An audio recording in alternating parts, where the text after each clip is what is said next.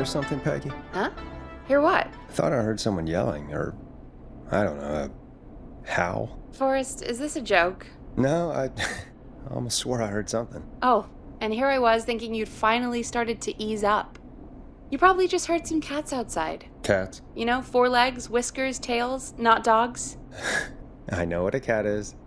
But I mean, does Gallows Creek have a stray cat problem or something? Not since the rats moved in. Anyway, you ready to do the pre-flight checks? Seriously? Do we have to do these checks every time? And do you have to call them that? Reggie pays us to check the equipment before each show, and he pays us to call it a pre-flight check. But if you're sure you don't want to... Let's just get started. I know how this goes. Okay, Big Shot. Any technical failures tonight are on your head. Now, let's get the show started. After your introduction, our first segment is Guess That Scream. I thought that was a joke. Nope, and don't blame me for this one. It's Reggie all the way, and he demands we do it tonight. Okay, you're live in 3, 2... 189.16.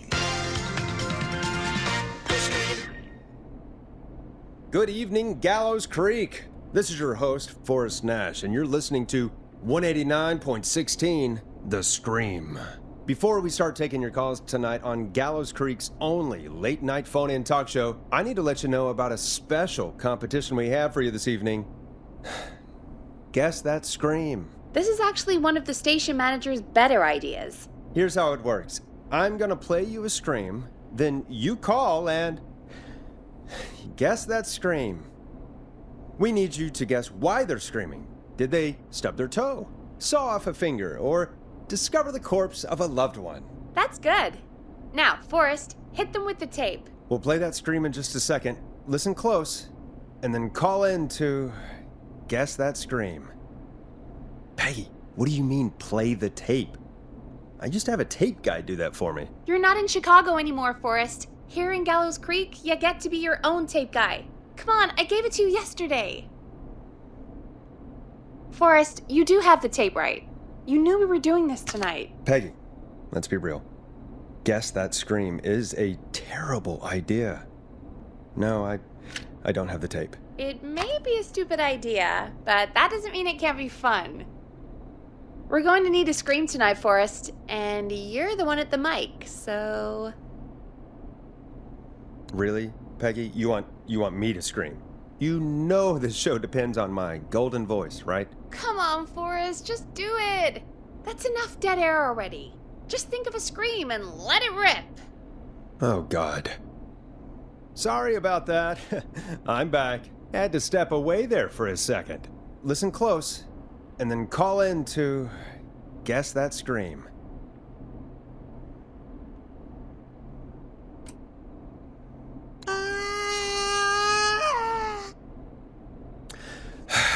Well, folks, there you have it.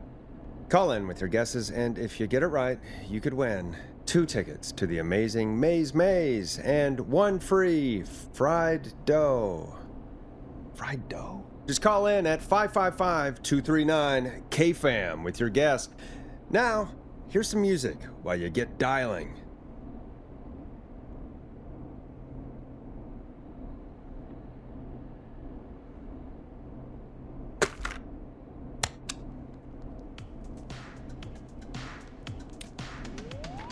Time to go on the journey that is Blast Processor with their hit song 1980X. Oh, God, Forrest, that was amazing. Thanks. I can't wait to hear what people think that was. How the hell did I get into this mess? Lighten up, Forrest. That's going to be the highlight of my week.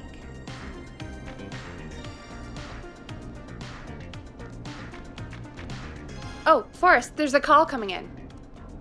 Okay, Forrest, shut the music off.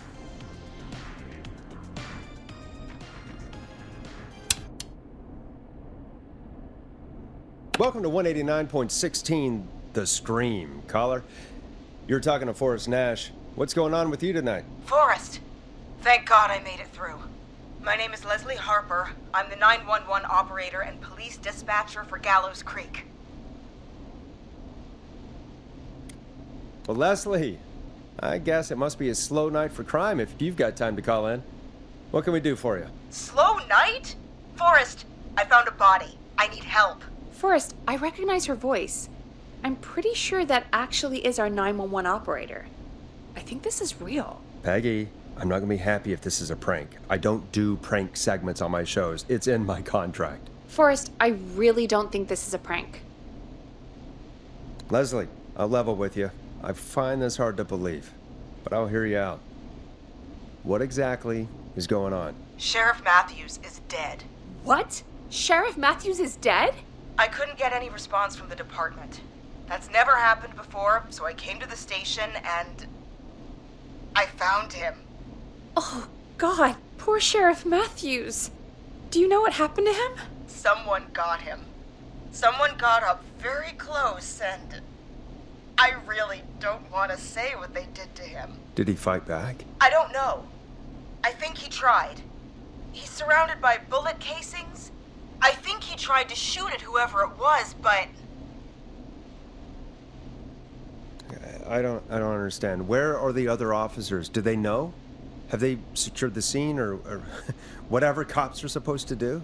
no. I checked everywhere. Deputy Martinez is here, but she's knocked out, tied up, and locked in a holding cell. I called you right after I found her. God. Wait. Please don't tell me that this hick town only has 2 cops. Don't be ridiculous. We have 3, but Officer Gunderson is on leave in Cancun. Leslie, do you have any idea who could have done this? Not a clue. I didn't see anything on my way over. Leslie, you need to call over to Henderson or Quiet Ridge. They need to send someone over from their department. I tried, but I can't call anything but local numbers. Something's wrong. I'll have to go there myself. Let them know what's going on and bring help back with me. But if you leave while there's a murderer on the loose, who's gonna man the emergency line? That's why I called. Forrest, I've routed all 911 calls to come in to you. No, I'm sorry, but this is a terrible idea. What on earth made you think to do that? You're the only person with experience manning a phone line around here. You're the only person equipped for the job. Besides, there are lots of transferable skills between the two. It's like an interview. You ask questions to get information you can use. Keep people talking, you know? Guide the conversation and know when to jump in. You do know that I'm so good at interviews, they sent me from Chicago to Gallows Creek, right? So I've heard. But that doesn't matter. And besides, there are 2 of you. You can talk to each other, discuss ideas, work together. Hell, let's have some on-the-job training right now. I have an emergency. I need to get an unconscious Deputy Martinez out of that holding cell. It looks like whoever attacked her threw the keys into the cell after they locked the door. Is there any way you can reach the keys? No. There aren't any bars to the cell, and the door itself only has a food tray slot. And that's too narrow for me to reach through. There's gotta be another way in. There's gotta be another set of keys somewhere in that office. Those can't be the only ones. Of course. Yes, there must be another set. Where might another set be? Maybe Sheriff Matthews had a set of keys on him when he... you know. I couldn't see any at a glance, but I didn't really look up close. 1 second. Oh, I think I might be sick. Sorry, Sheriff. I'm just gonna turn you over and... Oh. Please don't stare at me. Oh, wait. That might be them. I think I got the cell keys. Looks like Sheriff Matthews might have saved his deputy. Do the keys work? They do! Give me a minute to untie Deputy Martinez. I'll be right back. So far, so good, I suppose. How are you feeling, Forrest? There's no way that I can do this all night. I mean, sure, we got the deputy out of the cell, but what if the person that did this decides they aren't done? What do we do then? Then we do our best. We don't have any other choice, really. I guess we don't. Come on, Martinez. There we go. Just gonna sit you in your office chair. We'll head to my car in a minute. I'm back. Deputy Martinez is still out cold. I'm taking her in the car with me to get help in Henderson. If the killer came back now, Martinez would be a sitting duck. That's a good idea. We don't want to take any risks right now. Thank you, Forrest. You and Peggy just worked together like you did earlier. You can do this. Now I'll be back as soon as What? My car! My car is on fire! What do you mean it's on fire? How the hell? Did it just go up in smoke? What happened? Wait. What? No way. This can't... Well, Forrest, we have big trouble. What's happening? What's that noise? It sounds like whistling? Whistling? It can't be. Oh my god. I can see him, but he's dead, right? Right? But that mask, how the hell is he? Who, Leslie? Who? The Whistling Man! The Whistling Man? Who's the Whistling Man? He was a serial killer back in the 50s, wore that mask. But he's dead! He's... What the hell? Oh, God. Do you think he attacked Sheriff Matthews and Deputy Martinez? He's coming this way. Stay inside and lock the doors. Right. Forrest, come on. You need to focus. Shit, we need a new plan. My car's torched. We need to think.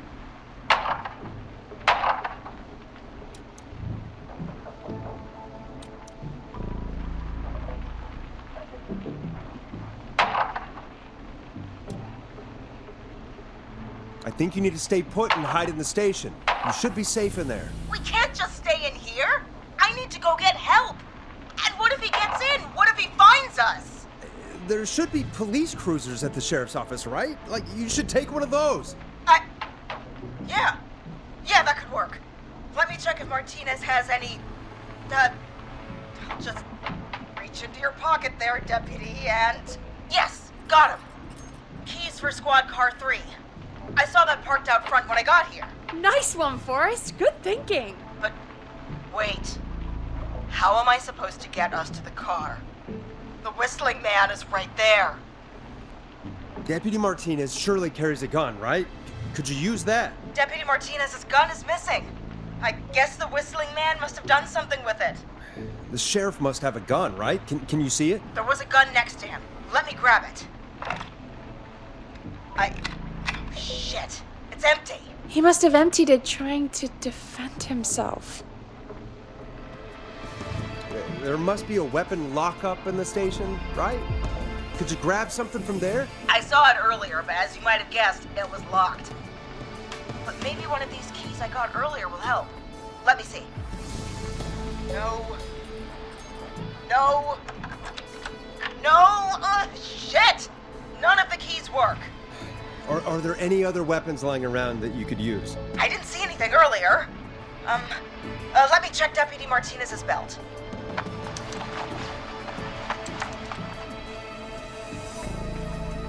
All right. It looks like the Whistling Man left her with a baton, pepper spray, and taser. I can only hold one if I'm carrying Deputy Martinez. Which should I take? I mean, it's gotta be the taser, right? Got it. I'm just going to grab Deputy Martinez and then... Wait. Do you hear that? Yes, but just to make sure we mean the same thing, what do you hear? The knocking stopped. Everything's gone really quiet. Be careful. I don't like it. Me neither. But it's an opening, and I've got to take it. Okay, Deputy Martinez, if you can hear me, it's time to move. Just lean on me. Yep, there you go. Are you sure about this, Leslie? No time like the present, right? So, here we go. Again, you're hooked into dispatch now, so I should be able to radio you when I reach the car. If I reach it. Speak to you soon. Good luck, Leslie. That's one brave woman. God, I hope she makes it through this. You know, I've got to say, this really wasn't what I expected when I came into work today. Well, they always say you have to be ready for everything in live radio. Oh, I think we've got Leslie back on the line. I'm putting the call through. Hello? Forrest? Peggy? This is Leslie. Are you there? Over. That's a big 10-4 there, good buddy. I'm guessing you made it to the car then? Sorry about the CB chat. Old habit. But yes, we made it to the car. Deputy Martinez is in the passenger seat, still out cold. I don't see the whistling man anywhere, and I don't plan to wait for him. So I'm going to get us moving. Jesus! God damn it! Get back! Get away from her! Leslie, what's happening? The whistling! No! Get off her, you son of a bitch! Yeah! Take that! Leslie, drive! Don't worry, Deputy Martinez. We're out of here. Leslie, are you two okay? Did you get away, or...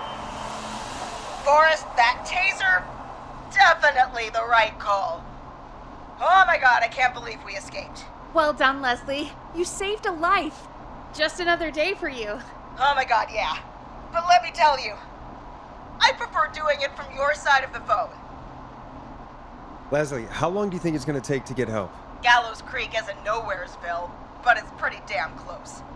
It's going to take a while, maybe 2-3 hours each way. Slightly less if I put my foot down. 2 to 3 hours each way? We have to fill in for that long. That's the way it is. I'll be back as fast as I can. Anyway, once I'm in... Oh, I think Deputy Martinez is starting to stir. Forrest, Peggy, I've got to go. I'll be out of range soon, but I'll radio back as soon as I can once I got the cavalry. Take care, Leslie.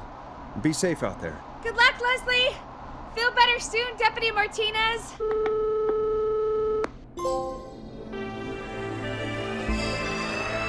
Folks, you heard it here. We've got a killer on the streets of Gallows Creek tonight. Please make sure to stay safe. And Leslie, we're counting on you. We're going to get back to the show meanwhile. If you have anything on your mind or have any information about this Whistling Man character, then give us a call. We'll talk here on 189.16, The Scream. For now, here's another hit record for you all to enjoy.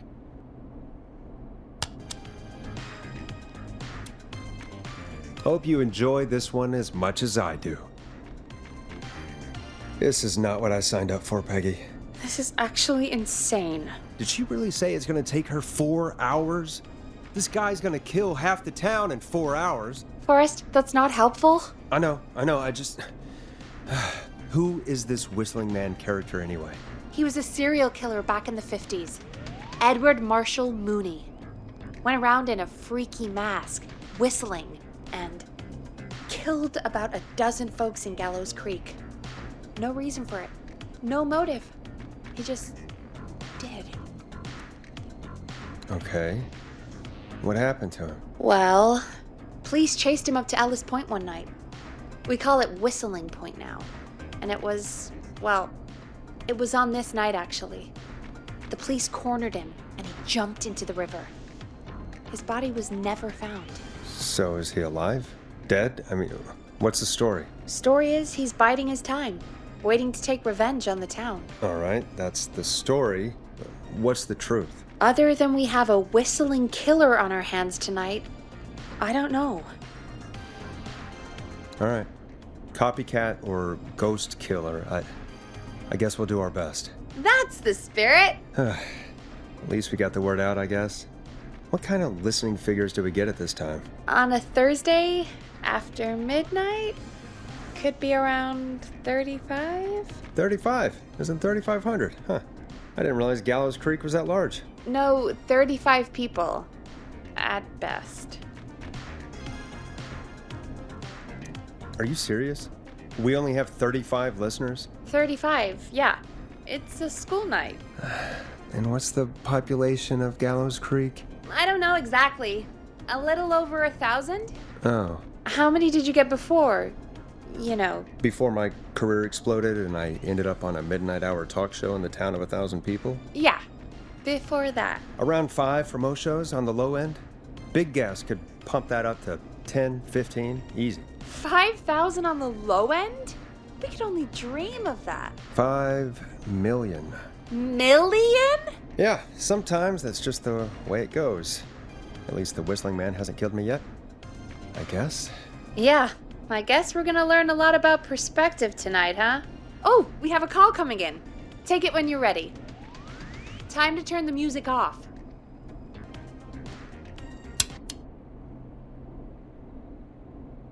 Hello, caller. You're live on 189.16, The Scream. Is everything, all right?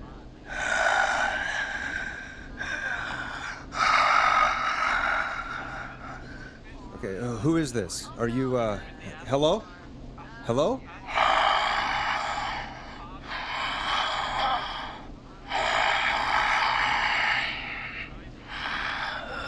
Okay, what's your name and why are you calling in?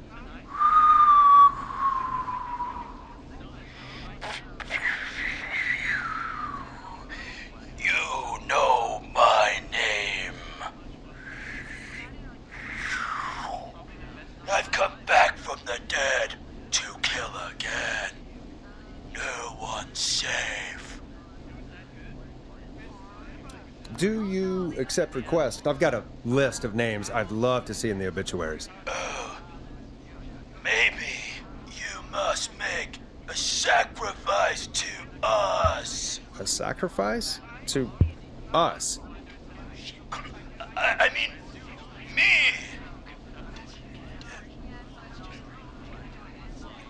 We want cheese-dusted pretzels. I want cheese-dusted pretzels. Or I'll cut your face off. Goddamn kids. I'm cutting them off. Not yet. I want to deal with them. We also want a mega gulp. Come on, kids, give it up. I know you're just having fun, but there's been death tonight. This really isn't appropriate. Hey, suck it, old man! Gallows Hyper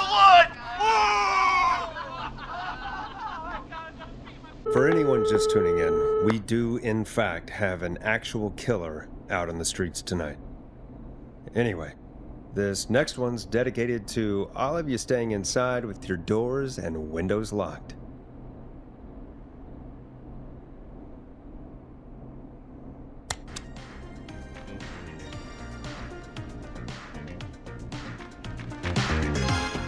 Peggy, the hell was that? Kids pretending to be a killer who right now is stalking the town? It's a thing. A thing? Oh, kids around here. They pull pranks pretending to be him. By pretending to be this whistling man character? They think it's funny, but it's not. It's not funny at all. And there's no chance that our whistling man was just a prank. That Leslie... No, that's real. Christ. Let's stay positive. We still have a show to do. We already have another caller on the line. All right. Let's do this.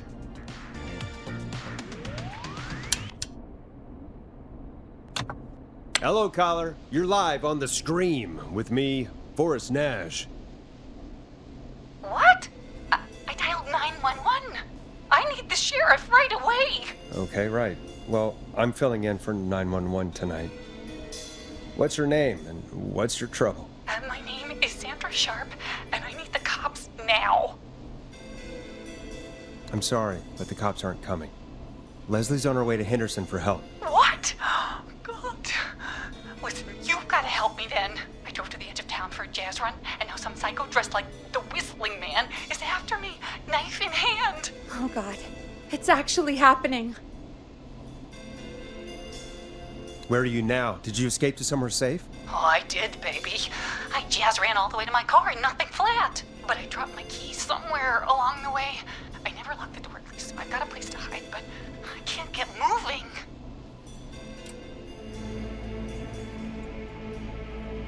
Can you go back and find your keys? Well, I'm not going back out there.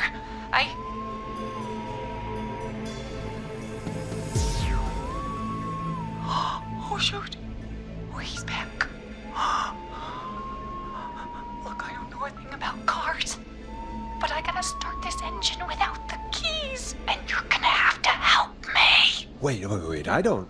If it helps, I've got a toolkit buried beneath my spare sweatbands. I'll call you back when I find it.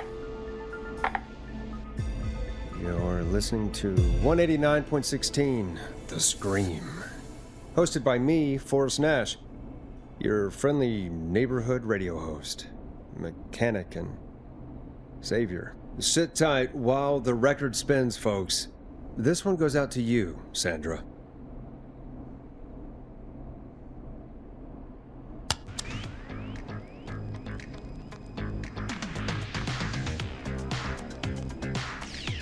Doesn't the station have a show about cars? The Tamora twins or something? Timberline twins talk motors. Yeah. You know they're not even brothers. Really? They look the same, though. I know, but they're not even related. It's weird. I asked them about it once, and they got really sweaty and defensive. Anyway, go see what you can find. The offices are out the door and down the hall.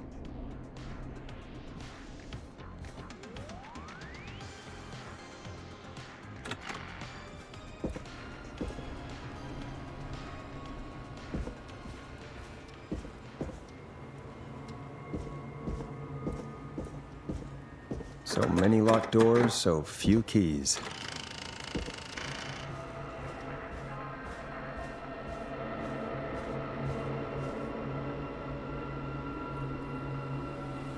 This has to be important.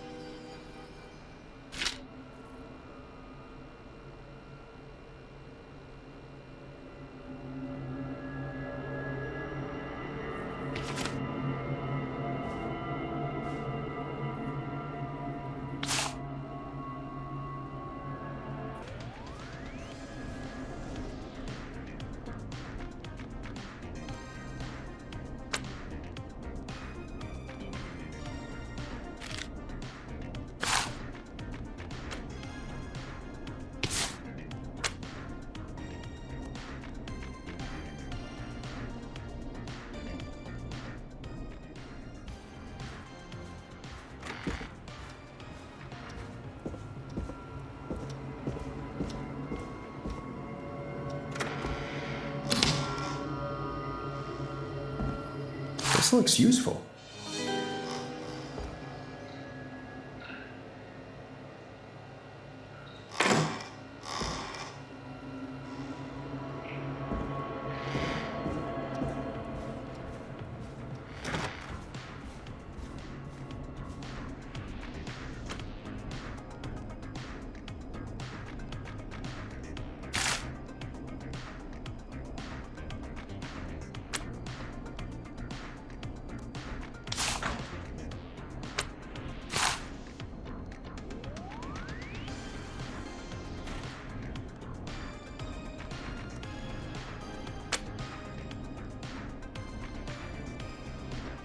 You find anything? Yeah, I found a magazine about hot wiring cars. Well, that sounds perfect.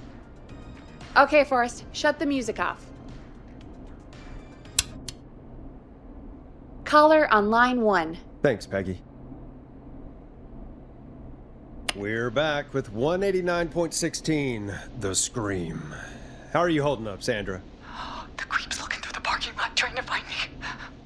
But I've got my tools, and I'm ready to get this hunk of junk moving. How do we start this baby?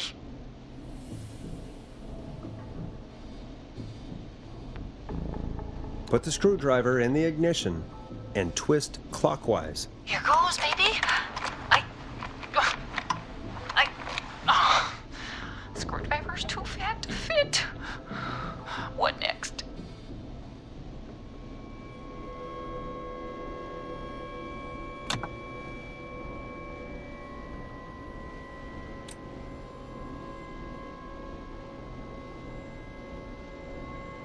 Unscrew the steering column. All right.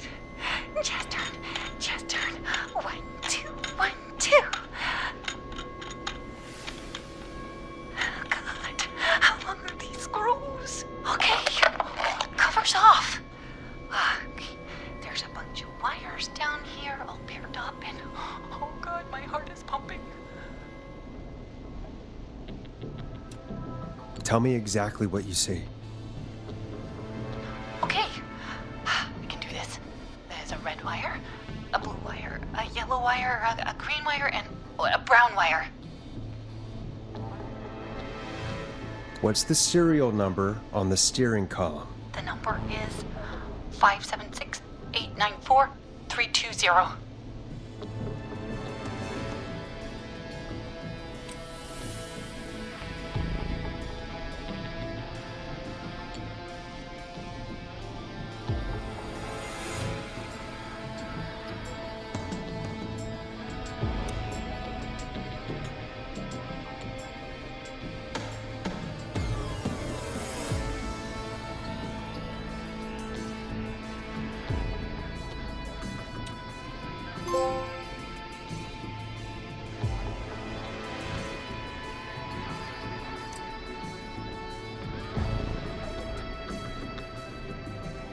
Strip and twist together the red and yellow wires. All right. We take the red and the yellow and we twist and we turn. Oh, perfect. I also see pink and purple wire. What next?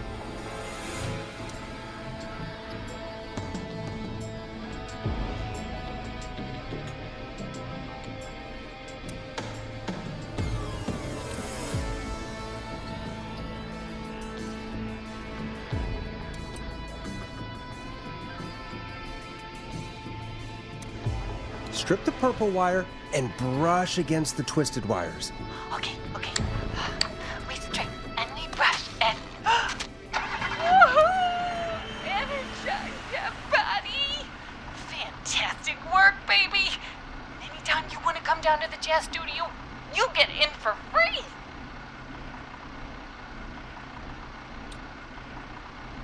You just keep driving now, okay? And get home safe. Get home safe, Sandra. Will do, babies!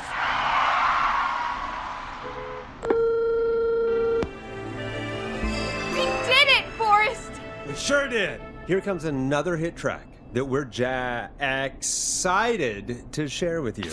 And remember, if you're also having car troubles, then tune in to Timberline Twins Talk Motors here on 189.16, Monday to Friday at 5. Take it away, Forrest.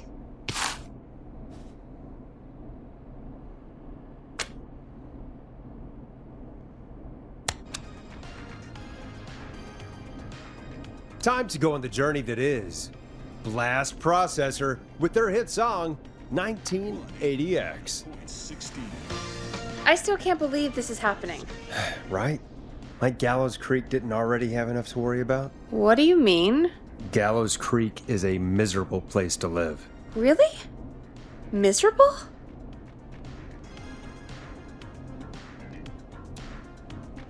Peggy, be honest, it's a dump. There's nothing to do here. Hell, I'm almost ready to thank this whistling guy for at least making things interesting. Well, I like it here. People are polite and, friendly, usually, if you get to know them. Come on, there must be something you like about this place. After a while, you don't even notice the smell? I guess that's nice. Smell? What the? There's no smell. You've lived here your whole life, Peggy. You wouldn't recognize it by now. Anyway, I hope the killer is done for the night, and that Leslie gets back soon. Me too. Can we at least call off that stupid Guess the Scream contest now? Yeah, that'd probably be a good idea.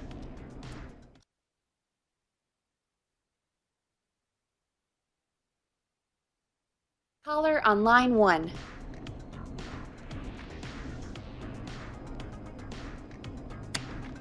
Time to turn the music off.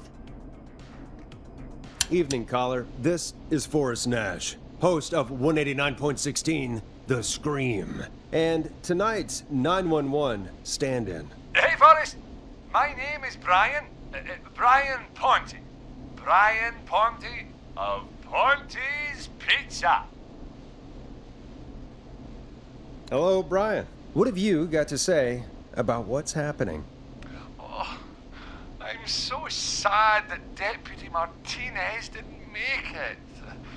I saw her a lot over the years down here at Ponte's Pizza. It's just terrible. Anyway, I just wanted to thank you for doing your best. So, I'm sending you some coupons for free pizza here at Ponte's Pizza. Just a little something to look forward to when all this blows over. Wow. Brian Ponte of Ponte's Pizza. That's really good of you, but you really don't have to, though. Oh, it's the least I can do. And if you like it, well, you're in luck, because we're always running great deals that'll have you eating for pennies. Sounds great, bro. And let me tell you, the pizza we have is to die for. Oh, no. Poor choice of words tonight, I guess. Hey, don't worry about it. It's all right. Oh, thank you, Forrest. Well, I just hope I didn't put you or anyone else off coming on down to Ponte's Pizza. We've got a great special this weekend. Our famous beer and pizza deal. Wait a minute. Come on down to Ponte's Pizza this weekend. You've just got to pay for one slice to get yourself. God damn it, you're just calling in to advertise your shop. Peggy, hang up on him. Done. Oh, real quick, before I forget, it's probably time we played a paid ad. Now, a word from our sponsors. You know how to play an ad, right? Sure.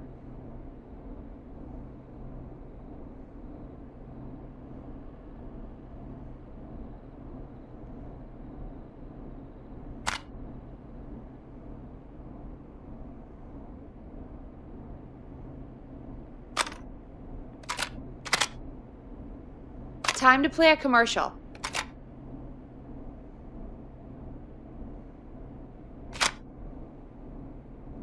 Done. Great party, man. Thanks. Can I grab another beer? Hey, sure thing. Let me grab you one out of the fridge. Oh no, we're out of beer. What am I gonna do? The party is going to be over. Fear not. The Grilling Spree will give you a free 6-pack of beer if Gallows High wins this Tuesday. Say what? That's right. Order a meal deal from us and you'll get a free 6-pack of beer if Gallows High A wins. free 6-pack? Righteous. You heard me. 6 beers if Gallows High wins. Sounds like you've already had enough beers. I hope we murder them. Me too, Billy. Me too. Come on down to Grilling Spree or call 555-749-8335. We've got barbecue you'll die for. Yeah. Hey, Forrest, do you know what the Grill Reaper's favorite grilling spree order is? I have a feeling you're going to tell me. Spare ribs. Just get me back on the air. And we're back. We got a caller. You know what to do.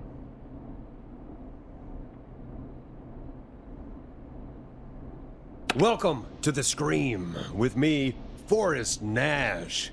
Yeah, Leslie. This is Maurice Russell from the Gallows Reporter. I'm at the office. This guy just broke in downstairs and... Wait. Forrest Nash? I want to speak to 911. Put Leslie on. What? God, another one? Leslie's driving to Henderson right now. She left me in charge. Why on earth is Leslie... Oh, never mind. Just put me on with Sheriff Matthews. Sheriff Matthews is dead. Dead? What happened? Did you witness the incident? Are you willing to do an interview for the reporter? I can cite you as an anonymous source, if that's a concern. We're live on the air. Anything we say can and will be broadcast. Live on... Damn it. All right. There's obviously a lot more going on than I know. Yeah, there's a lot happening tonight. You said someone broke in. That's nothing to get worked up about. Some idiot kid just broke in, dressed as the Whistling Man. Teens. They get worse every year. This punk wasn't even a disappointing twinkle in his daddy's eye when Edward Marshall Mooney stalked the town. But I was there. I covered it. Maurice, I don't know what's going on, but he's back. The Whistling Man is back. Don't be an ass, Nash. Every year this happens.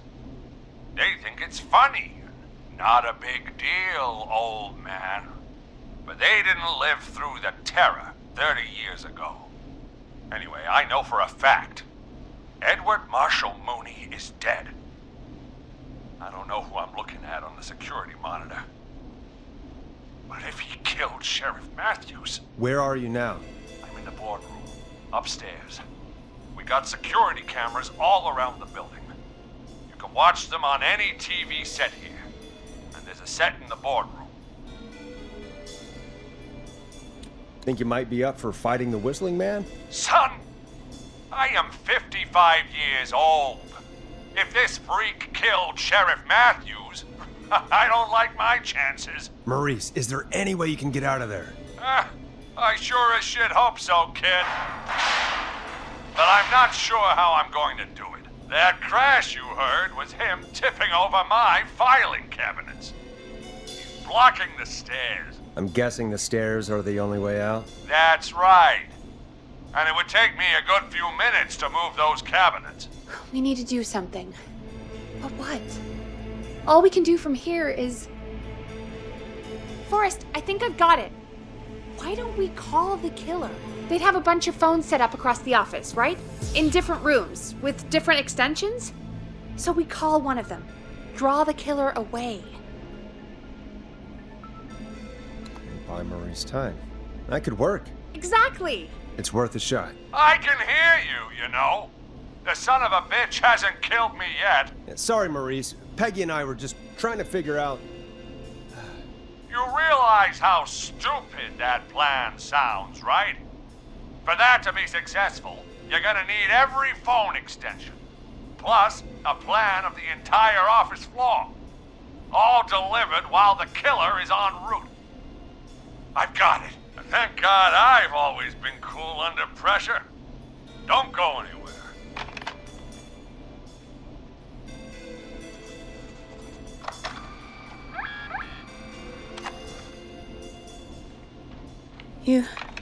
You don't think the killer got him, do you? Mr. Russell. I'm here. The freak's going to be here any second, too. Go check your fax machine. Don't let me down.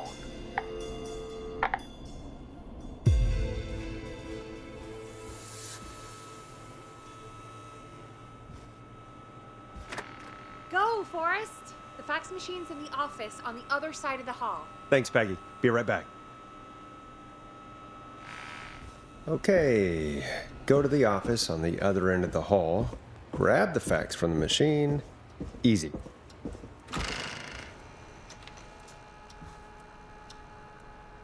This must be it.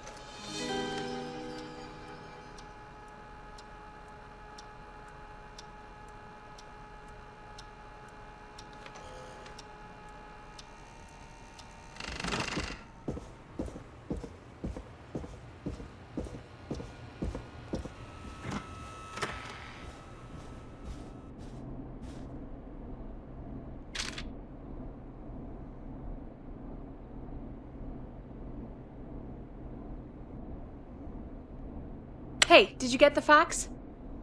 Yes, I have. Mr. Russell, you still with us? I am. You get my fax? Yeah, I got it right here. Good. I knew you could at least manage that. Okay, folks, we're back on the line with Maurice. Let's see if we can help him avoid the Whistling Man. Here's the situation. The Whistling Man searched every room in the hall leading up to the boardroom. And now, he's in the office next door. It's now or never. This plan of yours better work. I'm ready on my end, Forrest. Again, we want to draw the killer away by dialing an extension number, and then move Maurice somewhere safe. So, what extension should I call?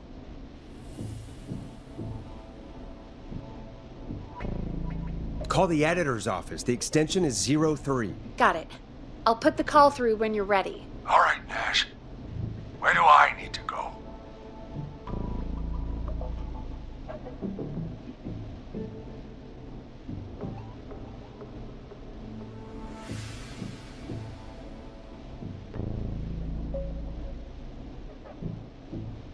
You're moving to the archives. Yeah, that makes sense. Go somewhere he's already checked. Not bad, Nash. I'm ready to place the call. Are you ready, Mr. Russell? Don't have much choice, do I? Make the call. Yes, sir. Calling now.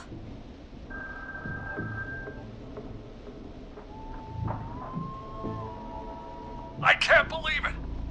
He's actually heading to my office. It was all Peggy's idea. Credit goes to her.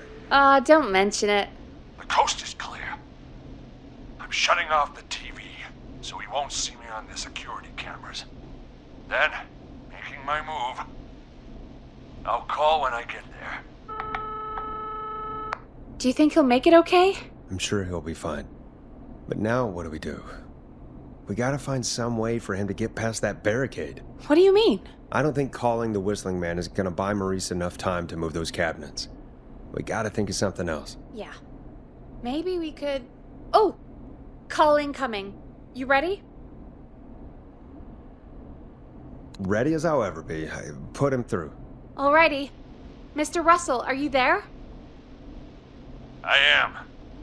I don't think he saw me. I've got to give you credit for that, but I'm not out of the woods yet. Right. Let's review where we are. So, the only way out is by the stairs, which the Whistling Man has blocked with furniture. Exactly. I can move the furniture out of the way, but not quickly or quietly. Could you lock him in a room? That'd probably buy you time enough, right? Maybe. But the damn fire regulations say every door in the office has to unlock from the inside. He'd be able to get out just as soon as... Wait, no. I got it. The secret archive through my office, where we keep our most sensitive records. Ooh, a secret archive? Reggie would love that. What have you got back there? Juicy secrets about outer space? Peggy, I don't think now's the time to be playing around like that. You're right. Sorry, Forrest. Kids, we're in the big time now. I've got it all figured out. The secret archive. There's no lock on the inside of that room, only the outside. You can't break out. If we can get him in there, and I lock him in... We can catch the son of a gun. Exactly. Oh my god. Forrest, we might be able to end the nightmare right here. So should I call the secret archive then? You can't. The archive is a room for secrets, not gossip, so we don't have a phone in there. Oh, we're gonna need to change it up then. Any ideas, Forrest?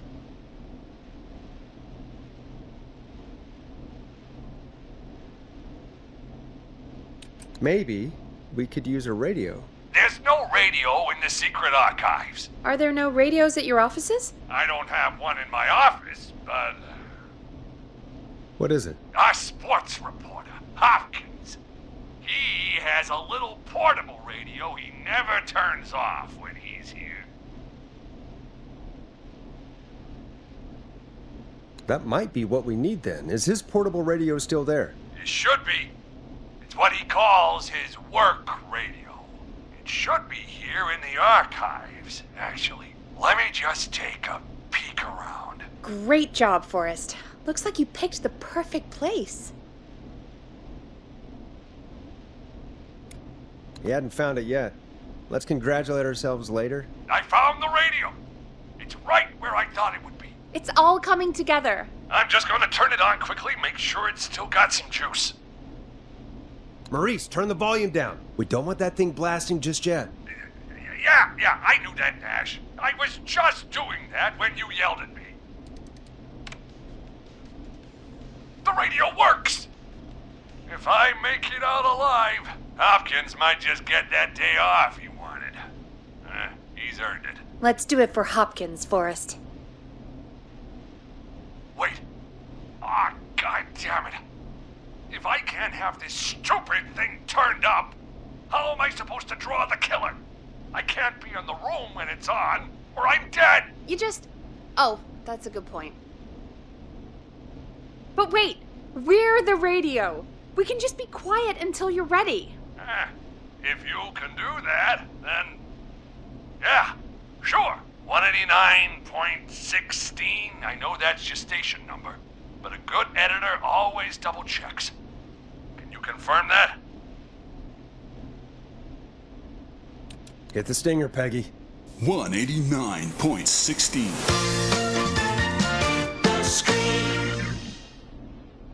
Jesus Christ. I've got the radio on silent, but I'm tuned in. Now, I just need to get to my office. Sounds like we need to make another call, Forrest. Where should we send the killer?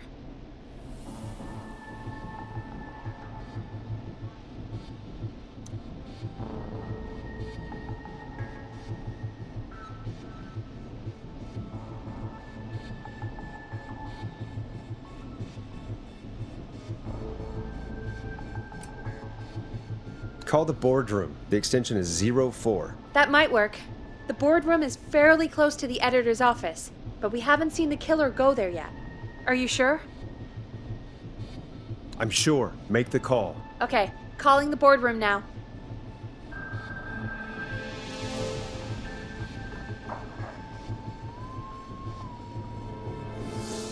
He's on the move. I'll call you guys from my office in a second. Looks like we're almost through this nightmare.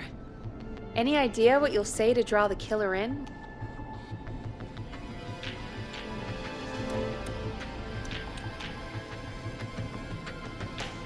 I'll pretend to tell Maurice to hide in the secret archive. The killer will hear me, go check it out, and we've got it. Oh, I like that. Make the killer think he has the upper hand, and then BAM! I appreciate the vote of confidence. Ooh, call coming in. Here we go. I'm here. The radio's set up in the secret archive. Just give me the signal, and I'll turn it all the way up. Where will you hide in the meantime? Good question. It's under my desk, but you can see under it.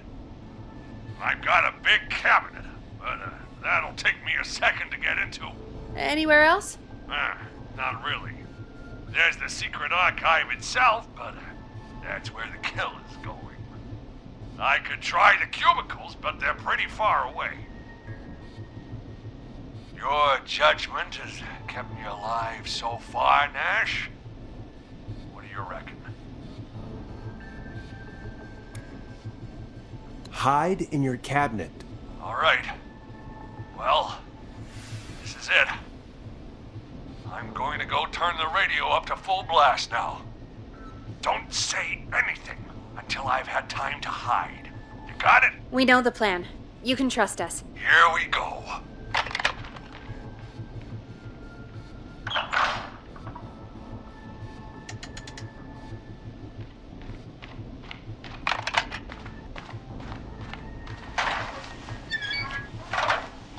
I think it should be safe now, Forrest. It's going to be all right. He won't look for you there, I promise. And Mr. Russell, be quiet. It's important you make no sound. Quick, Mr. Russell, hide in the back room in your office.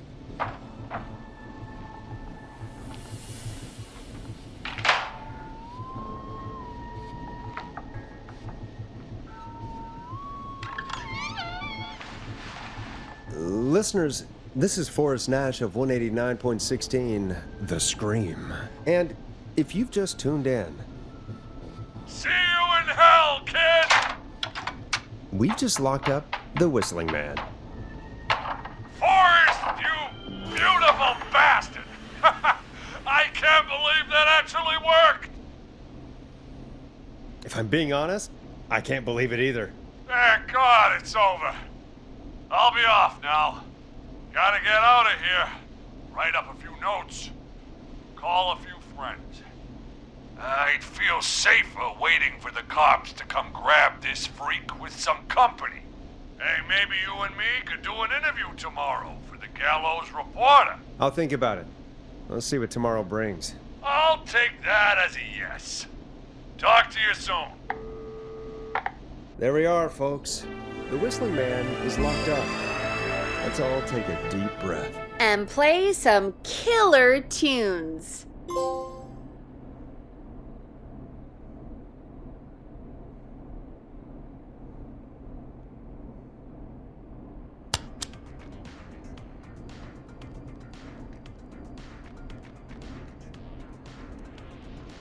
Looks like the night should be pretty easy from here on out. Right? Thank God that's over. I guess we got some downtime now. I could ask you some questions to kill the time? You're gonna interview me. You sure about that? You're not so scary. Besides, we've been working together like a week now, and you're still all shrouded in mystery.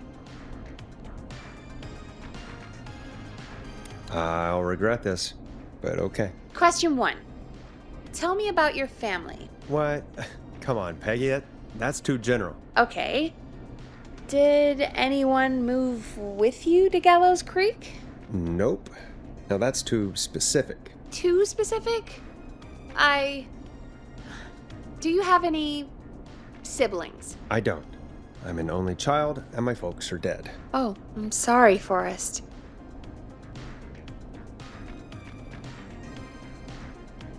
It's okay, Peggy. That's how it goes. Anyway, what about you? Any siblings?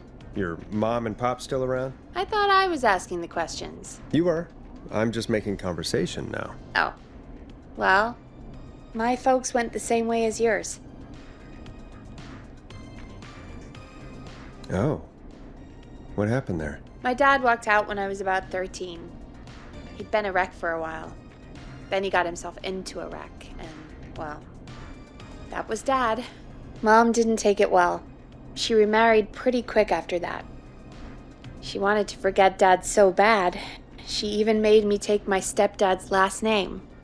So I'm Peggy Weaver now. Anyway, Mr. Weaver got sick one day, and my mom didn't last long after he went. I'm sorry to hear that, Peg. Don't call me Peg. Yeah, sorry. I was just trying to be... It's okay, I know. I'm sorry. I'm defensive about that name. Any siblings? Funny you mention that now. No. Not anymore. I had a sister, but I haven't seen her since before my dad. Hold on. Someone just rang the door buzzer. What on earth could someone want at this hour? I don't know. Do you want to go check it out? Me? You sure you don't want to go? I can't leave the booth while we're on air. One of Reggie's K-Fam regulations. I'll pass you the key to the stairs. Gee, thanks, Peggy. The buzzer's on the front door. See you in a bit.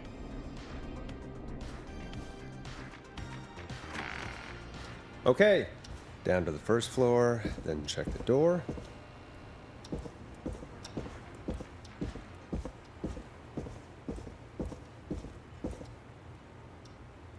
I should grab that key Peggy slid under her door.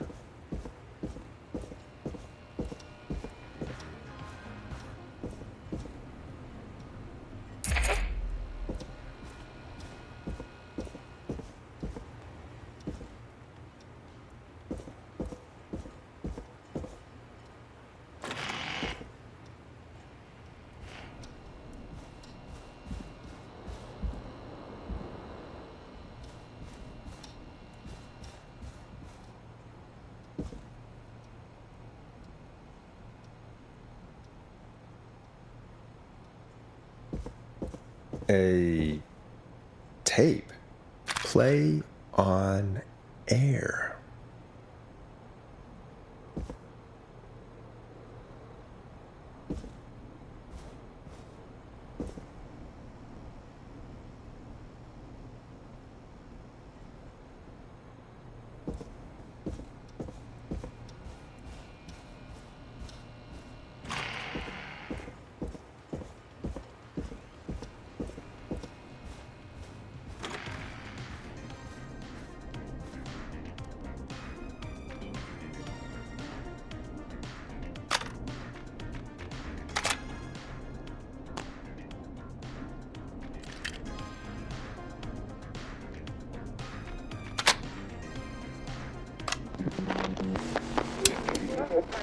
Hello, Gallows Creek. Time to Pay the price.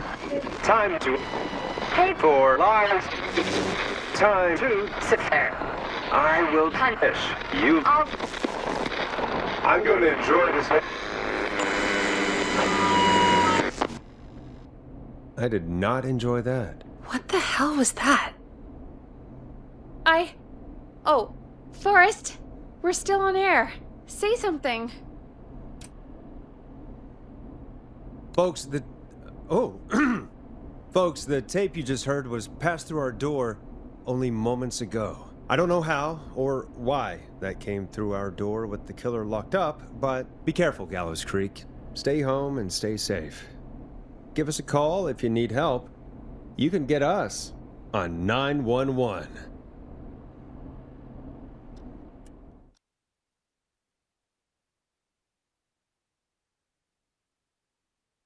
Hey, we had a call come in.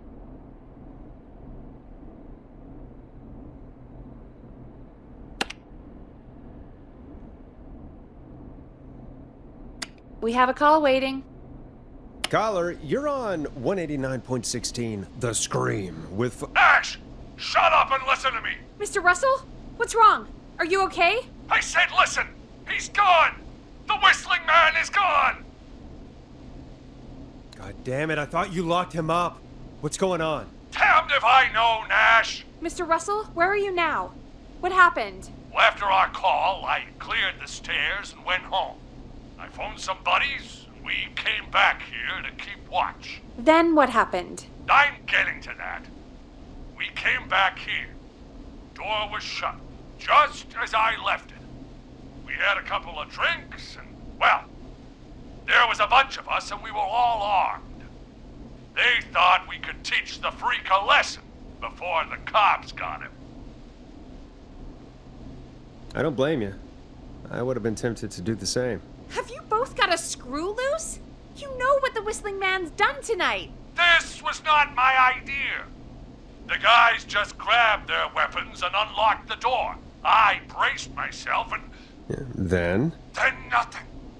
The room was empty. The door was still locked. How the hell did he get out? Are you sure it was still locked? I'm telling you, it was locked. No way out of there. None. Maybe. I mean, I know it's crazy, but if he's back from the dead, then... Don't be ridiculous, Peggy. It would explain things. I mean, how do we know he's not? Mooney, there's no way. Oh, did you say something, Maurice? Baloney. I said baloney. Look, I don't want anything more to do with this. I'm clearing out of Dodge. And I recommend you and everyone listening do the same. He seems really spooked. Wouldn't you be if you got attacked by a serial killer who turned out to be a demonic spirit? He's not a demon, Peggy. Yeah, you're probably right. But what do we do now?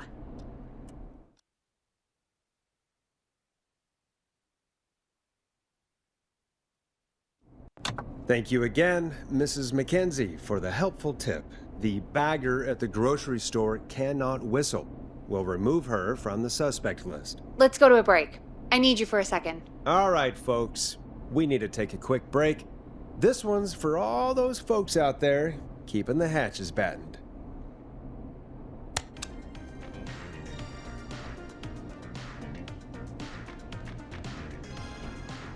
All right, Peggy, what's up? I pushed a cassette under my door.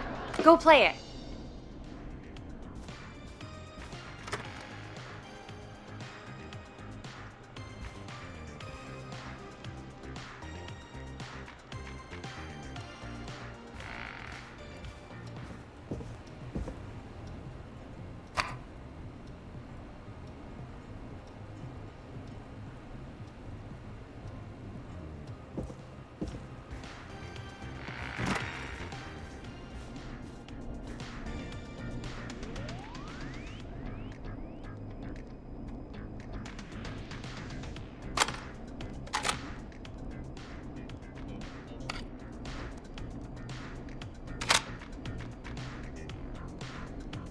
Or try your call again.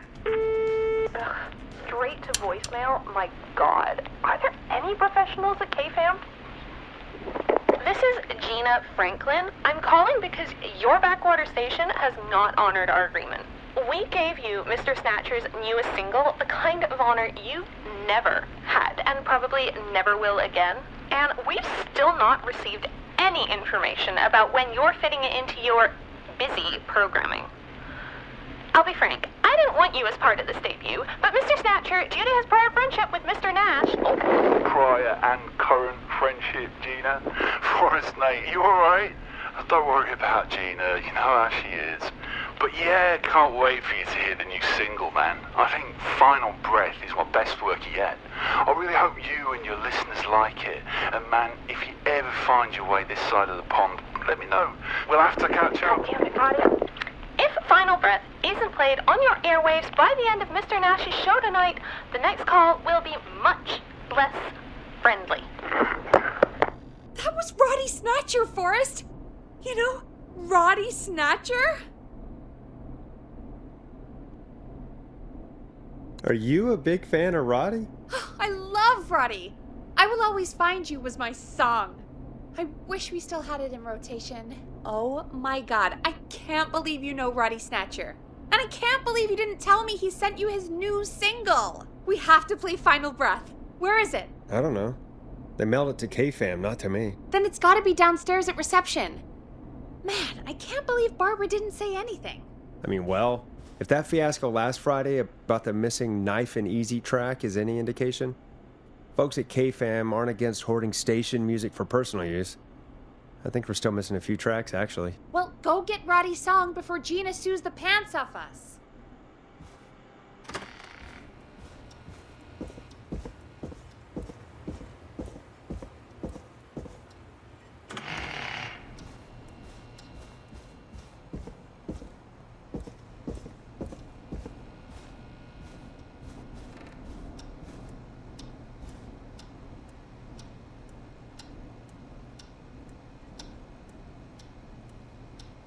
This must be it. Final Breath. My tiny selection grows.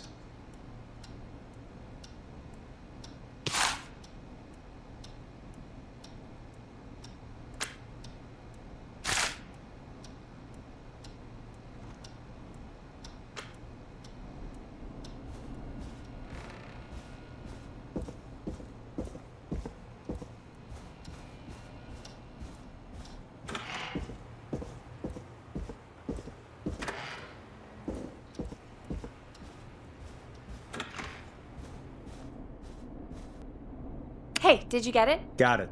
Let's get this on the air. Ah! Gallows Creek. I'm pleased to say we're in for a much-needed treat. Up next, courtesy of the British sensation himself, is a track you won't hear everywhere. Here's Final Breath by Roddy Snatcher.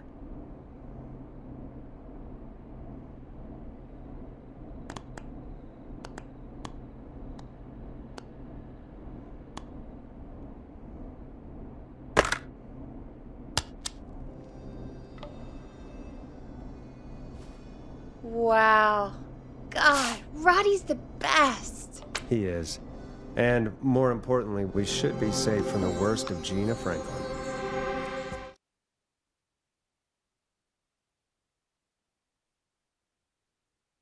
I think that's every time I've seen him live. Peggy, we just talked through the whole song. Oh, whoops. It's okay. I can just play it on loop later. Oh, shoot. I just noticed we have a caller waiting. I really hope it's nothing serious.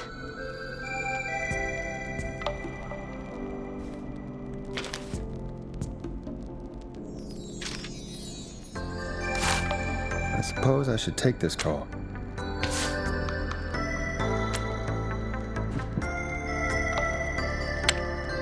Okay, Forrest, shut the music off.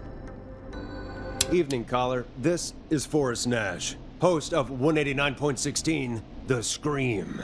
And tonight's 911 stand-in. This is Murphy. Hello, Murphy. What have you got for us tonight? Two things, Forrest. First, happy birthday to my son, Fernando. He's 3 today, and man, being his daddy has changed my life. I've learned how to live, how to laugh, most importantly, how to love. Aw, happy birthday, Fernando. Happy birthday, Fernando. Thanks. And now, my other thing. I'm putting the word out to this so-called killer. You think you're tough, huh? Big man with a big knife, huh? Reuben, come face me, a true warrior, at the Gallows Waste Disposal Plant. And guess what? This is a bad idea, Murphy. I got all the tapes in Master Robbie's Dojo series. So get ready, whistling man. You just let loose the junkyard dog. Oh, no. And there he goes. Ladies and gentlemen, keep your fingers crossed for Murphy as he tries to become our hometown hero. Anyway, we'll be right back after this commercial.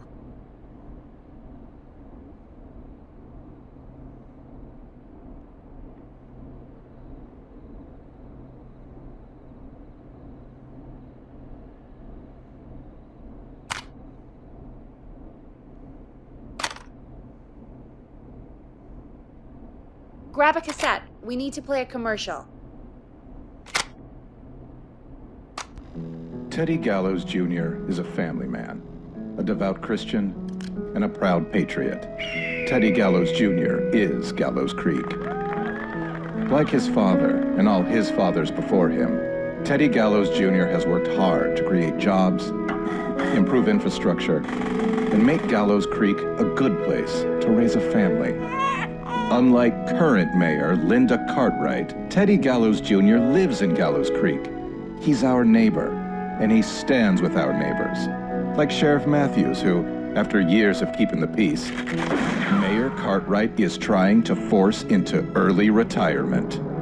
Teddy Gallows Jr. doesn't believe in keeping a good man out of a job. Teddy Gallows Jr. believes in the American dream. Does Linda Cartwright? Help Teddy Gallows Jr. keep Gallows Creek a good American town. Help him become mayor. Take a swing for Gallows Creek. Vote for Teddy Gallows Jr. My name is Teddy Gallows Jr., and I approve this message. God, what a jackass. 100% grade A asshole. Linda Cartwright isn't super herself, but she's not... Yeah, we don't have any more of those ads to air tonight, do we? No, just the one. Good. I have to ask, though, take a swing for Gallows Creek? He set the home run record for Gallows Creek High. Of course he's one of those guys. Yep, he played lots of sports back in the day, and he never lets anyone forget it. Right. Let's just get back to the show. Well, folks, hearing that reminds me that every vote matters. That ad really made me want to take a swing at Teddy Gallows. You mean take a swing for Teddy Gallows? Yeah, sure. Let's find out from our next caller who's got their vote. We got a caller. You know what to do. Hello, caller. You're live on the stream with me, Forrest Nash. Who's there? Who is this?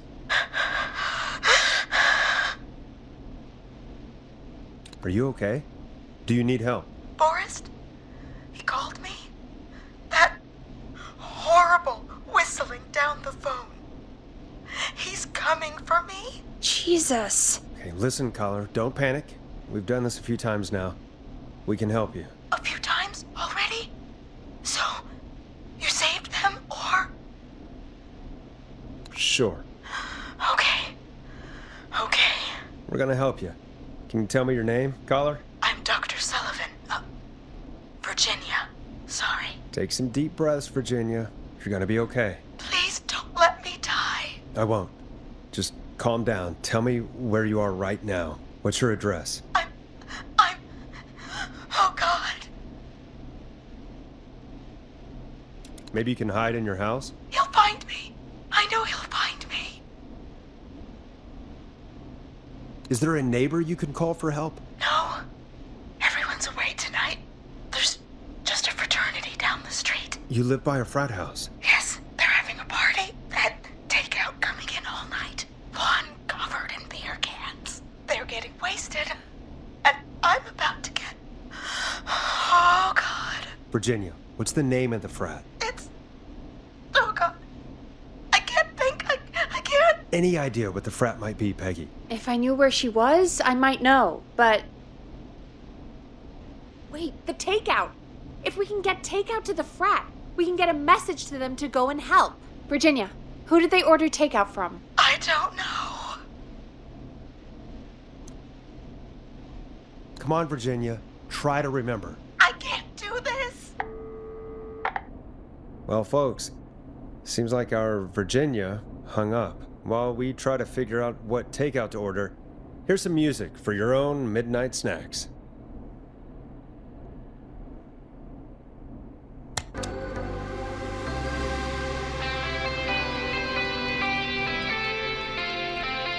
Peggy, what places do you take out in Gallows Creek? Off the top of my head? Well...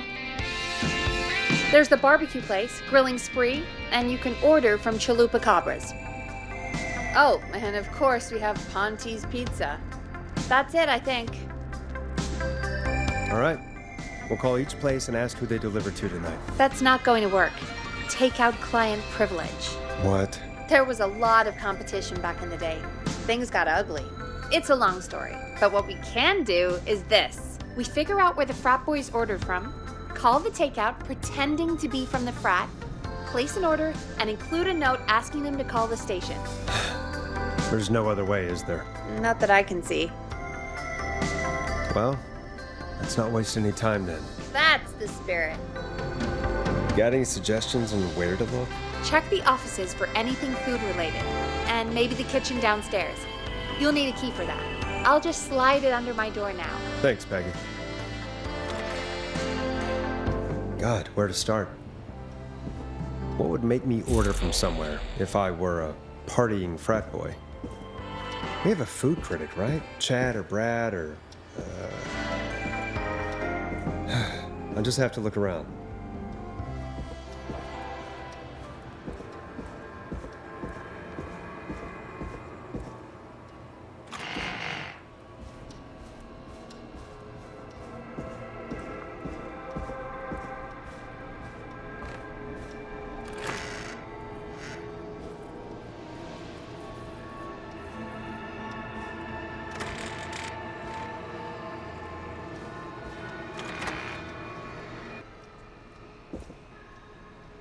Rooting through trash. This is a new low. Ooh. Interesting offer.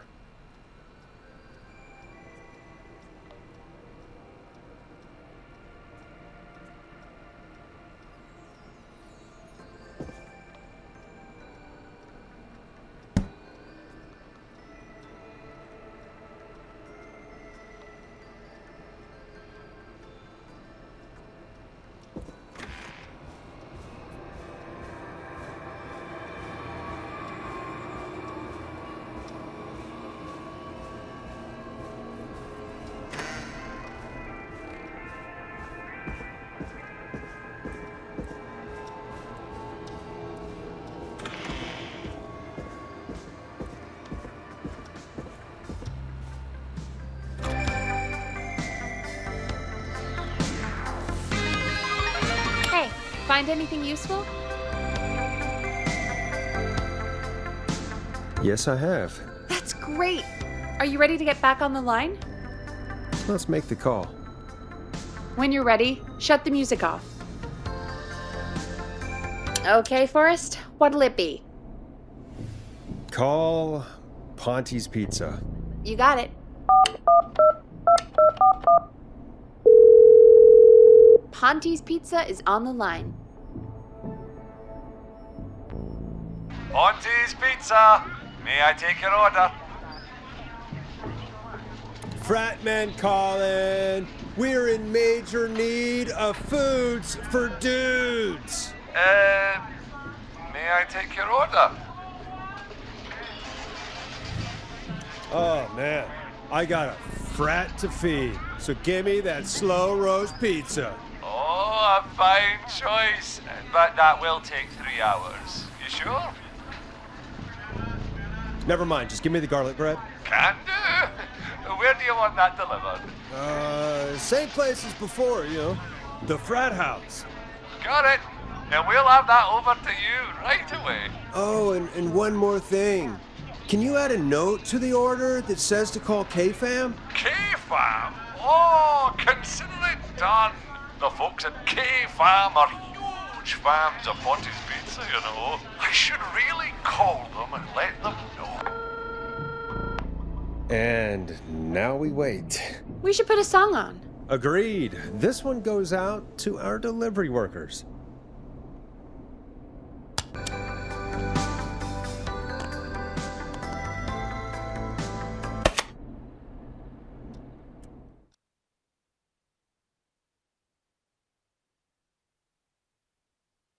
Which of the takeout places would you order from? To save Virginia? No, where would you actually eat? Oh, I mean, they're all pretty equal.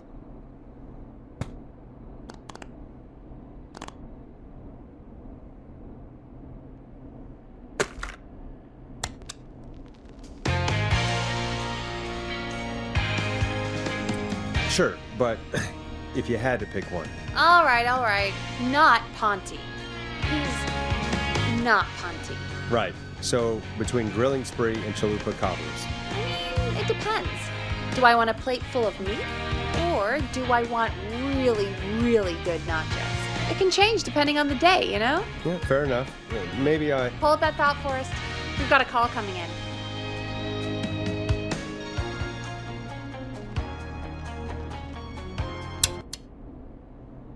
Hello, caller. You're live on The Scream with me, Forrest Nash. Hey, this is Fratman Plunker. We got some garlic bread and a note to call this number. Yes. Plunker, this is Forrest Nash from 189.16, The Scream.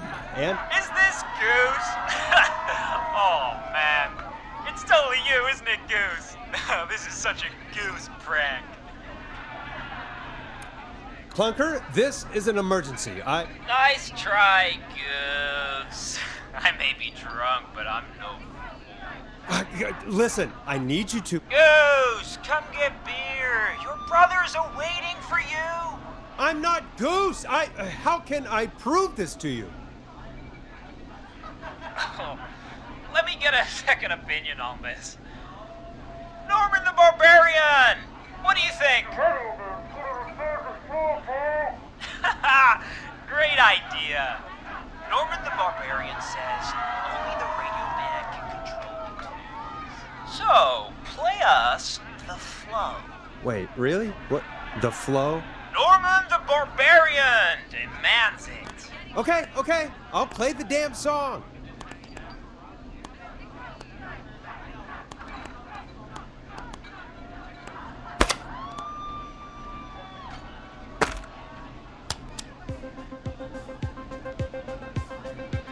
Oh, shit! Okay, radio man. You got my attention. What is it? Thank God. Listen, you've got to get over to your neighbor's house. All of you. Just... Say no more. Plunker's moving the house. Forrest, line 2. Hello, you're live on 189.16, The Scream. Forrest, it's the killer. He's at the door. Grace. Oh my God, it's you, isn't it? God, I didn't talk, I promise. Whoa! The party has arrived! Oh, thank God. He's gone and... Oh, is that you, radio man? Don't worry, we brought the beer. Good times are here. I could use a drink. Thank you, Forrest. You're welcome, Virginia. And thank you to Plunker and his fraternity brothers. Some heroes wear capes, some wear sheets as togas. Hey, Forrest, did you hear what Virginia said earlier? What was that all about? Clive, I didn't talk. Do you know what she meant? There's a janitor here at the station named Clive, but your guess is as good as mine. All right, folks. Seems we may have a lead. If any of you know a suspicious Clive, then please call in. It could save lives. In the meantime, looks like we have another caller. Okay, Forrest, shut the music off. Hey, Big Shot, hit the button and take the call. Hello, caller. You're live on the Scream with me, Forrest Nash. It's great to speak with you, Forrest. As a local small business owner, I find this all horrifying. A killer roaming the streets of our fair town? Ooh, terrible. I hear you there. It's a scary time for everyone in Gallows Creek. How are you holding up? You somewhere safe tonight? Yes, Forrest, I am. I'm here at work in my small business. It's a safe, family-friendly place. Oh, what small business do you own? Oh, well, I'm not really big on promotion, but since you ask, it's Ponte's Pizza! The best and only pizza place in town! Come on down and get yourself a cracking deal on our 2-for-1. God damn it, Ponte, no! No free ads! I mean, I guess we can't be that mad at him. Calling Ponte's did save Virginia. I can be mad, Peggy. That sort of thing just... I can be mad. Look, he's gone now. We already have somebody else on the line. Just take a deep breath and let's keep going. Evening, caller. This is Forrest Nash, host of 189.16, The Scream. And tonight's 911 stand-in. Hi. Hello? Am I on air? Sure are, caller. What's your name? And what have you got for us tonight? Name's Eugene Stein, and I've got a heart full of love, Forrest. I'm hanging out in the middle of the maze, listening to your show, looking up at the stars and waiting for her. You got a special lady coming out to see you. Yeah. Molly. We planned to get lost in the maze tonight, to take our first journey together into the love labyrinth. That's why I'm calling, actually. I thought she'd be here an hour ago. And since I've listened all night to how cool you play it, I thought you were the perfect guy to ask. Should I call her up and ask if she's coming, or wait and see? For real, kid? If you've been listening all night, do you really need to ask me? Yes, that's why I'm calling.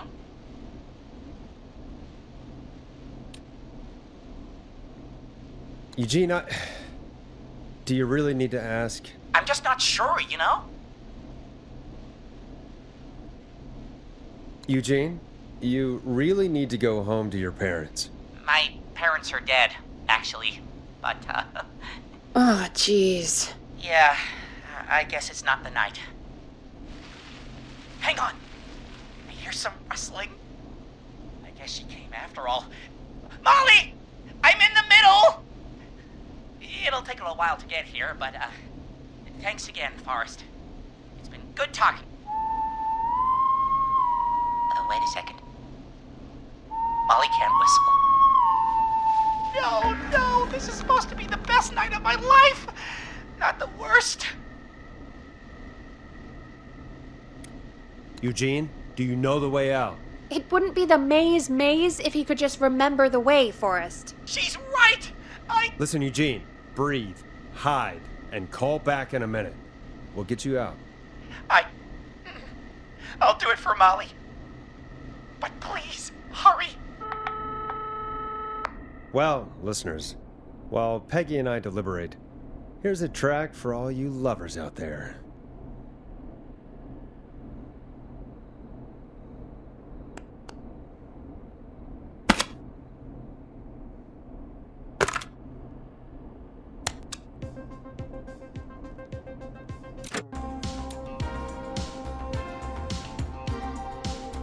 Maybe we should call Barbara then, if she's so big on the maze. We could, but I don't actually know her number. But she probably has maze stuff somewhere. Go and see what you can find. That'll hopefully be enough. Which one is Barbara again? Barbara! You know, Barbara! Forrest, I've seen you speak to her. Help me out, Peggy. She's the receptionist. Sits at reception, never does any work because she's talking to Brad all day. Ring any bells? Right, yeah. Sorry, I guess it's just the stress of... No excuses. Just go and find something to help us.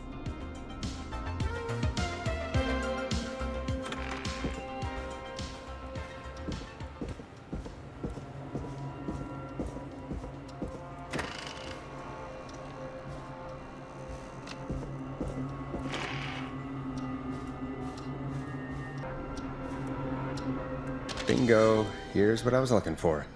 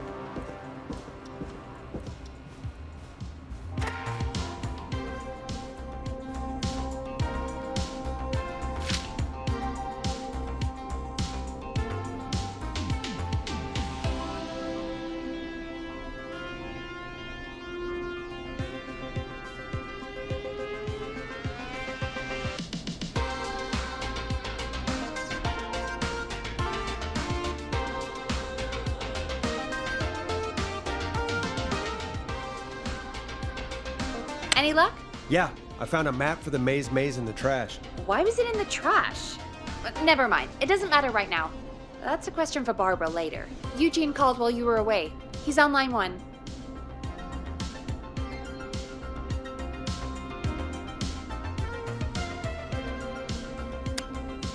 Time to turn the music off. Welcome back to 189.16 The Scream. I hope you lovers like that track. And I hope we can help our lover in the maze. Eugene, you're back on air. I'm lost, Forrest. I just ran and I don't know where I am. I'm at a crossroad, facing a tractor statue. There are hay bales painted gold on my right.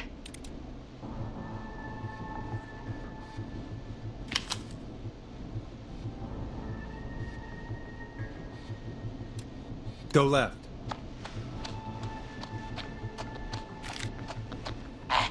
Okay. I went left, then tried a right. I have a pig statue in front of me and a creepy rocking horse on my left.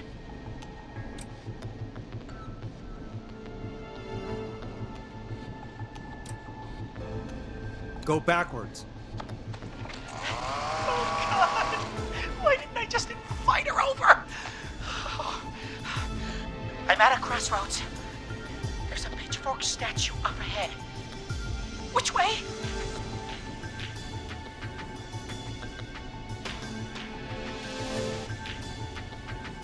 Go left.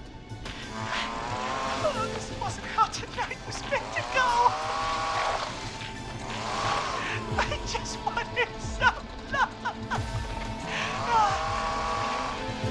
There's a tiny barn in front of me and a scarecrow behind me. Nothing to my sides.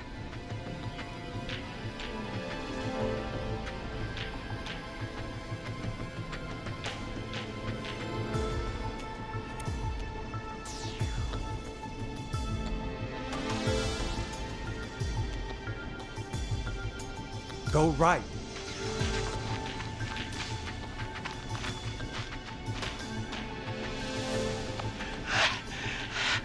I can't run much more.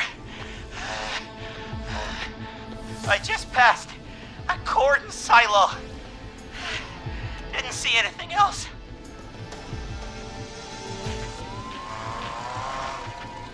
Please. Where do I go?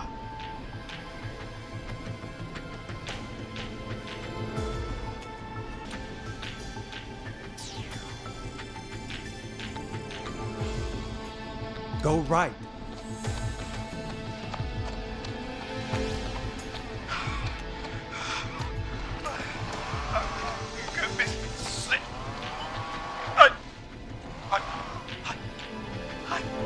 I'm out! And my bike's still here! Oh, thank you, Forrest! I love you, Molly! That was tense. I think I held my breath the whole time. I think it went pretty well, all told. I think you're right. By the way, why do you think Molly missed their date? Do you think she's okay? Unfortunately for Eugene, I think she probably never left home.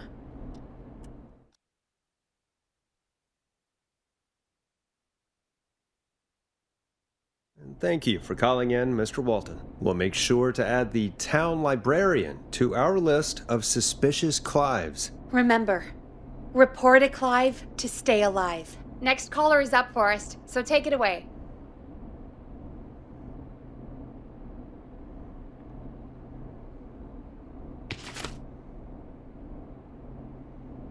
The line's lit up. I need to take the call. Caller, you're through to Forrest Nash on 189.16, The Scream. Hey, wonderful show tonight, Forrest. Well, that's kind of you to say. Thank you. What's your name, caller? You can call me Dawn. Could you play my tune, Forrest? Your tune. Sure. Long Ride Home. That old song. Sure. We got it. I think I played it the other day. Thanks. It'll be good to hear it again.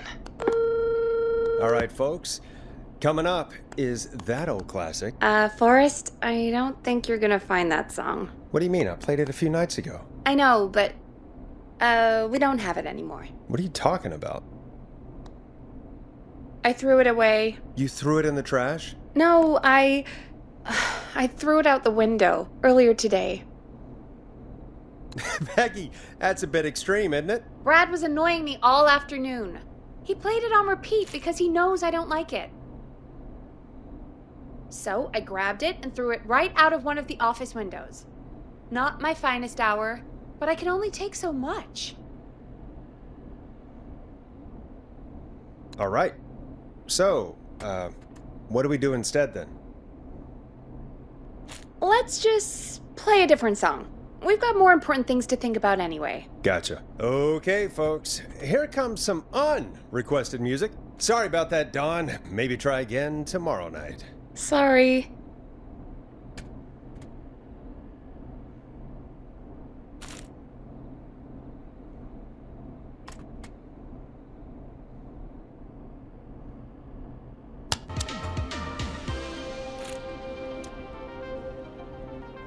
Now it's time to go with The Flow. And this is their hit, Crying for Help.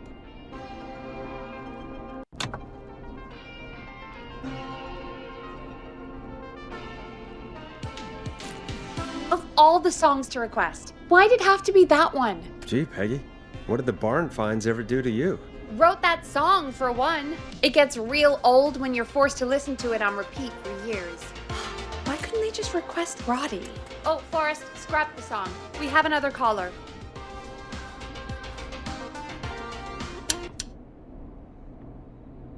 Sorry to cut the music short, folks. Callers take priority tonight. Welcome to 189.16, The Scream. This is Forrest Nach.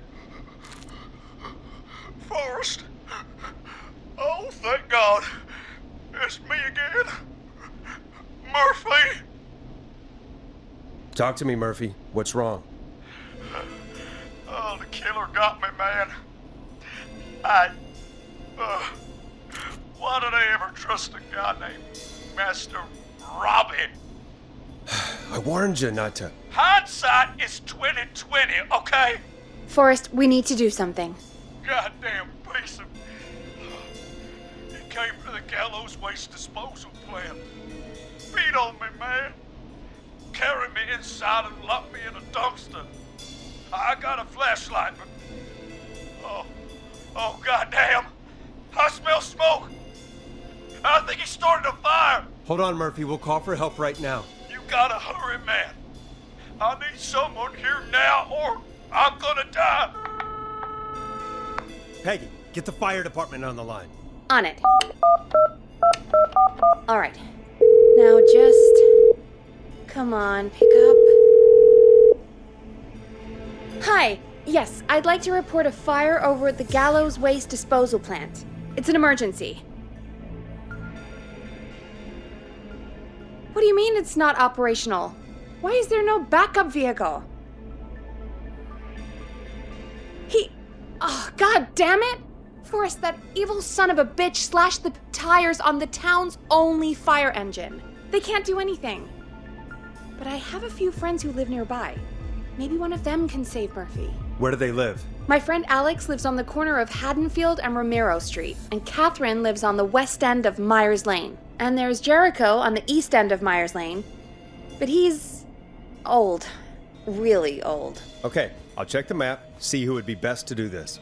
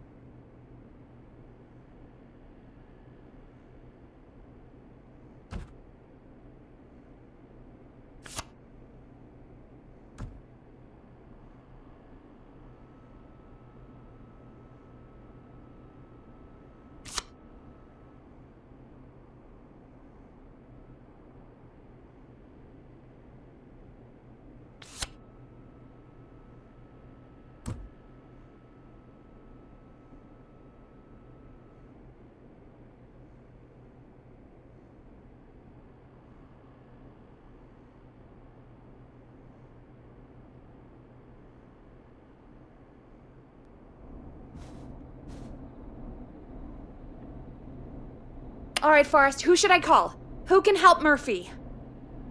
Call Catherine. All right, give me a second.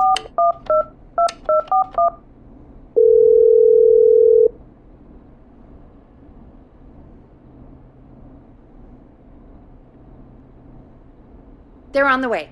They'll call from the plant. You can direct them from there. Well, let's hope they get there in time.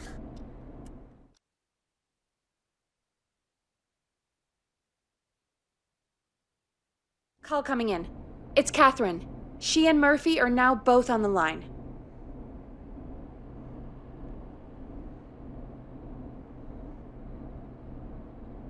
Hello, Catherine, are you there? What's happening at the plant? The whole damn thing is up in smoke. God damn it. I'm going in. Oh, my reception is terrible in here. God, my eyes sting.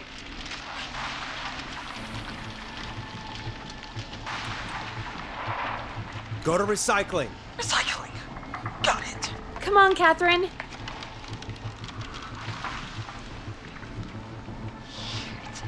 The plant splits up again. I can go shredding or crushing. Which way? Murphy, do you know what part of the plant you're in? I'm in a dumpster, man. What do you want from me?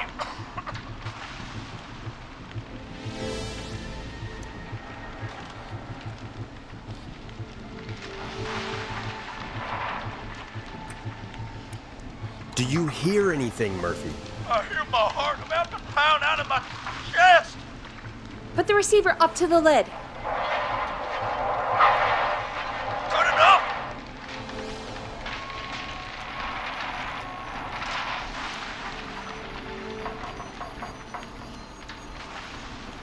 Catherine, go to the crusher.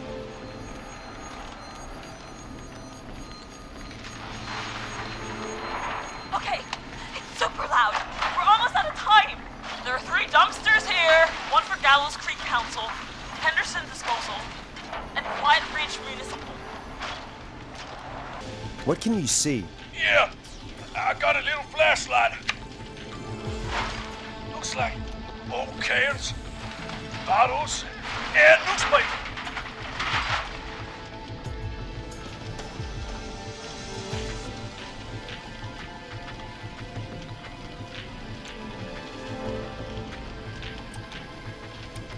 Open the Henderson container.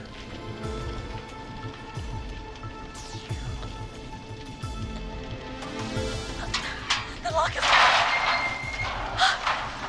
I found him! Thank God! Let's haul ass! It's coming down! Oh, shit!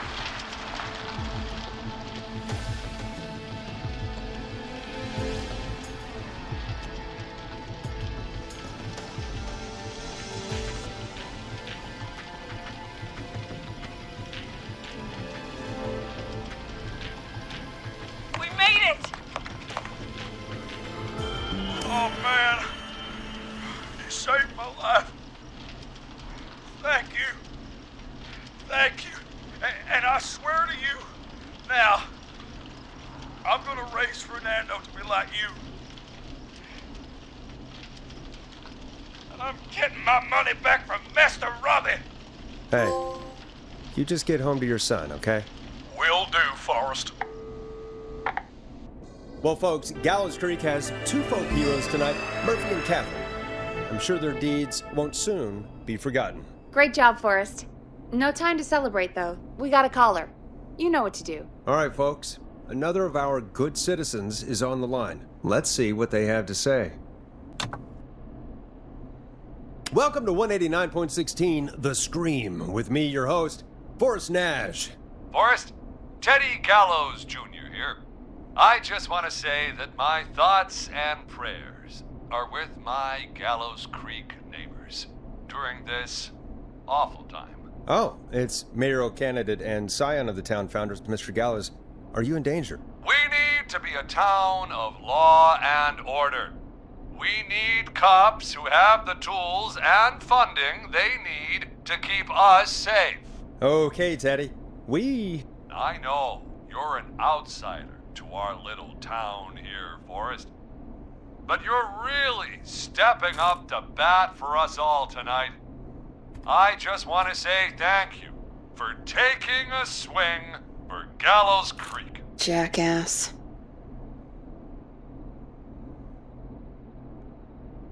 Teddy, this isn't the time for your political ads. Stop. I just want to make sure our town is safe and prosperous. That's why the Gallows Family Factory, founded by my father, Theodore C. Gallows, God rest his soul, which employs over 200... Teddy, unless you've got an emergency, I'm cutting you off. You know what? I do have a problem. A problem that's ruining our town. You know what it is?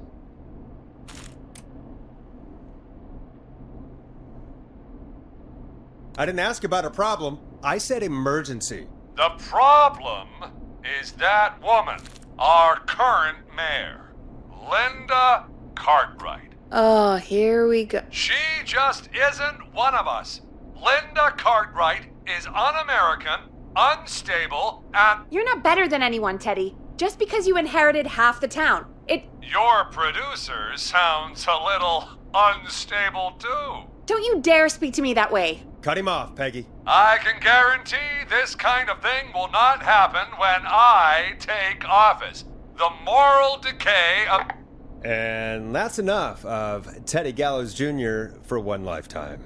I always feel disgusting after hearing him talk. Just play an ad, Forrest? I need a minute. We'll be right back after these messages.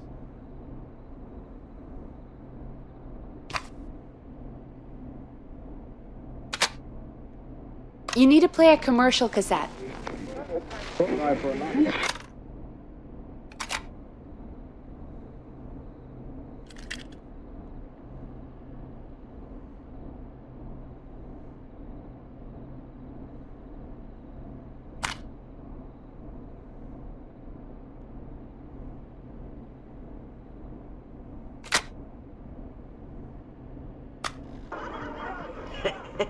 Great party, man.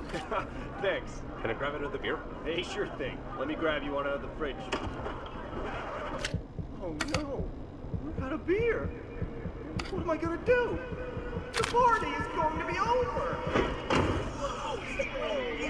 Fear not. A grilling spree will give you a free 6-pack of beer if Gallows High wins this Tuesday. Say what? That's right. Order a meal bill from us and you'll get a free 6-pack of beer if Gallows High wins. A free 6-pack? Righteous! You heard me. 6 beers if Gallows High wins. Sounds like you've already had enough beers. I hope we murder them. Me too, Billy. Me too. Come on down to Grilling Spree or call 555-749-8335. We've got barbecue you'll die for. Caller on line 1. Hello, caller. You're live on the stream with me, Forrest Nash.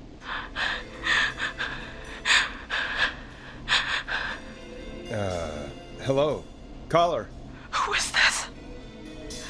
I need the police. I'm Forrest Nash. I'm standing in for 911 tonight. What's wrong? There's a guy hunting me and my friends. I think he's killed some of them already. That's him. He's just outside. I can see him from up here. God damn it. She's just a kid. Where are you? Are you somewhere safe? Oh my god. Oh my god. Stay with me, kid. Focus. I can't do this. Yes, you can. Focus. Tell me, what's your name?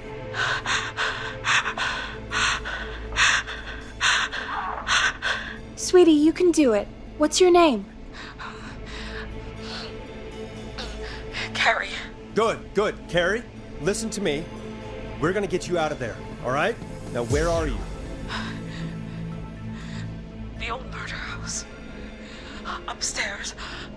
I'm at the end of a hall. There's a bathroom, a couple bedrooms, a closet. Oh, he's coming. Where should I go?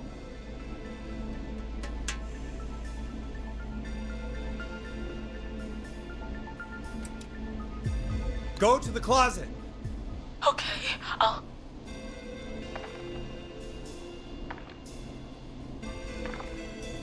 He's here. He's here. He's gonna kill me. Forrest, I don't think we can... Don't move!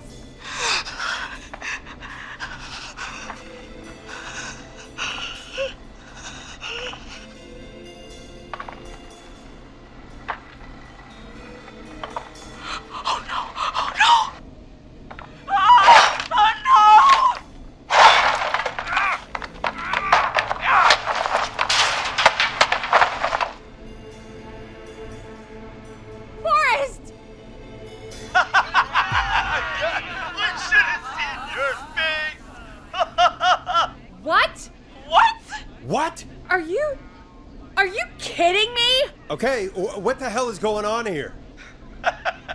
Oh, who's on the phone, Carrie? The cops? It's just a joke, jeez. Wait, isn't that... Jimmy, that wasn't funny, you sicko! Of course I called the cops, but some guy just answered instead. What guy? Forrest Nash. What the hell are you all doing? It's prank night, old man. We're just having fun. That's the kid. The kid who called in earlier pretending to be the whistling man. That's it. I'm out of here. Jimmy, everyone, it's really not safe to be out. Please, go home. And waste whistling night? No way. That little idiot. Whistling night? It's a stupid tradition. Especially stupid since that one kid died back in... Would you take off that stupid mask? It is hard to breathe. Who's under there anyway? Is that you, Seth? Idiot! Seth is right next to you. That's,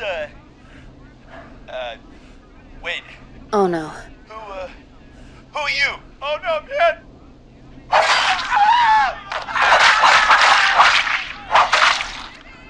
Everyone, get inside! Everyone, run!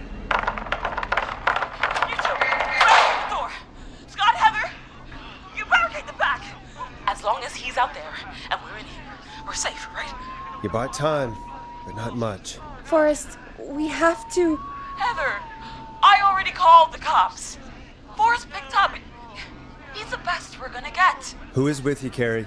My friend, we drove out to the old murder house and... Oh, of course! The van! Who's got the keys? Jimmy had them. Jimmy.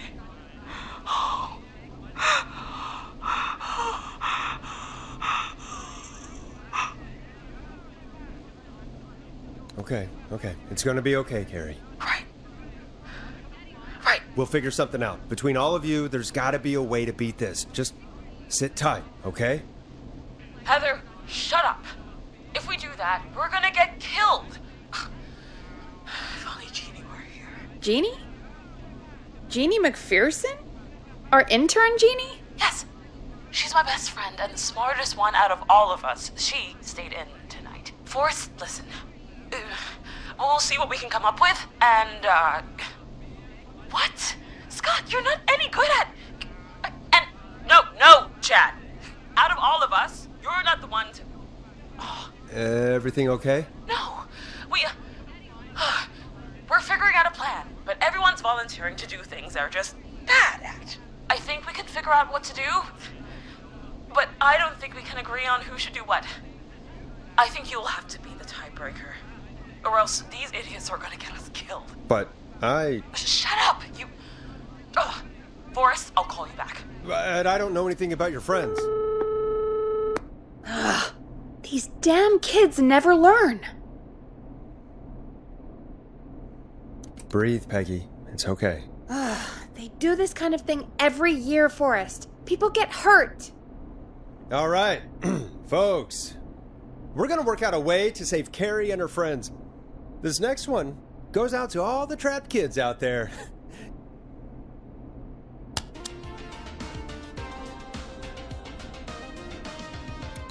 Peggy, you mentioned something about their friend working here? An intern? Yeah, Jeannie. Seems a nice enough girl, but a bit head in the clouds, you know? Not sure why we took on an intern. We really didn't have the office space for one. Poor thing got tucked away in a dark corner somewhere downstairs, I heard. All right, I'll go see if I can find her desk. Hopefully she has something we can use.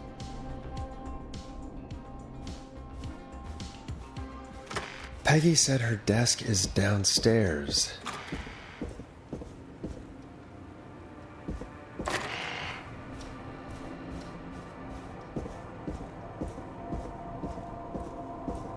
Jeez, they really tucked Jeannie away.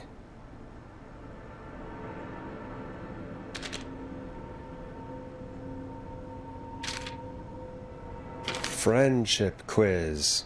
This might work.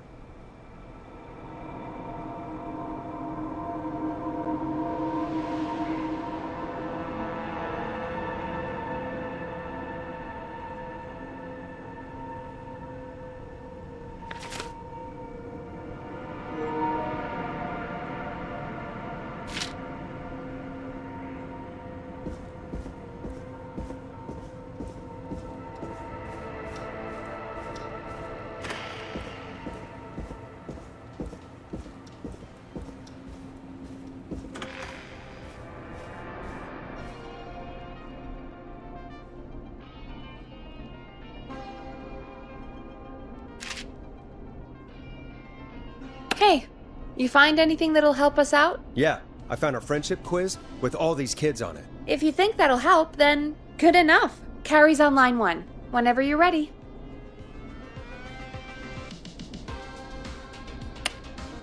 Okay, Forrest, shut the music off. This is Forrest Nash, back again with an unlucky caller on this unlucky night. Carrie, are you there? Yes, we've got a plan, but we can't agree on who should do what. You want me to be the tiebreaker? Exactly. I'm ready. What's the first step? Okay, first things first, we'll need a spotter, someone who can keep an eye on the killer. We'll need someone on the roof. It's gonna be a hard climb. We're deciding between Heather, Kyle, and Hot David.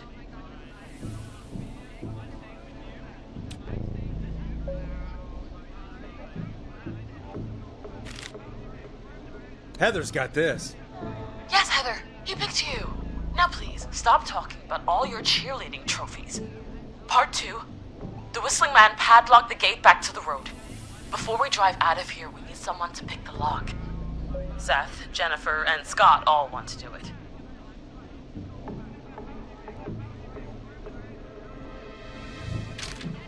Jennifer.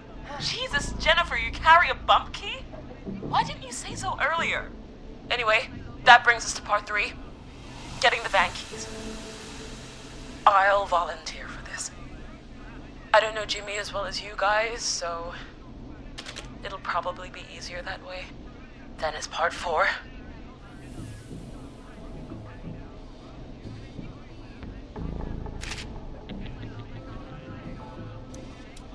This plan is, well, it's ambitious. Thank you. You're doing great. What's the next part? Part 4, we need someone to lead the whistling man away. We need a fast runner. For this one, we're trying to decide between... Who was it again? Hot David, Cynthia, and Scott. Hot David. Yeah, you, do spend a lot of time running shirtless. You got this, Hot David. Sweet. Okay, let's recap. We get the eyes on the roof. A runner distracts the killer while we grab the van keys and pick the lock on the gate. Now the tricky part. The getaway. Ooh, what's the plan there? Well, we can't all outrun the whistling man. But he thinks we're just a bunch of stupid teens.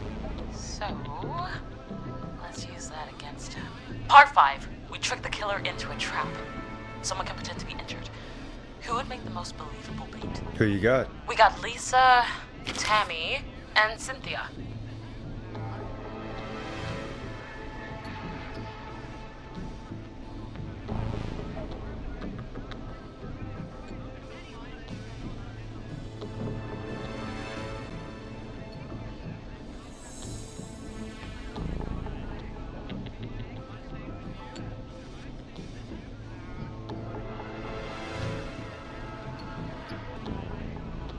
Lisa. Whoa. You're right, Lisa. Having to smile at rude customers is perfect practice. That should take care of the killer. And then it's time to get out of here. Finally, part 6. We need someone who can drive us through the woods and back to Gallows Creek alive. Who's our getaway driver? Should it be... Who have we got? Chad, Scott, Cynthia, whatever. Forrest, you know what to do.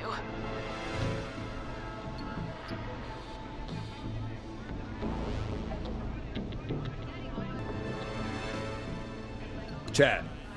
Oh, perfect. Your go-karting experience will be great, Chad. Thanks, Forrest. We'll just take a few seconds for ourselves, and then it's go time. Sounds good. Talk to you in a sec. Good luck, Carrie. That actually sounded like a pretty good plan. I hope you're right. Yeah, let's hope.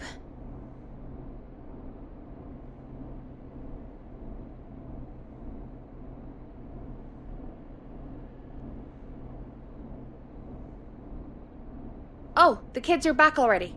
Line 1 again. If you're just tuning in, we're coming to you live with a bunch of teens about to flee a madman. Listener discretion is advised. Are you ready, Carrie? We're good to go, Forrest. Alrighty then. Hit it. You got this. Here we go, everyone. Spotter, to the roof. Go, Heather. She's off and away. All right, Renner. Get ready. Wait for the spotter's signal. Spotter says go.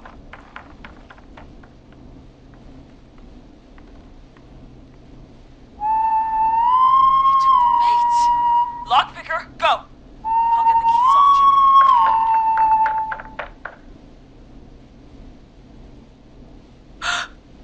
Oh, Jimmy.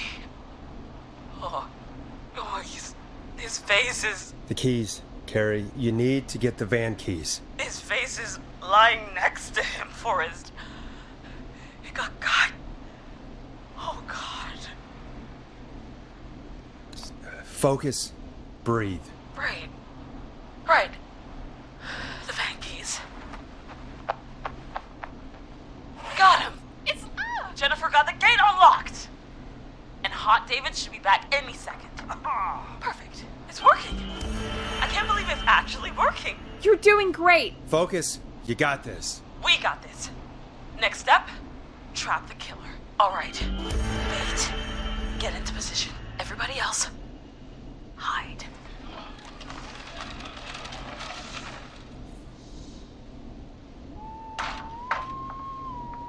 Okay, performer. Now, act like your life depends on it.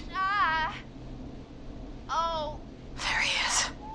He's buying it.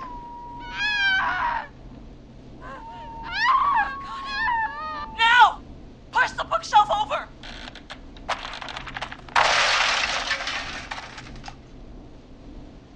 Oh my god!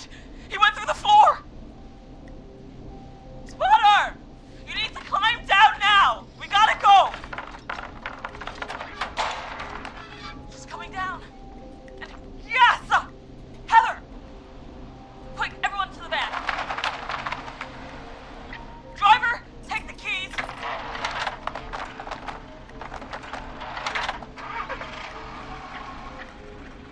The damn gate swung shut.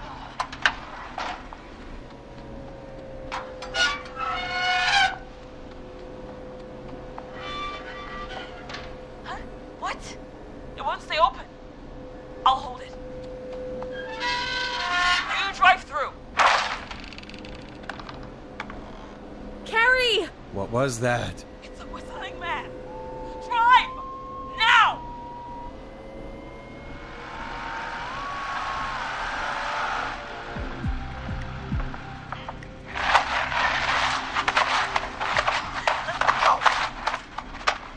Let me go! Let me go! Just drive! Oh my god. Please, no! Ah!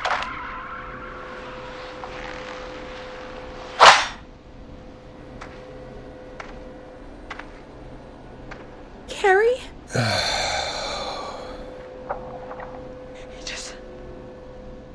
He just stared at me. Carrie! Carrie? Just stared at me and walked into the woods. I don't understand. Thank God you're okay. Can you get somewhere safe? I can make it home. Thank you both for helping. If you hadn't, It was your plan, Carrie, and it was a great plan.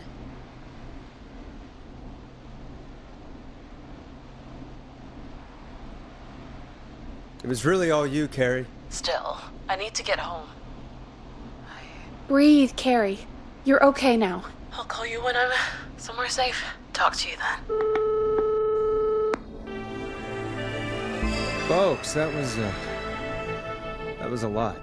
Our thoughts go out to Jimmy's parents in this awful time. For any kids listening in, please stay inside and stay safe. And parents, hug your kids extra tight tonight. Here's a song for the girl walking home in the dark.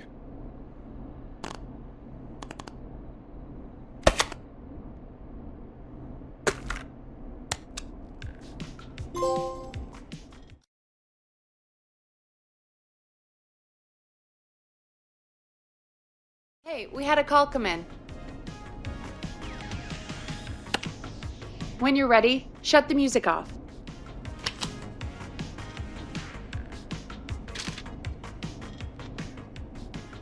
Forrest Nash here. Listeners, we've got another caller live on 189.16, The Scream.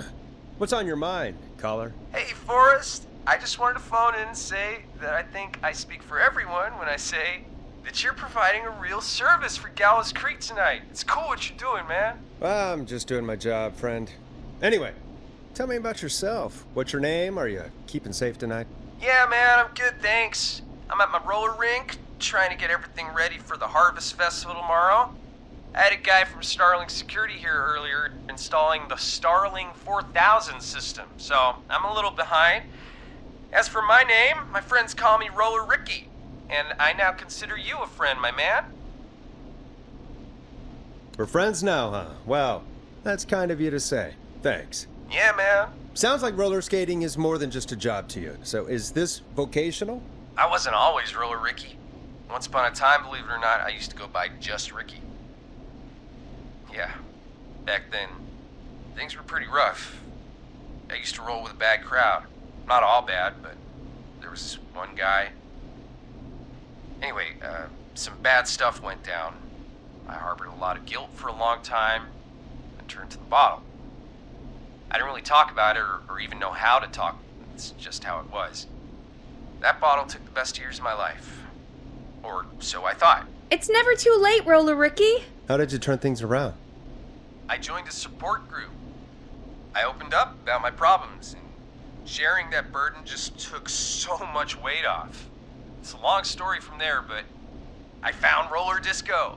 I learned how to have fun again, cutting loose and making shapes. Now whenever I get down, I get down. I'm finally free from it all, man. It's important just to talk to somebody. That's the first step. Ain't that right, Max? Aw, hello, Max. Welcome to the show, Max. Max is my emotional support dog. He's a rescue dog, but I always say he's the one that rescued me. He's the best dog a guy could ask for. Of course, the first thing I did was teach him how to skate. He's better than me now, a real pro. Max can skate? Yeah, man. At first they said it couldn't be done, and then they said it shouldn't be done. But Maxie loves the rink, man. Is that another train, Maxie? Maxie loves trains, man. He's even got that special how to greet them. Maxie sounds like a really special boy. Maxie appreciates all the positivity you're throwing out, my man. You know, I'm actually hosting free skating lessons tomorrow at the festival. I think it's a great opportunity to give back to the community.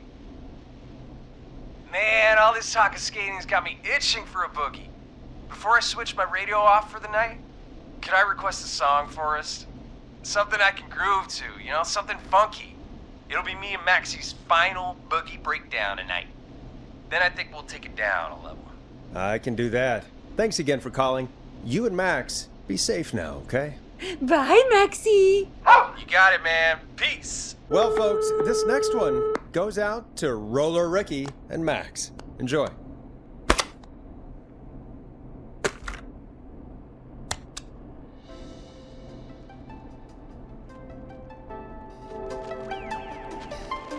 I really needed that call, you know, after everything. Yeah, I get that. He talked a bit much for my taste, but it is inspiring to hear somebody come back from the brink like that. Yeah, that's what I meant. You were thinking about Max on skates, weren't you? Well, would you look at that? Another caller on the line. What are the odds? Better take it. Okay, Forrest, shut the music off. Welcome back to 189.16, The Scream. This is Forrest Nash. How are you tonight, caller? I'm doing okay. I made it home safe. Gary! Hey, I just wanted to thank you for doing what you could earlier. You know, even though we lost Jimmy, and I don't know. Hey, it's okay. You were so brave earlier. You're safe now. I wanted to ask you why he didn't... Why am I... Why what, Carrie? Why did he spare me? After what he did, why let me go? Maybe he didn't kill you because he saw you as a victim. Maybe. But why would that stop him from killing me too? After everything he did to... These stupid hazing nights have to stop. Carrie, you did so well tonight. Stay safe and rest. Help is coming to Gallows Creek. We just need to hold on. Thanks, Peggy. Hey, Forrest? Could I request a song? Of course, Carrie. What song? Any song by Blast Processor. And thank you. This next one goes out to Carrie.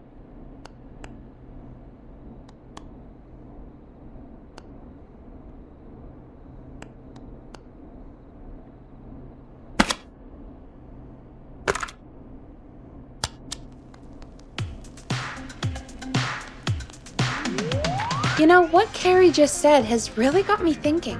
About what? The whistling man left her alone. Why? There must be a reason. When it comes to masked whistling killers, I don't think a reason is a key part of their process. Well, it's something to consider. I need to take a break. If you want to stretch your legs, now's the time. Just hit the Peggy button when you want to get back on air. Let's get going, Peggy. Alrighty, we could run another segment or... Scratch that, Forrest. We have a caller.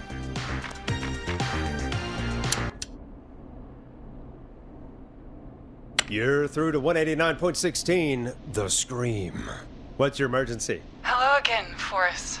Oh, that call with the teens was awful. Those poor kids. Still, I'm glad the girl didn't get hurt. Thanks for your concern. Are you in trouble? What's on your mind? I wanted to ask you again to play my song, Forrest. You said you were going to play it, but you didn't. Your name was Dawn, right? What, Peggy? Yes. Oh, well remembered. My name is Dawn, and I wanted to ask you again to play my tune, Forrest. Long Ride Home?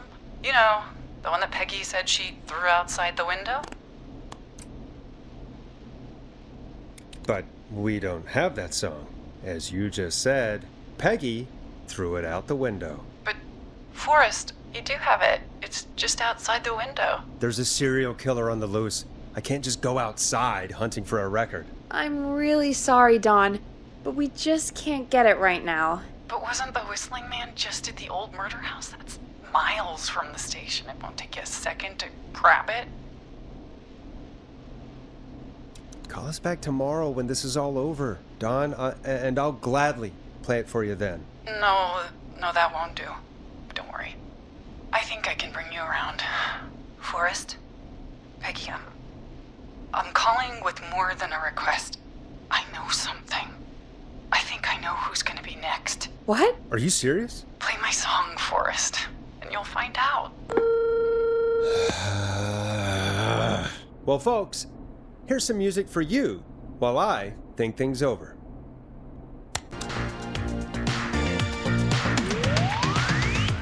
Hope you enjoy this one as much as I do. Is she serious, Peggy? She's serious about hearing that song, that's for sure. Peggy, I mean, is she serious about... I don't know, Forrest, but we don't really have a choice, do we? If she's telling the truth... Then why don't you go and get her? It's one of Reggie's KFAM regulations. I can't leave the booth while we're on air. Peggy. Just, you can do it, okay? Fine. You're a good man, Forrest. I'll slide you the key to the fire door. Wait. Our fire door has to be unlocked? Yeah, you know, I never thought about it, but yeah. We should talk to Reggie about that later. Anyway, I'll hold the fort down while you're out. Maybe I'll even get a caller. That could be exciting. 189.16, The Scream. With me, Peggy.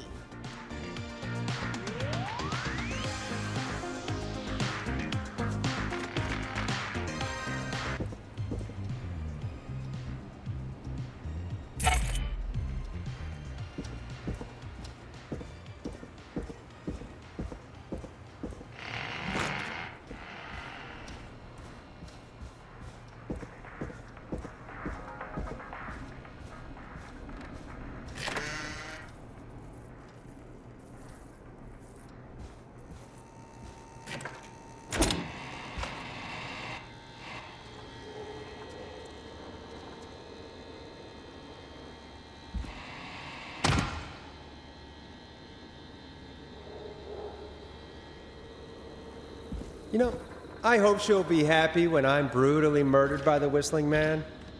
Out here, in the open, alone.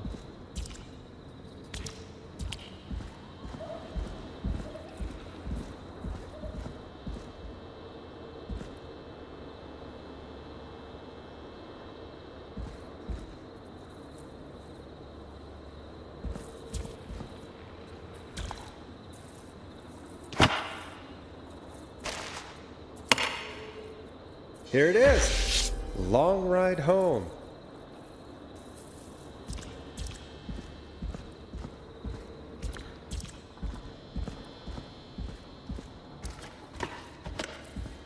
Of course, it locks behind me. And of course the key doesn't work on this side. Fantastic. Maybe there's another way back in through the basement. A door, or elevator, or something.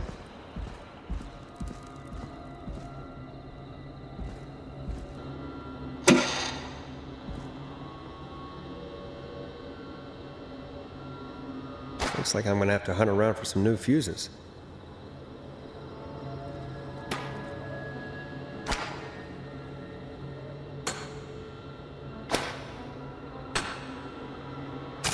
Nah, that's not right. Do the fuses add up properly?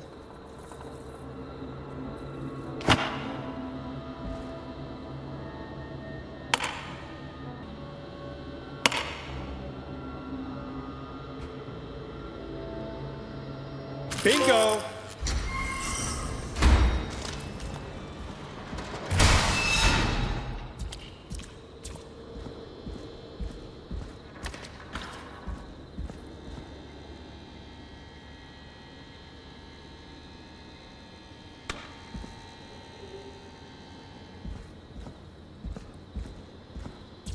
I could probably survive that fall.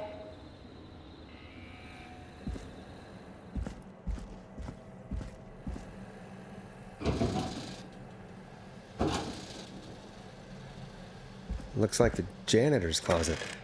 What did Peggy say his name was? Clive?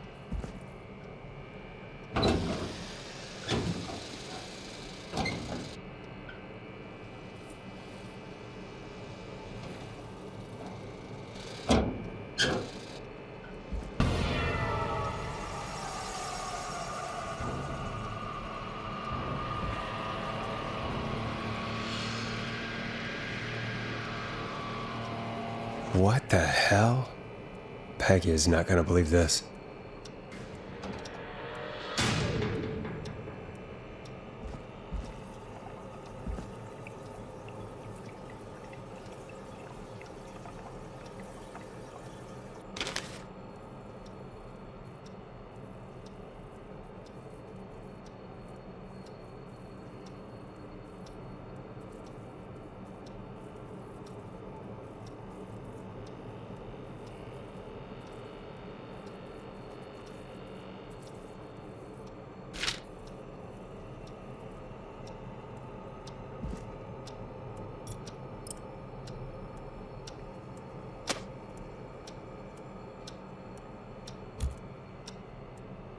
Huh, there's a key.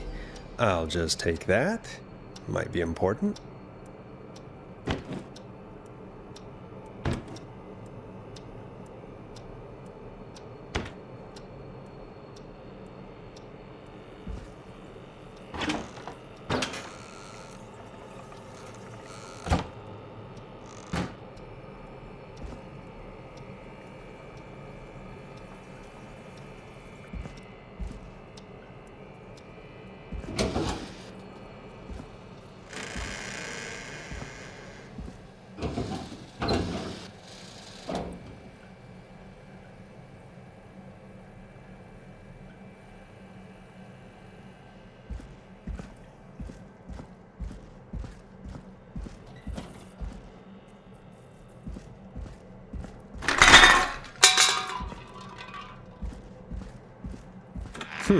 I wonder how the show's going.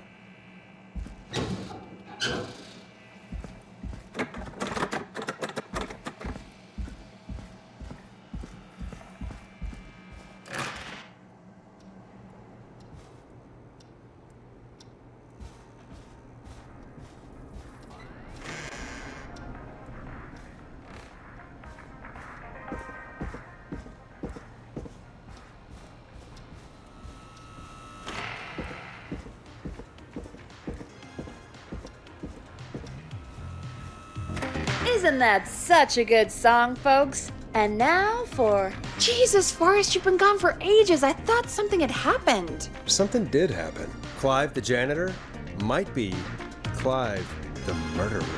What? Start from the beginning. The fire door locked down.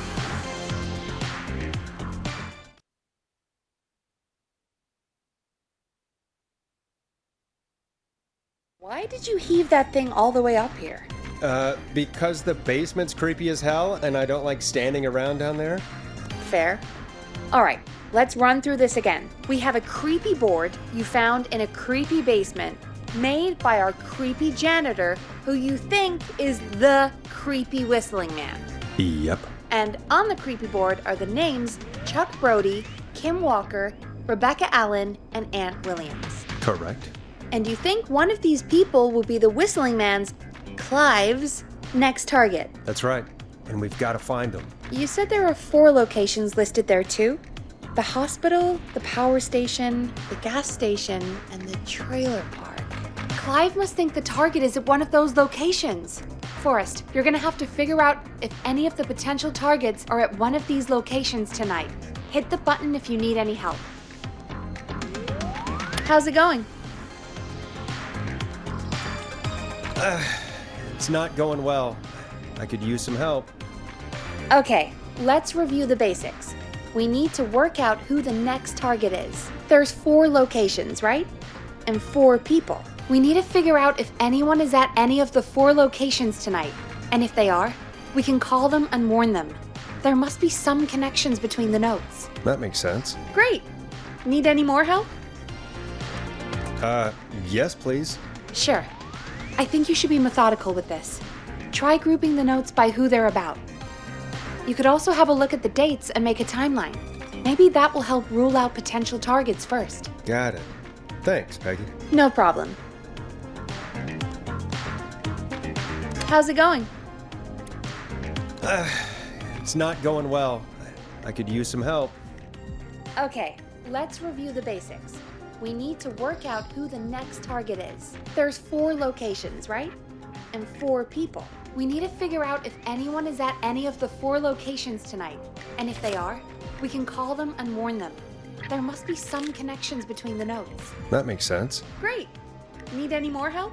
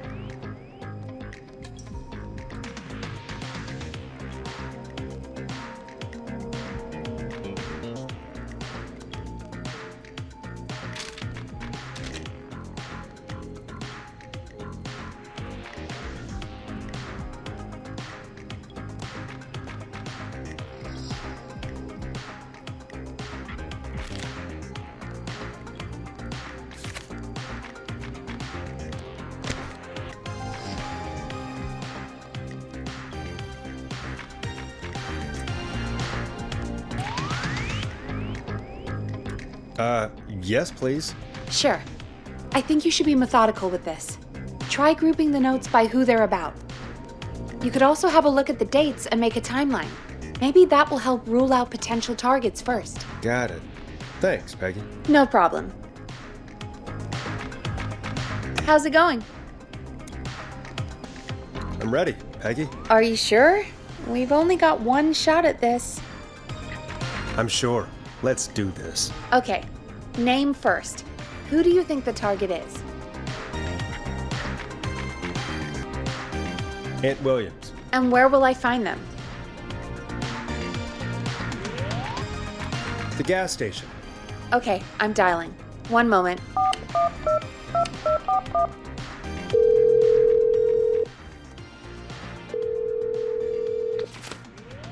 Hello? Chuck Brody! Listen, I know this sounds crazy, but we have reason to believe the Whistling Man is coming for you.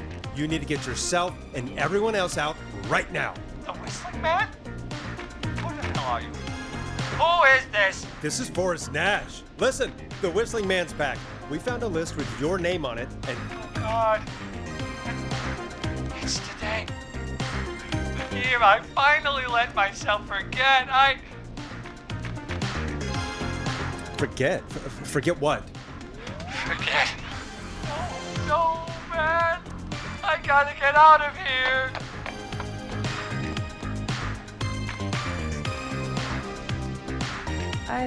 I think he ran off. Well, fingers crossed that Chuck... Jeez! It sounds like something blew up! He's using bombs now? Is Chuck? I don't know. Hang on, we're getting a call. Hello? Chuck? Chuck! Forrest! The whole goddamn gas station's gone up. Is anyone hurt? I don't think so. I got everyone to follow me out. Town's only ambulance was blown to hell, though. Yeah. Damn it, that fireball threw me. I've got to get to the hospital. I'm not feeling great. Forrest, man, I can't thank you enough, but... yeah, I gotta go. Wait, Damn it. We lost him. What was that about? Oh, Forrest, the call board is lighting up. Get us into some music while I deal with this. Careful with this next track, listeners. It's dynamite. Forrest!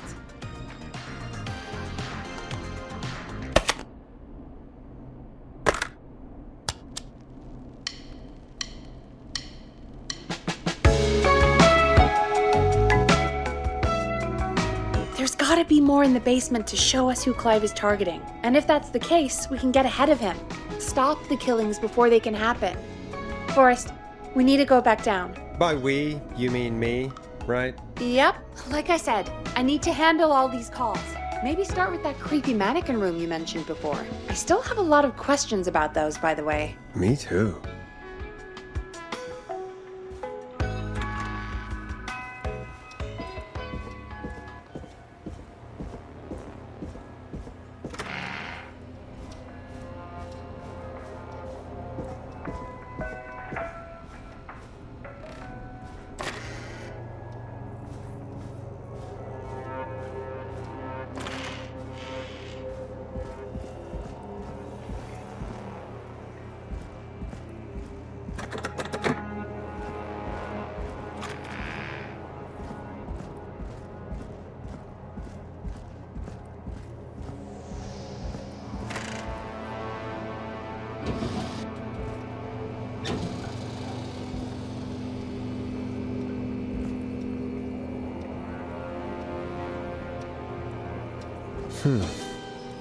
A key? Was this always here? I must have missed it when I brought everything upstairs.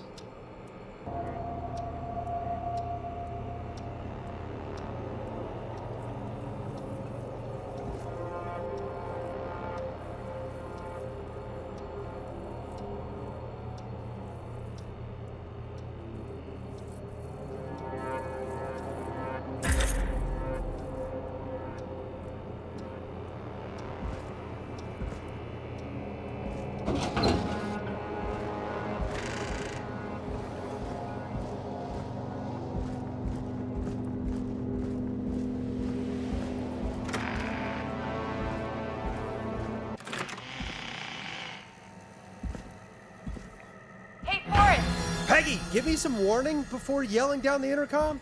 Sorry. Buzz the intercom when you find something and want to discuss it.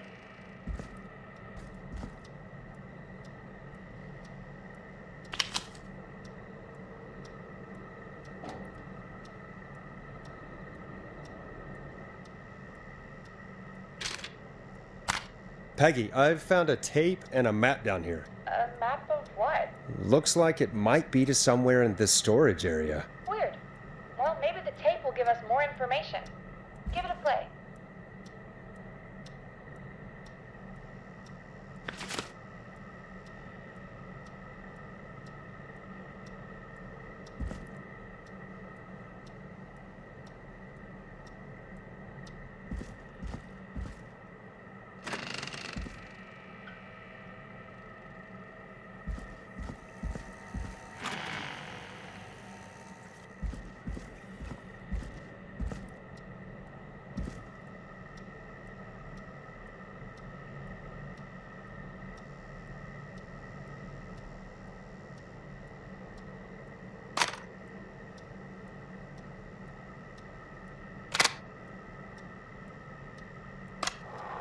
George Barrow, 1968. That's when this all began for me. Follow the maps, find the tapes. I'll be waiting. Wait, George Barrow? We all heard that he drowned after a night out drinking. Was it actually Clive? Has Clive really been the whistling man for that long? He says I need to follow the maps and find the tapes. I guess that's what this map is about. I think we need to see what else is hidden down here. Be careful, Forrest. Keep looking. Buzz the intercom when you found something.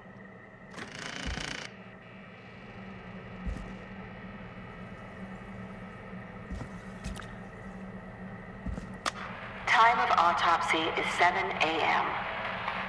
Cause of death is asphyxiation from drowning. The degree of rigor mortis indicates that the subject has been deceased for 5 hours. That puts the time of death...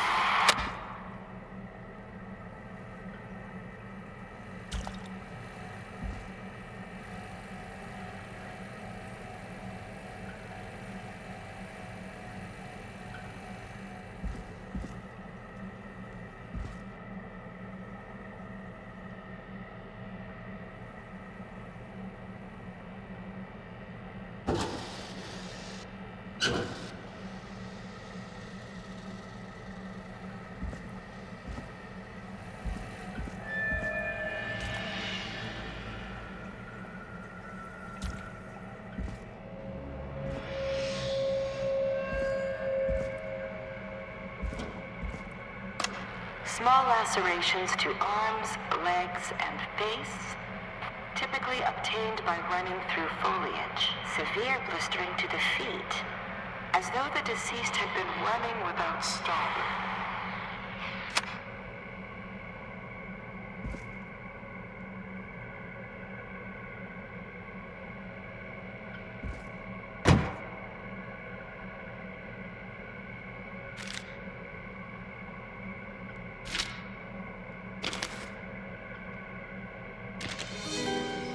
This looks useful.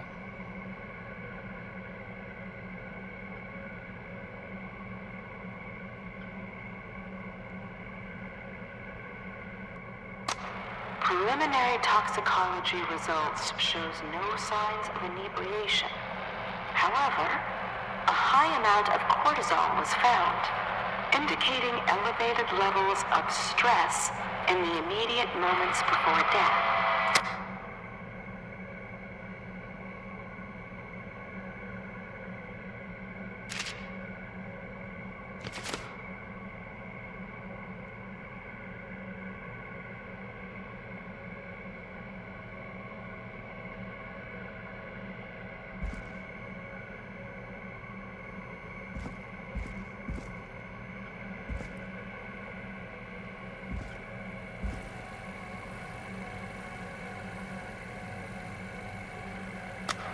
Additionally, there appears to be a post-mortem injury to the arm. It looks like it was trapped in a car door.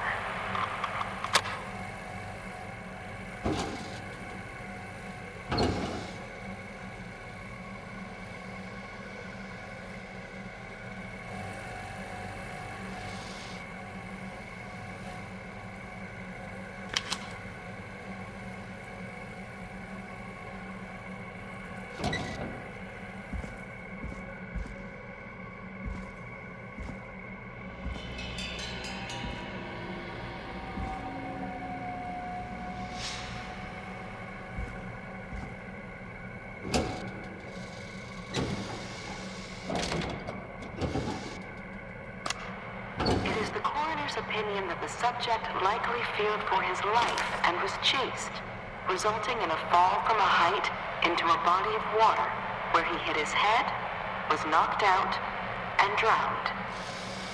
Following that, he was moved. Dr. Sullivan, we need to have a talk. Is that recording? Shut it off.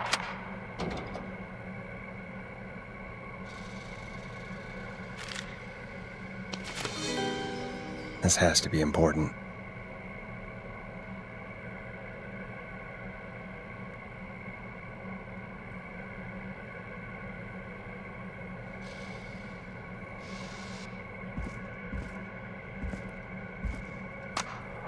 If you're listening to this, then I'm probably dead. What the? I'm a man who likes to stay informed. I've got subscriptions to newspapers all over the country. A few weeks ago, I noticed headlines cropping up in those papers, one after the other. Each headline about a murder. Each murder, the death of someone I knew almost 20 years ago. And each one drawing closer to Gallows Creek. Drawing closer to the anniversary. None of us are innocent, but I don't think we deserve killing. All I hope now is that I can save some folk from the worst, that I can, I don't know, do something to make up for what I did back then, I guess. I didn't kill anyone, mind you. But that's past mattering. Now, there's more I could say, that I should say, but my employer made it clear that my family would pay a high price if I ever spoke out. So, hopefully I've said enough for you, listener, whoever the hell you are, to start putting the truth together. What the hell? Peggy is not going to believe this.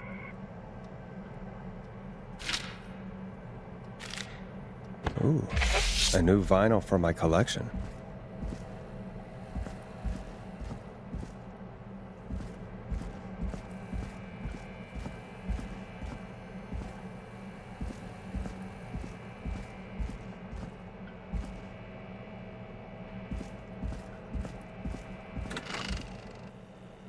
What have you found, Forrest? It's an autopsy tape.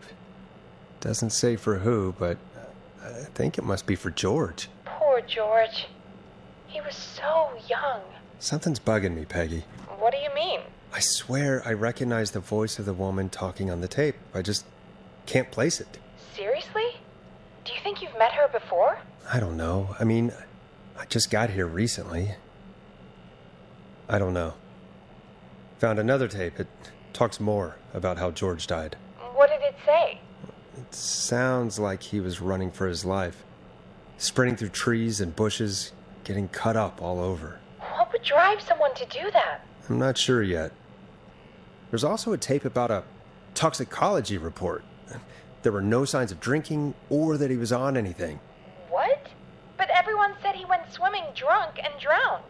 It was in the newspaper and everything. I found a written autopsy report. What does it say? According to that, it's just like you said at the start. George drowned after getting drunk. Said he liked to fight, too. But that contradicts the tape. I know. And I think I know why.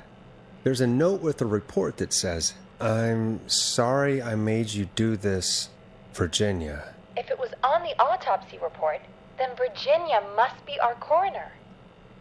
Wait, the caller from earlier, when we had to call the takeout restaurants, wasn't her name Virginia? We need to call her back once we finish down here. It looks like she might know something about what's going on.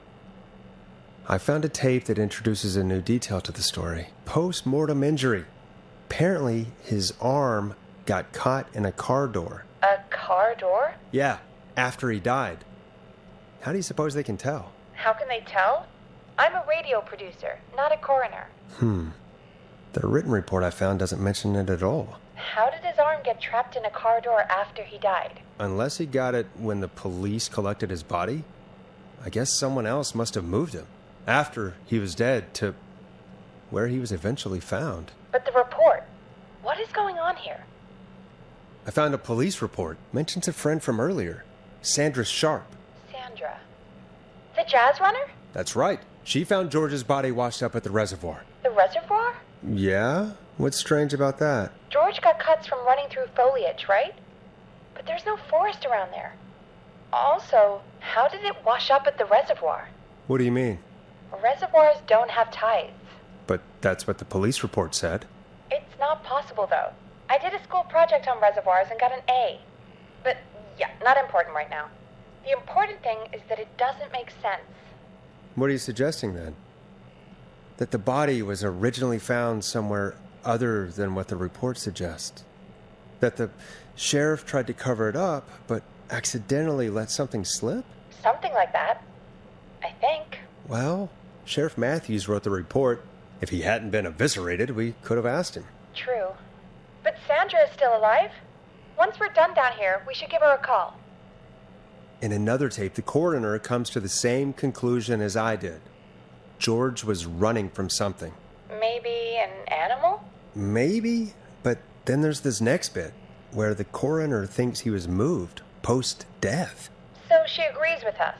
At the end of the tape, someone burst in and demanded Virginia stop recording. I think it was Clive. This is starting to make sense now.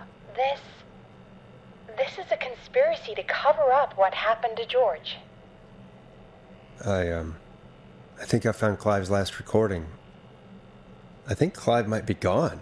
Gone? I found a confession. Not for any killings, but for playing a part in covering up George's death. He left this behind in case he died. He hoped someone would find it. Do you think the whistling man already got him? Possibly. We've had a lot of callers tonight, but maybe not every victim made it to the phone, you know?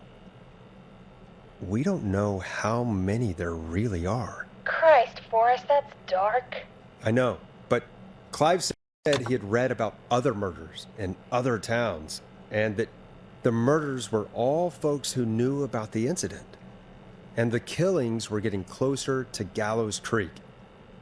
He said he wanted to do something good for once. The board in his office. He wasn't tracking people down to kill them. He was tracking them down to save them. Ugh, why didn't he just come out with all of this? He said his employer threatened his family if he spoke out about any of it. His employer? The one who orchestrated the cover-up? Oh, Clive. I'm sorry for thinking you'd killed all those people. Do you think you found everything? I think so. Forrest, what's going on here? Someone wanted that boy's death to seem like an accident. And they hired Clive to make it look that way. Come back upstairs when you're ready. We need to figure out our next step.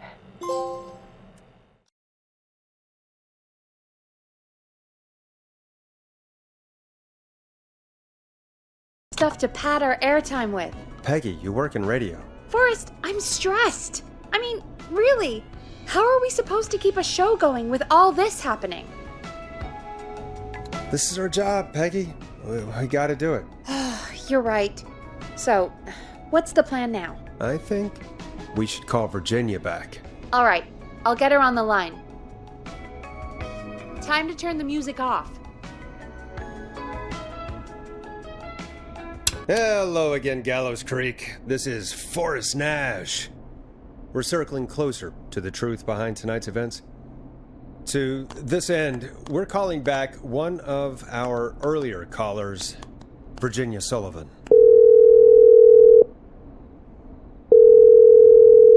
Fretman Plunker here? Who's this? Is it you?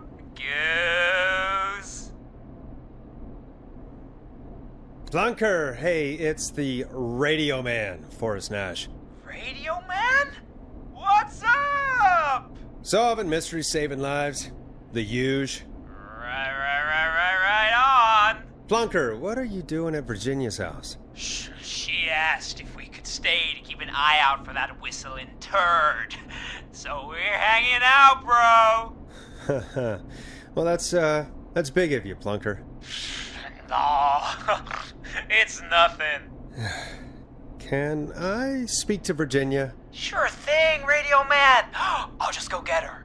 Who is this? Hey, Virginia, it's Forrest. I'm glad you're still okay. Oh, Forrest. Sorry, I'm still jumpy. Don't be sorry. You've been through a lot. I'm so sorry this happened to you, Virginia. I thought I was. I thought... Easy. We're not calling to talk about earlier. We're calling because we think you can help us understand why this is happening tonight. Me? What would I know? Does the name Clive mean anything to you? Clive? No. I don't know that name. What are you asking about this for? You mentioned that name earlier when you called us the first time. I don't know what I said then. I was petrified, Forrest. Clive's the janitor at our station, and we know you spoke to him in the past. Forrest, please. You don't know what you're doing. He'll come for me. Virginia, it's okay. Clive won't be coming after you. We think Clive's dead. Dead? But isn't he? He's the whistling man, Forrest. We found evidence to the contrary. But... It's true. And we found your autopsy reports for George Barrow. How? I saw him destroy them. Well, he didn't. I don't know if he kept them or made copies or what, but we found them. And we know it's related to what's happening tonight, which is why we called you. Why did you write a false report? All right.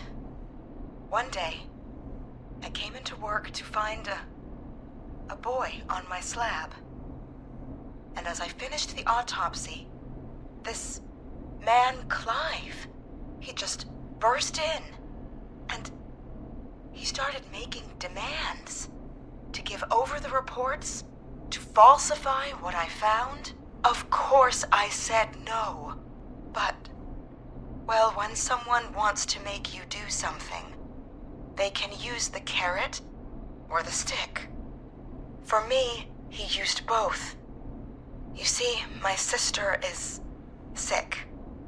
She has a chronic condition that's never going away. It's expensive to treat, and it was getting to where I couldn't afford it.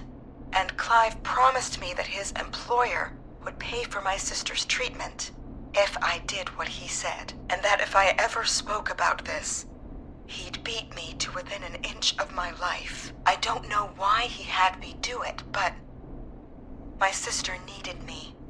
You have to understand. She needed me. We understand. Thank you, Virginia.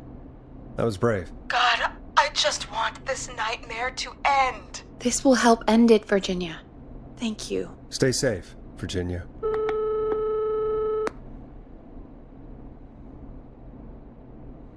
So, Virginia's tied up in all of this. Clive threatened her to keep quiet about George's death. But for who? Why cover up these details? Well, we know Sandra was involved in George's death. Do you want to call her? I do. Alright, but before we go asking questions, I think we should know what we want to ask. Is that fair? Yeah, we need to ask her about finding the body. She was the one who discovered it, but something just doesn't add up. 100%. She knows more than she's saying. I wonder what she's hiding. We'll hopefully find out soon. Anyway, just be careful when you're talking to her. Don't push too hard. We don't want her to hang up. I'll be careful. All right, calling her now. Hopefully she's at her jazz studio. Aha! Forrest, you're through. Hello, this is Sandra at Jazz Pizzazz Jazz Studio. Who is this? Hello again, Sandra! It's Forrest Nash of 189.16, The Scream. And you're live on air. Oh, I always thought folks called into a radio show, not the other way around. How jazzy. What can I do for you? Well, we're trying to understand what's behind the attacks tonight. We had a few questions. Why, Forrest, of course. Heck, after the way you saved my life, I'd say yes to just about anything you asked. Do you know why the Whistling Man might have targeted you? Ha! As far as I could tell, he was just a knife-wielding psycho with superhuman cardio. He'd have chased after anybody. Right. Well, we think he might be chasing specific people. People who know about the death of a boy named George. Oh, I don't know anything about that. Sorry. Sandra, we know you found George's body. We have the police report. I don't know what you mean. It's okay, Sandra. We know. You do? You know about? Yes. Of course. This studio is my life. After I found the body in the river, I couldn't lose my studio. Do you understand? Sure. I understand. When the rent just kept going up, he said he'd stop if I just needed to keep quiet. And everything would be okay. Sandra? Who was he? He said if I told everyone I found the kid in the reservoir instead of the river, I'm sorry. I can't do this. And she's gone. I don't think that could have gone any better. You truly did great, Forrest. Well, folks, if anyone out there has any thoughts on what's going on tonight, please call in. That's good timing. We've got a call waiting just this second. Welcome to 189.16, The Scream, with me, your host, Forrest Nash. Hi, Forrest. I know this is really out of the blue with everything happening tonight, but I wondered if you could send a special birthday message to my uncle. You want to do that now? Really? Why? Of course now. It's his birthday. I won't have a chance to do it again until next year. May as well, Forrest. Fine. What's his name? Thank you, Forrest. He's my Uncle Ronnie. His first name's Peter, but he never liked his name. But since he always had salt and pepper hair, even as a kid, can you believe it? Folks always called him Pepper. Thanks for the history lesson. Is there anything besides happy birthday you would like to say to Mr. Pepper? Oh my god damn it! Yes! Tell him he can get the best birthday deals and party packages here at Pony's Pizza. Starting at You son of a bitch! Stop calling us! God damn it, Peggy, this is your fault. My fault? I said I didn't want to do it. Don't blame me because Brian Ponte can't control himself. Don't worry. We've already got another caller on the line. Just pick it up, okay? This is 189.16, The Scream. I'm Forrest Nash. You're on the air, caller.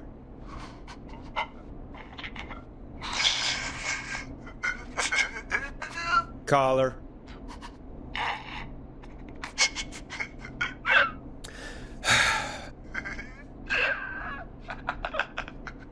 Ponte? Ponte's Pizza always delivers!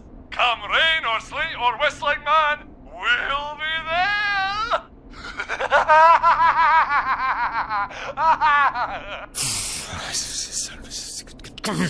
Forrest? Forrest? Are you okay? Forrest? I hope the whistling man gets in with his own pizza slicer. Jesus, Forrest. Sorry, that was too much. It's okay. It's been a high-stress night. Don't worry about him anymore, okay? Not for tonight, anyway. I think he's spent for now. We've got another call, whenever you're ready. Folks, don't spend your money at Pawnee's Pizza. That's all I'm gonna say about that. Moving along, I'd like to welcome another caller to 189.16 The Scream. With me, Forrest Nash. Who, may I say, is calling? Well, hello again, Forrest. Dawn.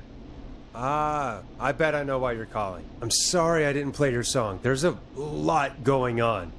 But please? Never mind that now. Forrest, I'm calling because I need your help.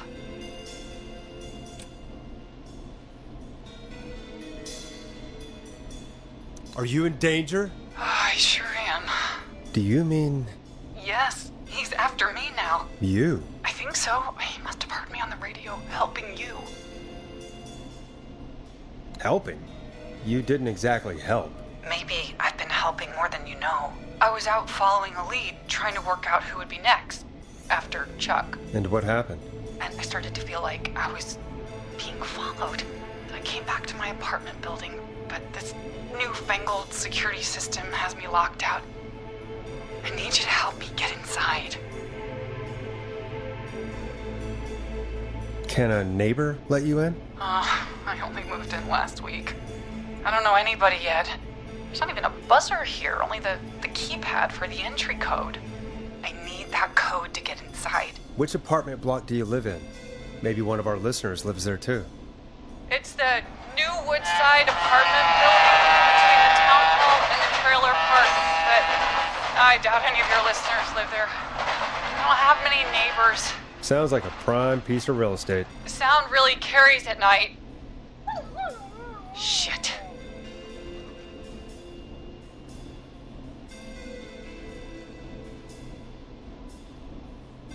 I'm guessing you're not a dog person. No, I'm not. It's my neighbor's dog. Boy, I wish he'd muzzle that thing and... Oh. And now he's blasting David Scopo out of his window. This night can't get any... This man. He's coming down the street. I don't think he's seen me yet. Forrest, please. I need your help. I need the code for that security system, or I'm gonna die.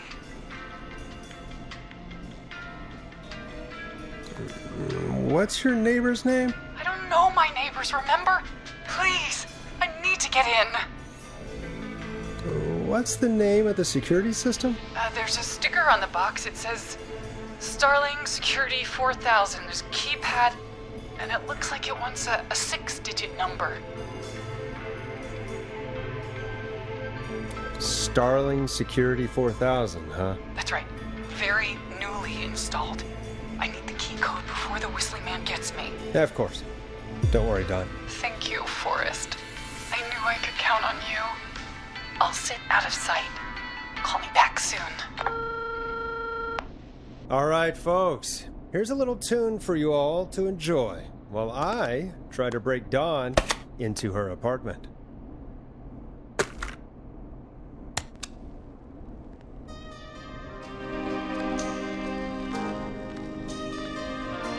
You were pretty quiet there, Peggy. Forrest, was it just me, or was there something... Yeah, it wasn't just you. Something was weird about that. Yeah. Well, tell you what. We have a Starling 4000, or whatever, here at KFAM. Clive bought one for the station. Maybe we can find something to help. Well, I'm not sure who. But to help someone.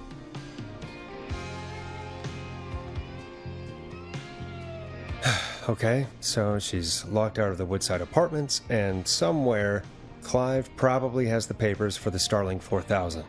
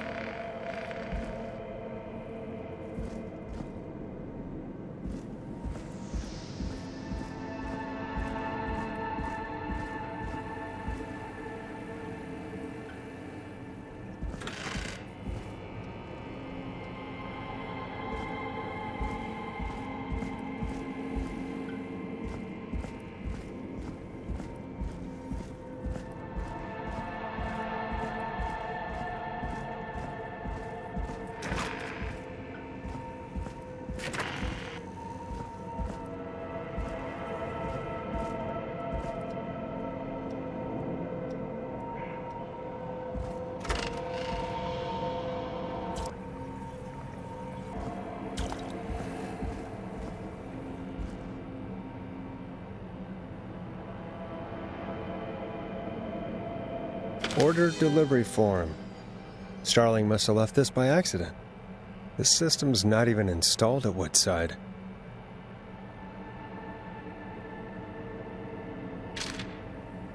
Starling 4000. User manual. Ah, these codes should come in handy.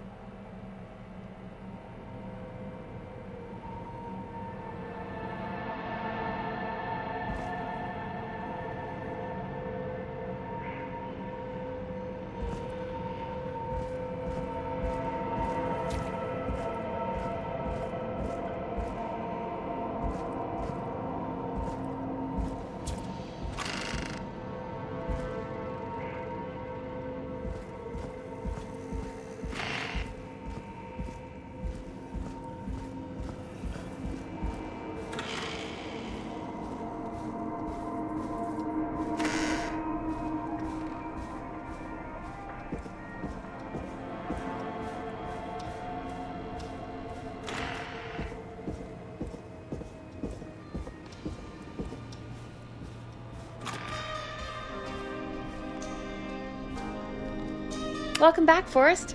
Find anything? The Starling 4000 security manual. It's got a bunch of codes. Good. And did you find anything else? I saw a list of everyone else who bought the Starling 4000. Know who was on there? Oh my god. Roller Ricky! Do you think we should give him a call? Is that crazy? I don't know what you'd say, but... That might be a good idea. Okay, one moment. I got the number here. Patching you through.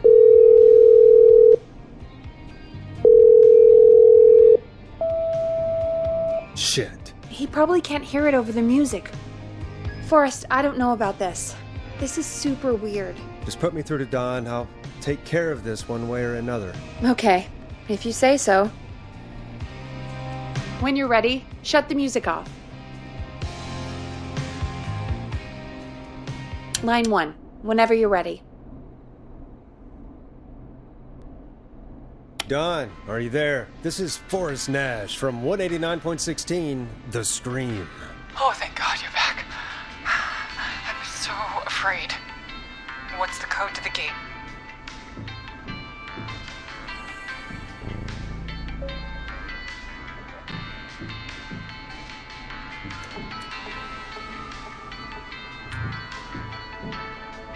The code is 191519.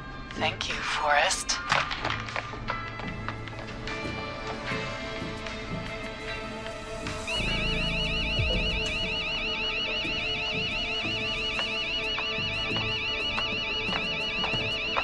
Son of a bitch.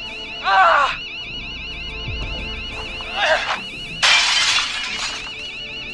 Is she?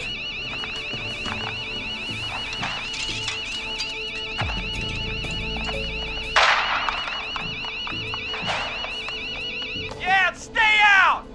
Nobody disrespects the sanctity of the ring. Don't ever come back here again. I'm calling the cops! Thank God. Hello? Is someone there? Ricky, get back inside and turn on the radio. Whoever that was, she was trying to break into the ring. She? Forrest, man, you got no idea. That was him! That was the whistling man. The alarm gave me just enough time to get my rifle. I don't like hurting folk, but I can't let anything happen to Maxie. He's my best friend, you know? Listen, man, I'm heading back inside. Gonna barricade that window. My man, thank you. You and Peggy can skate for free whenever you want, forever. That's a done deal. Thanks, Ricky. Can't wait. You got it. Talk to you soon. Okay, Gallows Creek. Here's some music while we process what just happened.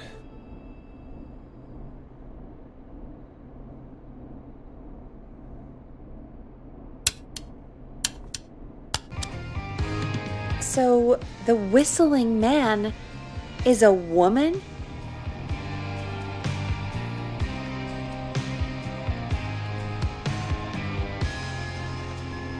I had my suspicions. Yeah, sure, Forrest. You just never mentioned it. She called up. You spoke to her multiple times. thought she was just regular Gallows Creek strange. Really, Forrest? Why do you think she requested that song? To get me outside? Maybe, but how? She didn't know the song was outside to start with. That's right. She never actually attacked me out there. So? What now? I guess I should make an announcement. We do have new info. Okay, kill the music and you can make the announcement. Okay, you're live in 3, 2... Hey folks, this is Forrest Nash here. I hope you're all safely locked inside. For those of you listening to that last call, you might be wondering what to make of it all. Here's our take.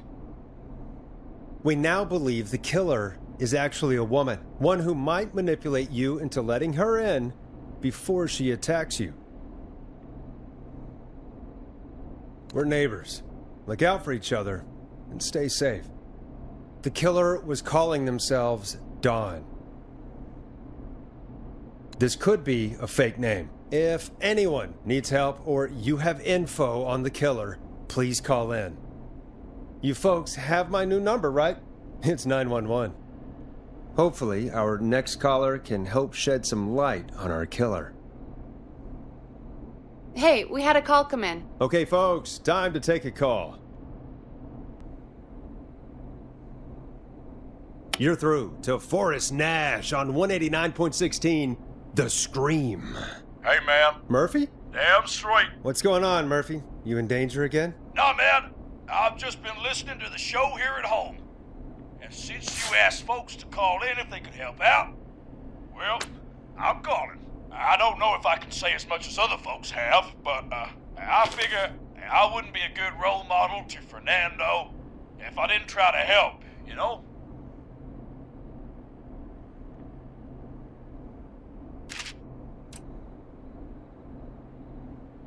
We really appreciate that. 100%. Thank you, Murphy. Oh, thanks. So, what do you want to know? Well, what can you tell us? I don't know, really. All right. Well, do you know anything about the death of George Barrow? Absolutely nothing. Okay. What about the killer herself? Herself? Man, I didn't get my ass kicked by a lady. The man I went toe-to-toe with was a man. You heard the last call, right, Murphy? Yep. So you know it's a woman, and you were trained by a VHS, Murphy. I know, but... Man, how could it have been a woman under that mask? Let's just move on. Do you know anything about the history of the Whistling Man? No, sir. Tonight's the first time I ever heard of him. What? I moved here 3 years ago, man. What do you want from me? Hey, man, no worries. Just thank you for trying. Right. Sorry I couldn't help you all more, man. Now, if you'd have asked me about gators... Forrest, we have a call coming in. Sorry, Murphy. I think that's all we've got time for right now. All right. I'll catch y'all with the gator talk later. Night. Well, folks, that was a bust. But perhaps our next caller has more they can tell us.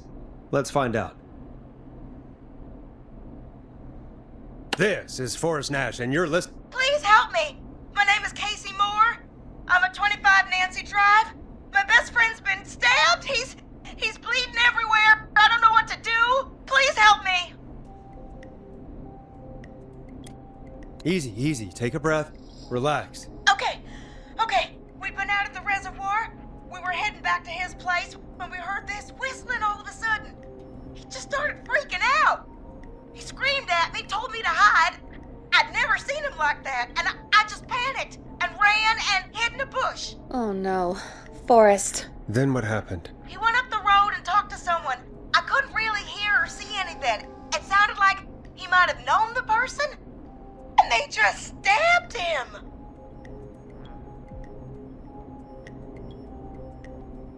Casey, was he talking to a woman? I don't know. They had a mask and wore all black. That's all I know. Please, we need help here. I'll get you help, but I need to know. Where did the masked person go? They left him to bleed out. I waited until they were gone, then dragged him into the garage and called 911. Wait, why didn't she make sure he was dead? I don't know.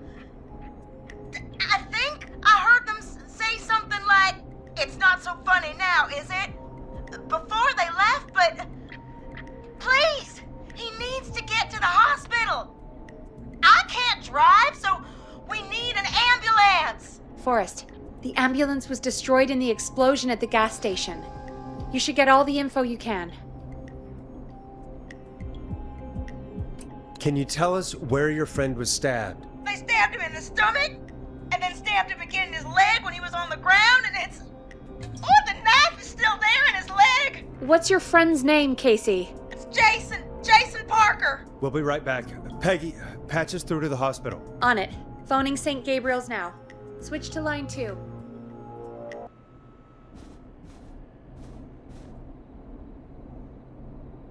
Hello, St. Gabriel's Hospital. How can I help you? Hi, this is Forrest Nash from 189.16. We have a stab victim at 25 Nancy Drive named Jason Parker. He's been stabbed in the stomach and the leg. He's bleeding heavily. Oh God, I'm sorry. But the ambulance is... well, you know. I know, but please, we need something, or he's going to die. Forrest, listen, you're going to have to get him here.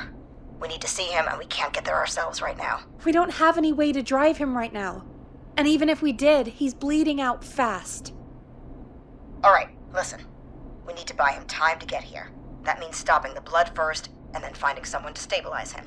To stabilize him, you really need someone with first aid training.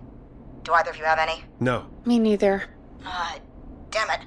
I'm really sorry about this, but I have other patients who can't wait. All I can do is talk you through the procedure as quick as I can, and then leave the rest to you. You think you can handle that? We don't really have much choice. Hit me. Okay, from the top. If he's bleeding out, then you need to get him comfortable and try to stem the bleeding. Lay him down. Apply continuous pressure directly to the affected areas. When the bleeding slows, get a clean cloth of some kind and hold it over the wounds. Get them comfortable. Apply pressure. Clean cloths when slowed. Got it, I think. You said he was stabbed, right? If the object he was stabbed with is still in him, don't take it out. It's stopping the worst of the bleeding right now. If anything, you should secure it so it stays where it is. I wouldn't have thought of that. It makes sense, though. God, that was a lot of info. But I think we can handle this. Glad you got it so far, because there's more to go.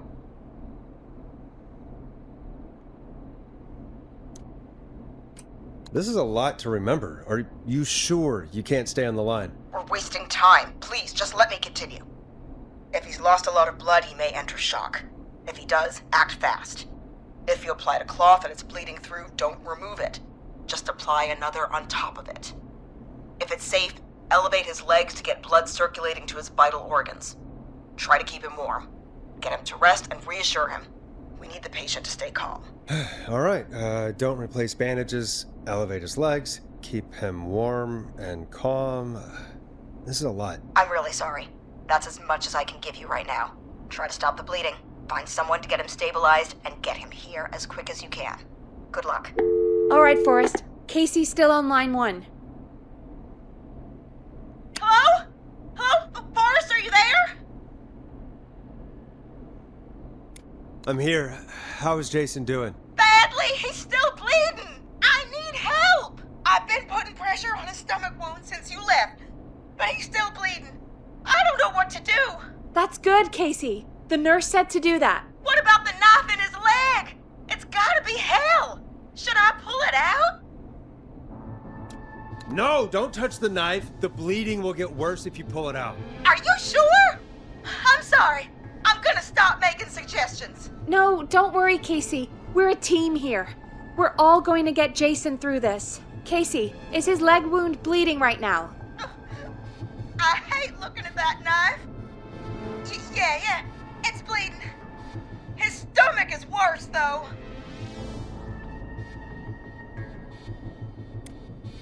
All right, I think we need to leave that knife alone. All right. I'll just keep putting pressure on his stomach for now. Forrest, can I have a word? Now isn't the best time, Peggy. Can it wait? Forrest, it's kind of important. All right, give me a second. Casey, I'm going to have a quick word with Peggy. Keep putting that pressure on and let us know when the bleeding is under control. You're doing great. But what if something happens? We'll still be here. Just shout if you need anything, and we'll be there. I promise. Okay. I'll wait.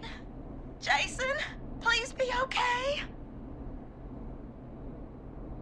What's up, Peggy? We can't stay on the line with her all night. Dawn is still out there. What if other people need us? You're right. She's probably on her way to her next target right now. Exactly. And you heard the nurse. We need someone there with training who can stabilize him. He's got to get to the hospital somehow. Any suggestions, Peggy? I might. A little before you started working here, KFAM did a mandatory first aid training course. Me and Karen missed it because we were away on a producer getaway. You skipped it, didn't you? Never mind. So, how does KFAM's first aid course help us? Casey said they're at 25 Nancy Drive, right? Yeah? Why? They put up a bunch of cheap houses around there about 10 years ago. So a bunch of people here at the station live around there. Do you think any of them could help Casey and Jason? Probably, but I don't know who lives there. And since I missed the training day, I don't know who knows first aid. Could you call them and ask? I don't know everybody's numbers. I've only ever called Karen. Everybody's personnel info is probably in Reggie's office. Got it. I'll look through their files in Reggie's office. It's a life or death situation. I'm sure they won't mind. Right. But there are a couple of problems with that. Go on. It's sensitive information, so Reggie probably locked it in his safe. Great. Great. Do you have any idea what the combo for the safe could be? Not a clue. Reggie's a serial note-taker, though. Maybe something in his office will give it away. Right. There is something else. I'm not gonna like this, am I? Have you ever heard, the future is floppy? Peggy, what the hell are you talking about? I'm talking about floppy disks. Floppy disks are like these futuristic things that have information on them. You put them in a computer and they do something. Peggy, I know what a floppy disk is. Anyway, Reggie decided that the future is floppy and started phasing out our physical records and replacing them with these floppy disks. I imagine it's the same for our personnel files. That's good to know. Since we haven't heard anything from Casey, I'm guessing Jason's okay for now. I'll check out Reggie's office and see what I can find. You'll need a key for that. I'll just slide it under my door now. Thanks, Peggy. I just have to look around.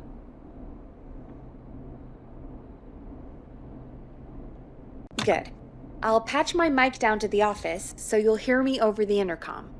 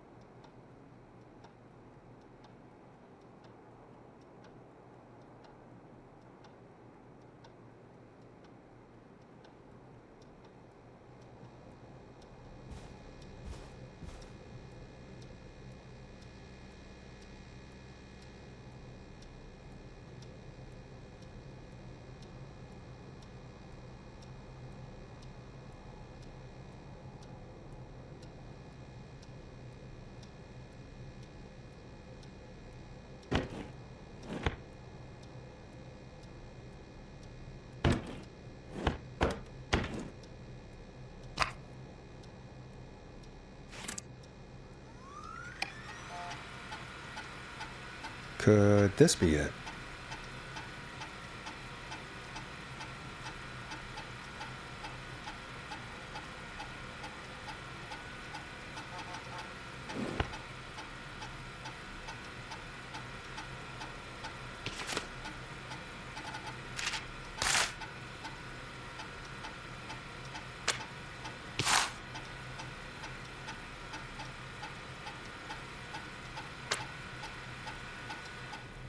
Looks like I need a 4-digit code.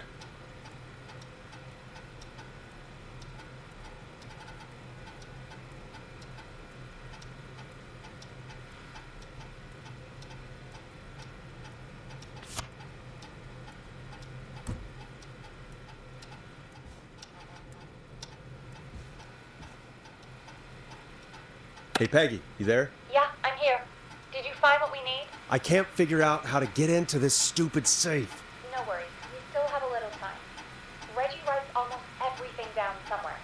I'd recommend you start reading. I'll have a look around. You're probably right. I'll let you know when I find something, or don't.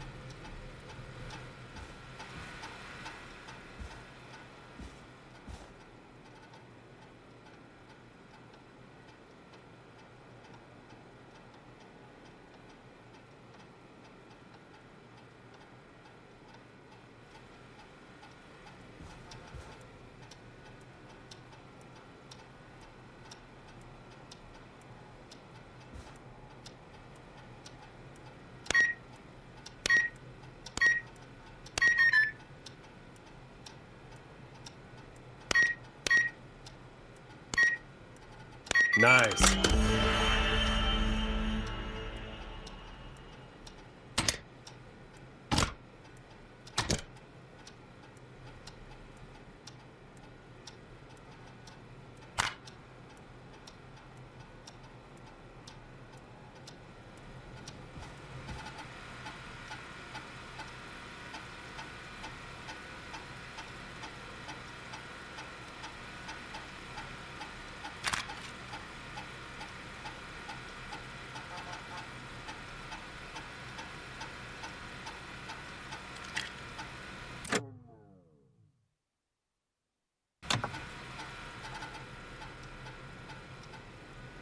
I'm in, Peggy. I found the floppy disks. Just put it in the slot, right? You got it. Remember, we need somebody with medical training who lives near 25 Nancy Drive. Let me know when you've got somebody. And don't waste time on anybody that can't help us.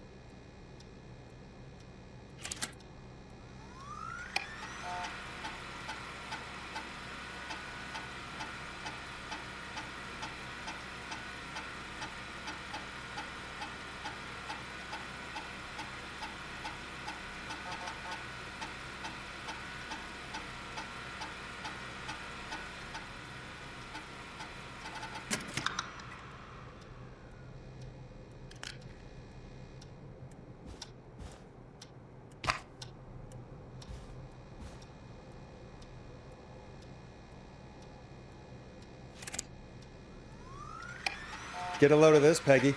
Apparently, I'm a lone wolf type. Forrest, what are you doing? We don't have time for this. We have a man literally dying on the line, and we're more interested in you. You're right. I'm sorry. I need to focus on possible candidates. I can read the rest of this later.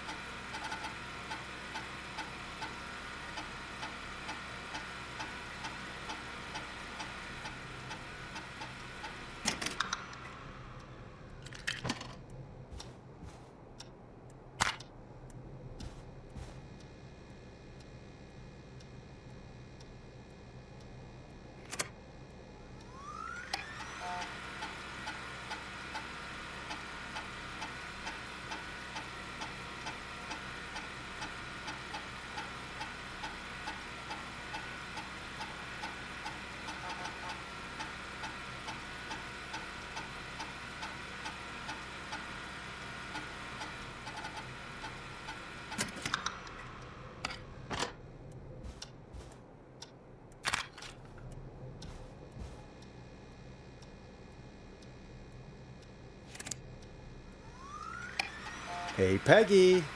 I think Reggie's on to you and Karen. Maybe don't bring those little drink umbrellas into work for a while. What? Why are you reading my file? You need to find someone who can help Casey. We already know I can. Don't waste time. You're right. I'm sorry. I need to focus on possible candidates. I really shouldn't have read both. We're in a hurry.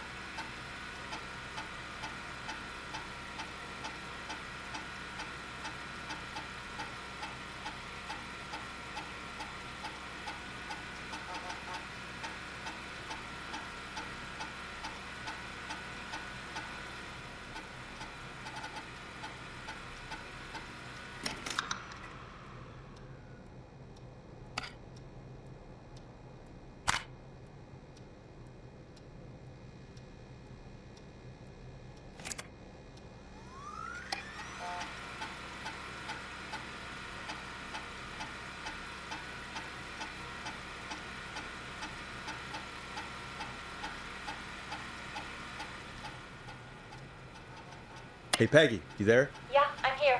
Did you find what we need? I think I know who our best bet is to help Casey and Jason. All right, good work. Who should I... Hello? Is anybody there? Please pick up. Casey, I'm here. What's wrong? Jason started going pale. I tried to get him to rest, but he just threw up everywhere. What's happening? What do I do? Peggy? I'm drawing a bit of a blank here. Forrest, I think he's going into shock. But the bleeding seems to slow down. Did I mess up? Jason, I'm sorry. Casey, calm down. You've done everything right. I need you to listen to me, okay? For Jason. What did the nurse say to do about shock?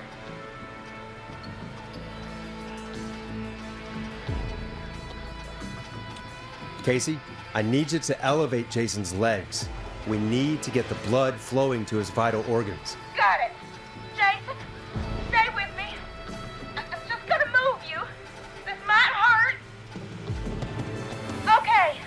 I propped his legs up on some boxes. I'm looking at my notes. We need to get Jason as warm and comfortable as possible. Do you have anything you could use nearby, Casey? Yeah. I still have some laundry next to me. I'll wrap him in some blankets. Just give me a second. Sorry. Sorry.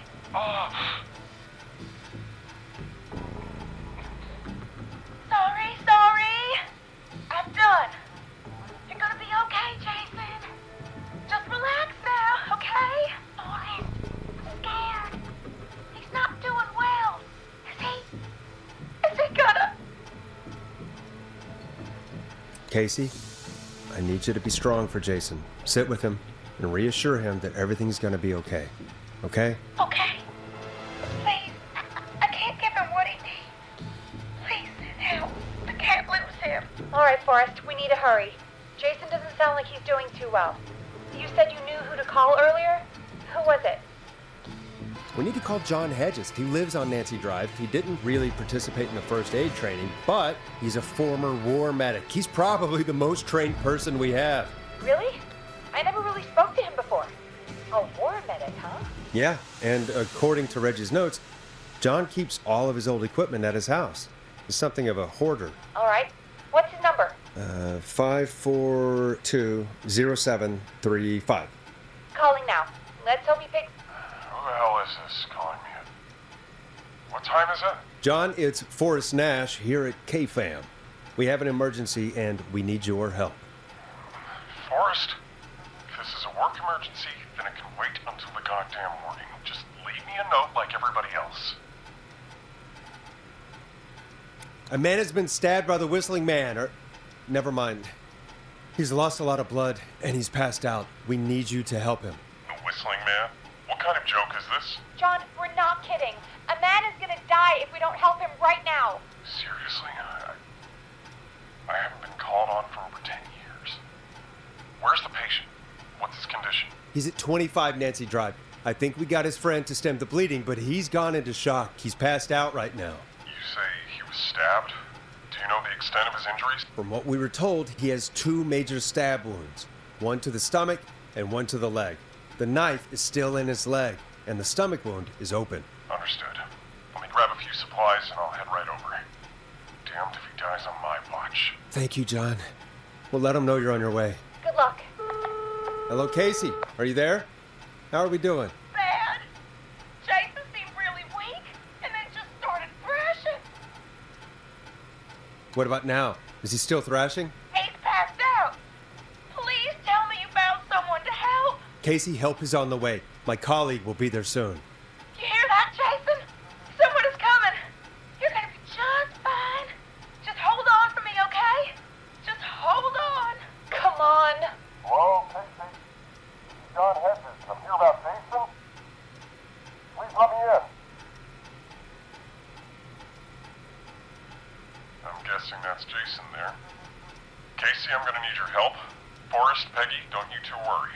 We've got this from here. Okay. Forrest, we'll call you back later. I have to go now. Good luck, everyone. God, I hope he's gonna be all right. And with that, the show moves on. We're sending our best wishes to Jason. Well, after all that excitement, I think we could use some music.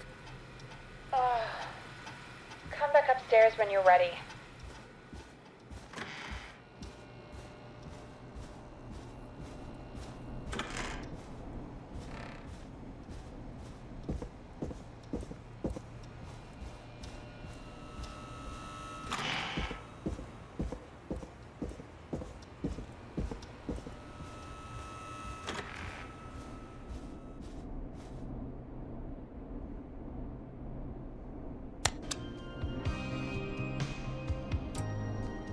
Coming up for your listening pleasure, it's Caged Tiger with their single, One Last Goodbye. It's getting pretty late. This might be your last break for the night, so try to enjoy it. Give me a buzz when you want to go back on air.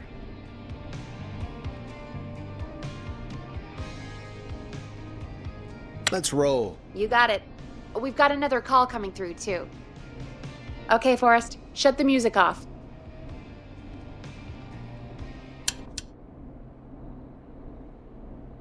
Welcome back to 189.16, The Scream. I believe we have another caller on the line. How are you tonight, caller? Forrest, it's me, Roller Ricky. Oh, and Maxie's here too. Good to hear from you again. How are you both doing? Oh, we're good, man, thanks to you.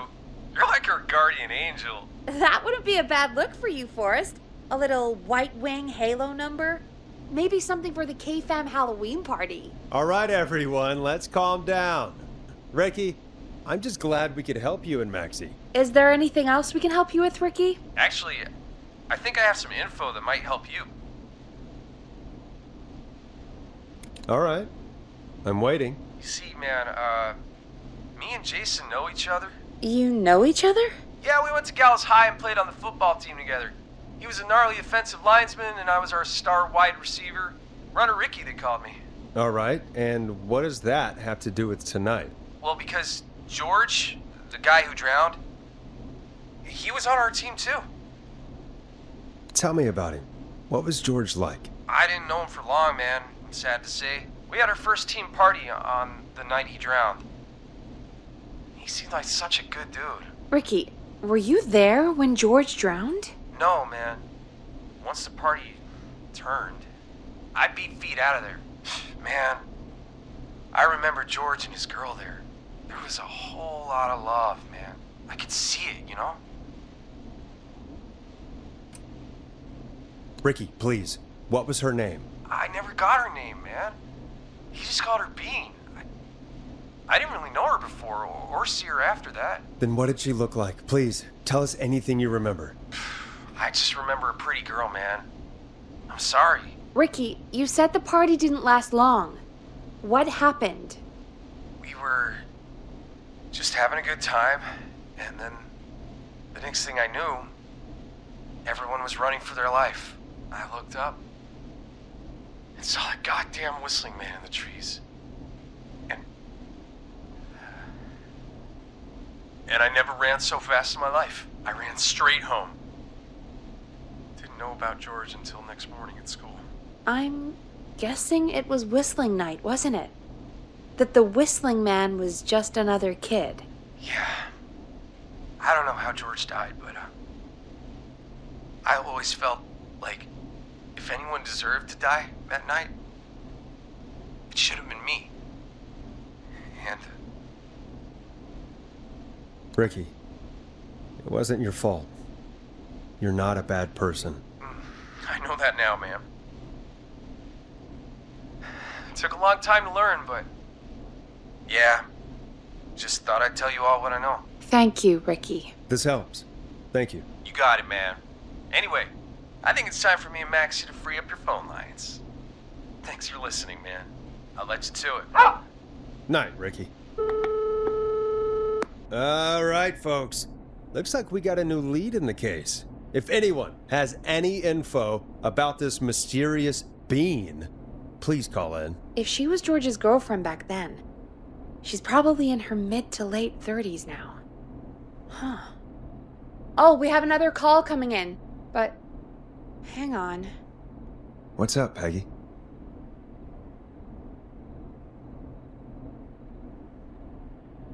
Peggy? You're gonna want to take this call off the air. Who is it? Just do it.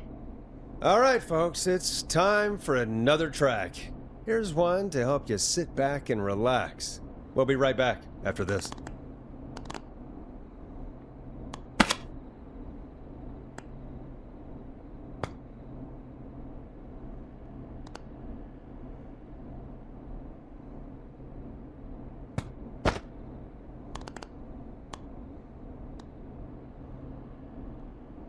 Play a record, Forrest.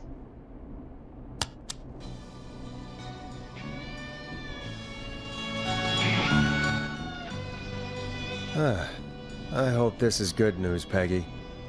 Who have we got? Find out for yourself on line 1. Hello? Forrest! I'm glad I got back through to you. Sounds like it's been a busy night, huh? Surprise! It's Leslie, our 911 operator, leading the charge from Henderson to come save us. It's so good to hear from you. Are you okay? I am. I'm driving back with an officer from Henderson now. We got back into radio range a little while ago. We've been listening in, but haven't been able to get through until now. It's been non-stop since you left. Please tell us you're bringing help. You bet! I'm leading a whole goddamn squad towards Gallows Creek as we speak. Turns out somebody had cut the phone lines. They had no idea what was happening. That's great news! That's crazy about the phone lines, though. Do you think the whistling man cut them? I'm guessing so. I don't know how the whistling man did it. But that doesn't matter right now. Listen, we're coming in hot, but we need your help. I know Gallows Creek isn't a big town, but if we don't know where the whistling man is, we can't get him. Her. That's where you come in.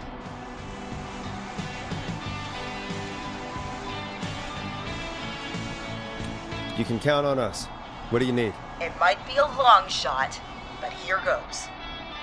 The whistling man already called up a few times. I bet she calls again. We're still a little ways out of town, so if she calls, stall her. Buy as much time as you can for us to get in. And while you're talking to her, try to figure out where she is. We'll be listening in, so once her location is known, we'll head straight there and end this nightmare. I'll do my best. I know you will. Heck, I can see the headlines now. Forrest Nash's interview of a lifetime. Anyway, I'll radio the other cars and tell them the plan is a go.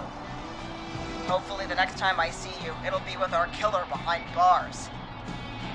Take care now. We'll see you soon, Leslie. Oh, thank God.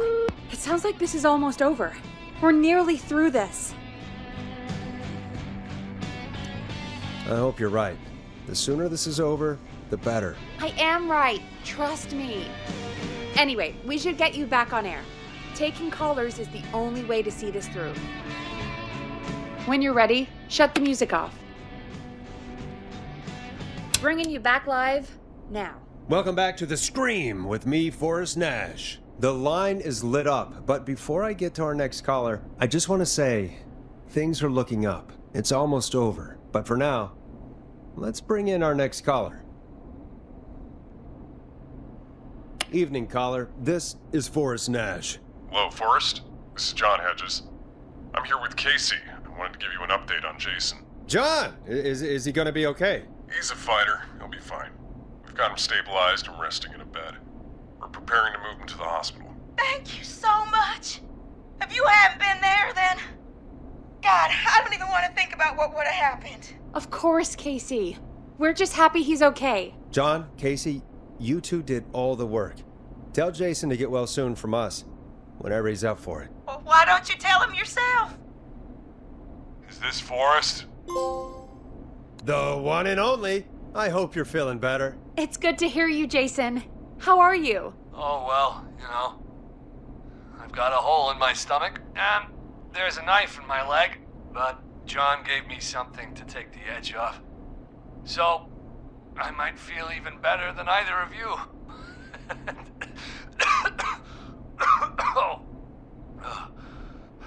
Take it easy until you get to St. Gabriel's. I will. But, before that, I needed to call you. I'm guessing the Whistling Man is still out there? Yep. As far as we know, anyway. I was worried you'd say that. God damn it. Actually, I'm glad you called. I wanted to talk to you about what happened earlier. Go for it. We spoke to Roller Ricky not long after you were attacked. You spoke to Ricky? Is he alright? He is now. I mean, he was attacked earlier, but this call came after. Hey, guys, I'm really sorry, but there's a call on the other line. I just need to make sure we don't have another situation brewing. You fill Jason in on what happened. I'll be right back. Sure, Peggy. Sorry, Jason, where was I? Yep. Ricky's fine. You don't need to worry about him. That's a relief. He told us about George. Sounds like everything's finally coming out now. It's been tough to hold it all in. Sounds like you've been holding back about something awful, Jason. I'm part of the reason my best friend is dead, Forrest. And the few who knew about it said if I ever said anything, I'd find myself in jail. For a long time. It was hell. And then the town just moved on. Like he'd never existed. What happened that night? I went along with the stupid prank, that's what. Whistling night. Some of the guys on the football team had an idea for a way we could haze the newcomers. We decided to plan a party in the woods and have the Whistling Man crash it. It was stupid. We each had a role. I was the stabbed friend. At the party that night, I left the group for a second, met our Whistling Man, pretended to get stabbed in front of everyone. Started an almighty panic, those screams. That was the last time I saw or heard George alive. How did George die, Jason? I don't know. I was playing dead. But when I heard her scream... Ricky mentioned a girl named Bean. Is that who you mean? Bean? Oh yeah. I guess George did call her that. Yeah. He called her Bean. I heard her again tonight, Forrest. Her name was... What? What happened? Are we still on air? No, we're not. Seems like the power is completely gone. How do we get it back on? I don't, we can use the emergency generator down in the basement. Reggie picked it up a while ago in case we ever needed to do an emergency broadcast. An emergency broadcast? Emergency? You know, nuclear war, alien attack. broadcasting a serial killer's location to the cops so we can end this nightmare? Fair point! It's in the storage area, in the far back corner, up on the wall. You might have spotted it earlier when you were digging around for all those tapes. It'll have a big red button. Just press that. I'll see you when you're back.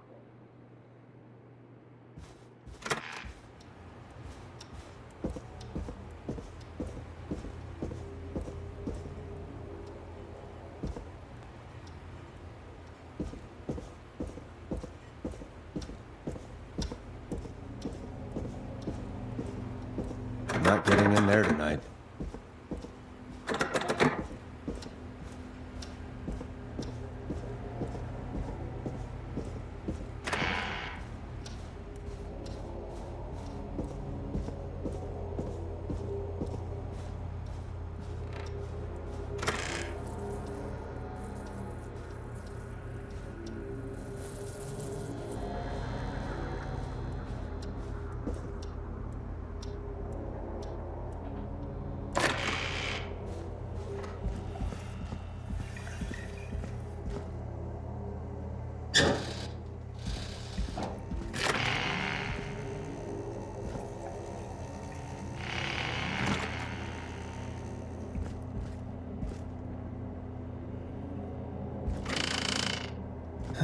Far back corner.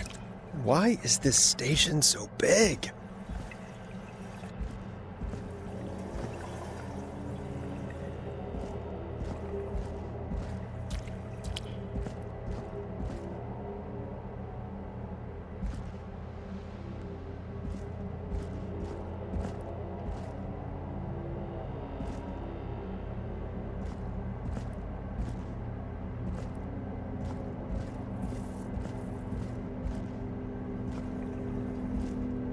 That must be it.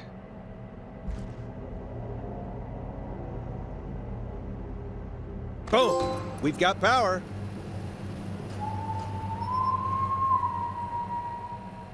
The whistling man.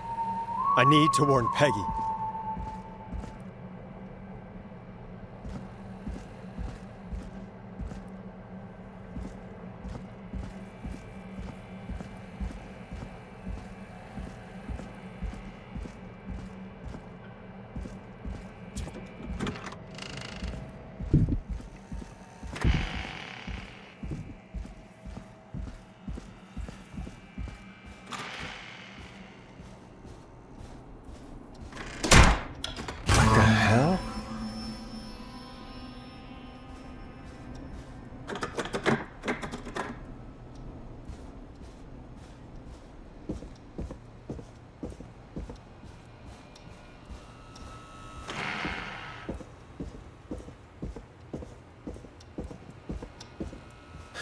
Oh no.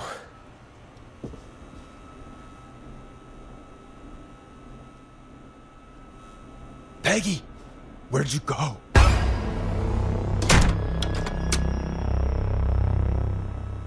No way. This can't be happening.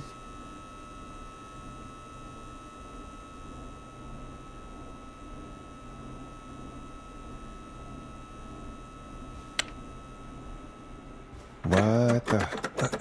A call?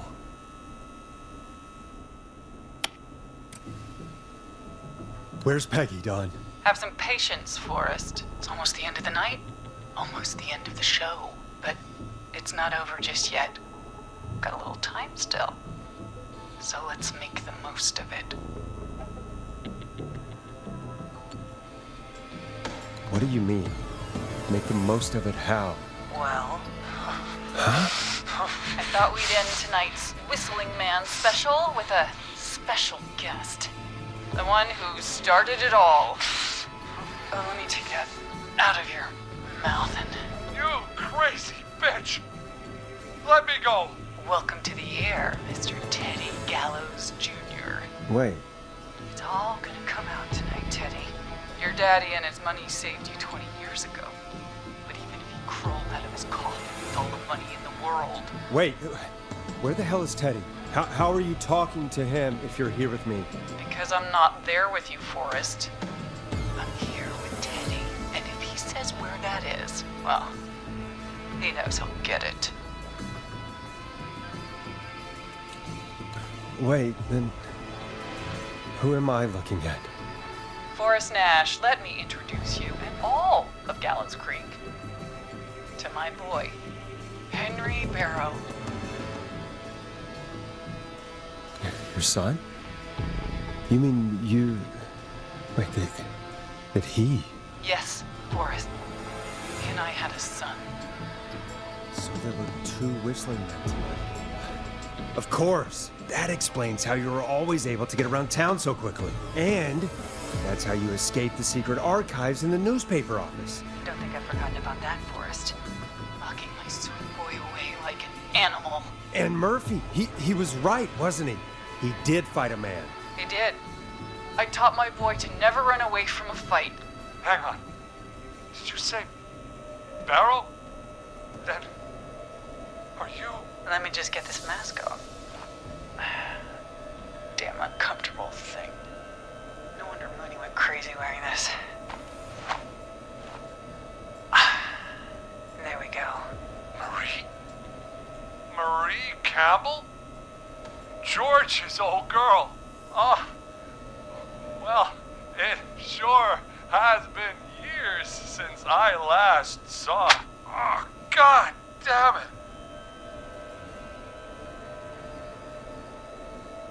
Marie Campbell? So, not Dawn, huh? No, not Dawn. What are you going to... Everyone's gonna know now what Teddy did. He killed George that night. This night. 20 years ago. Listen to me. You... You're gonna talk when I talk to you. And not a moment before. Meanwhile, Forrest, I'm gonna give you the chance to talk. You're gonna help me reveal what really happened to George all those years ago. Why should I help you? Why should I play any part in this? Because I think you believe in justice. You think this is justice? You have no goddamn idea, Forrest. These people you've been trying to save, they were all in on it. They all knew George was murdered, but... Murdered? Listen, I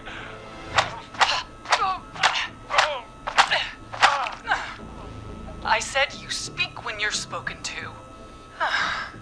Now, I know you've done some good work tonight in piecing together what happened to George 20 years ago, and that's why I want you to interview us.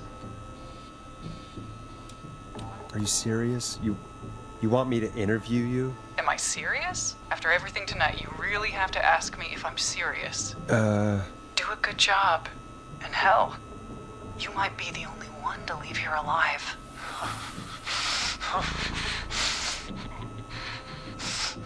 I need to drag this out. If I can buy Leslie time to get back to Gallows Creek, and if I can find out where Marie is, then this can end. Teddy, we'll start with you. Just, talk me through what happened that night. How did it start? How would I know? It was 20 years ago. Teddy, be honest with me or we're both going to die. Honest? Forrest, I'm trapped here with a psycho. What the hell? God damn it. Okay. Our first team party was coming up. And when I saw the date it was scheduled for, I had an idea for a way we could prank the new guys. I understand that kids in Gallows Creek know tonight as Whistling Night. I'm guessing that's what you mean? Well, we didn't have a name for it then. It was just the night that Mooney went missing. But Whistling Night is what they'd call it later. Wait. You mean this was the first Whistling Night? Keep talking, Teddy. We went up near Whistling Point. God, who was there? Me, Jason, and George, of course. But George didn't come alone. He brought Marie. And Roller Ricky, he was there too, wasn't he? Yes, Ricky was there too. Runner Ricky, our wide receiver. I helped him off the bottle, you know. Because I'm a decent man. Is that so? Yes, it is. He came apart one day. Some people do. He had some issues. Wasn't stable. I didn't want him to hurt his chances in life. So, I helped him keep himself together. You were afraid he would talk about that night, weren't you? Keep talking. About midway through the night, we put the prank into action. We looked up at the trees and saw Jason there, bloody, like he'd just been stabbed. And the whistling man, screaming. George and I and Ricky, we got left behind. But Ricky was in on it too. I know he was. He and Teddy were as close as anybody. Teddy must have told him the plan.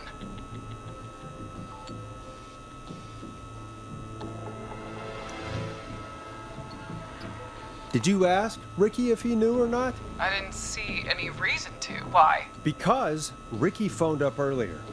He didn't know anything about it, Marie. What? He had no idea what was happening. He said he was as terrified as anybody. Isn't that right, Teddy?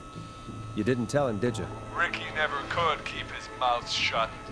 If we told him, he would have given everything away. But he... well... it doesn't matter. He didn't open his mouth enough to tell anybody about it afterwards. He's still guilty. It was just a stupid prank. How can you still say it was just a prank? Oh, come on! God damn it! You made George think Jason had been murdered. He thought his best friend was dead. And so tonight you stabbed him for real? It's the role he wanted to play. Jason's still alive, Marie. He was with a friend. We talked her through how to stop the bleeding and got him professional help just in time.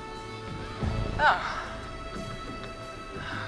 Well, shame he didn't have the good sense to die earlier. He's gonna regret that. Enough about him. Me and George took off running, but somehow we got separated in the woods. I ended up near the bottom of Whistling Point, and when I noticed George wasn't with me, I panicked. And then, I don't know how he snuck up on me, but the whistling man grabs me. I scream, and he starts laughing, telling me it's just a joke. I could stall for time here.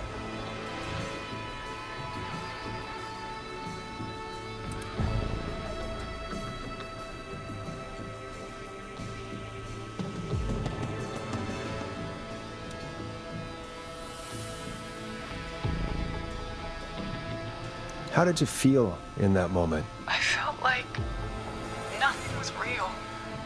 I felt small and confused. And Tell me what happened next. I suddenly recognized it was Chuck.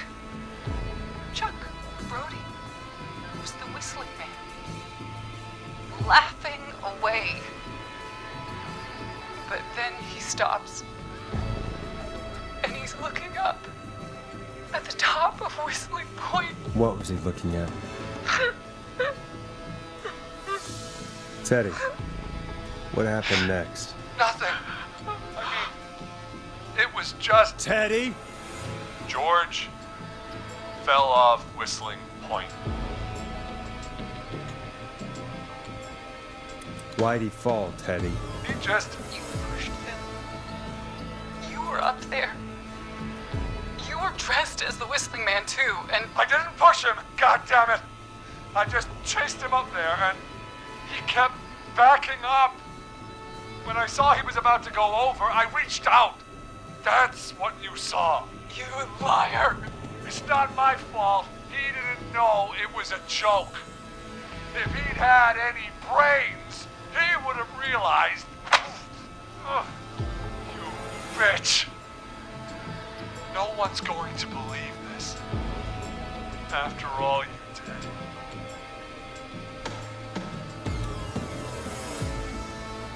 If she's lying, why the cover-up? My future was at stake, Nash. You know what it's like. People like us are bred for bigger things. I'm going to be the mayor of this town, Forrest. And then governor. And then, who knows? What happened that night was tragic. It should never have happened. But it was a mistake. It was just a stupid joke gone wrong. So my father sent Clive out to clean it up. Why should a blip ruin my future? George was a blip? That's an evil thing to say, Teddy. That's the way it is. My father agreed with me. Sandra found him the next morning while out jazz running. She found him in the river, but she lied about that to protect Teddy. She said something about her rent going up, unless she... Teddy, did your father own Sandra Sharp's dance studio? It's Gallows Creek, not Sharp Creek. I'd answer the question if I were you, Teddy. Yes, okay. We own most of the town.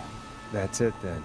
Your father was going to run her out of business unless she lied and said she found him in the reservoir instead of the river. What my father did in his business dealings is nothing to do with me. The false reports. That's why you killed Sheriff Matthews too, isn't it, Maria? Not just to get him out of the way, but... Everyone was in on it, Forrest. Even the coroner wrote a fake report. Said George was drinking, that he just got himself into trouble, and... I saw. I'm sorry. For all it's worth, Virginia didn't have much of a choice. She had a sick sister whose treatment she couldn't afford. She played along with the gallows to save her sister's life. And her own. Even still, she should have told the truth. I did my part. I tried everything I could think of. I even went to the newspaper, but no. That coward killed the story. We'll take care of Maurice Russell later.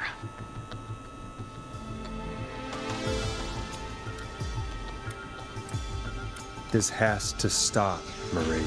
Never should have started. I shouldn't have pushed my George off a cliff. He should have been punished. But he's coming to a stop.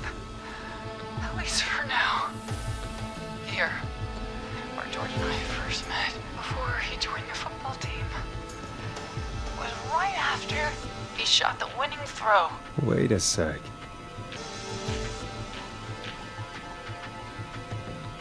We're at Gallows Creek High, in the gymnasium.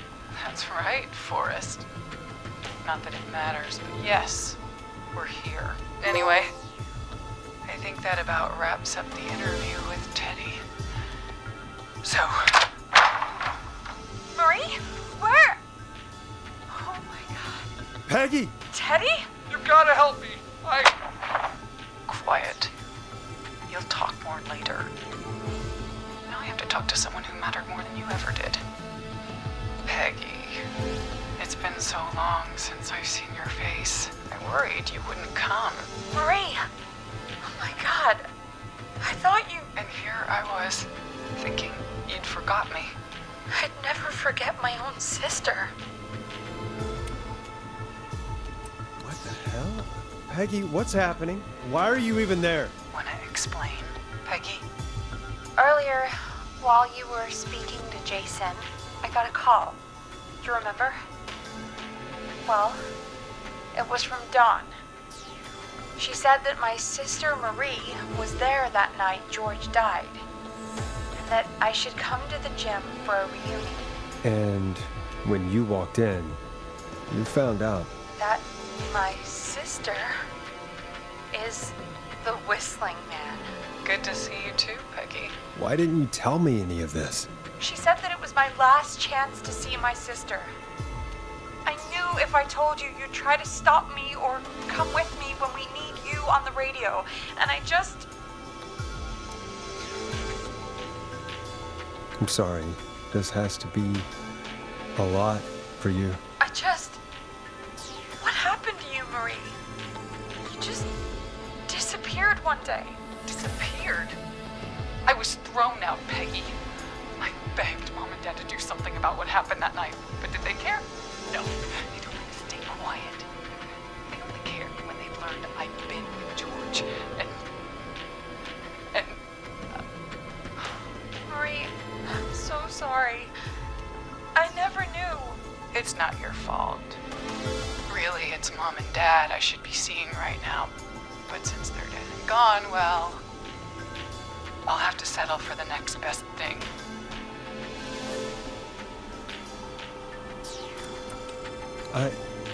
Wait. Is that why you went after that kid in the maze? Eugene Stein? Because his parents? That's right. Eugene's parents were there that night too, but they got themselves killed in a bus accident.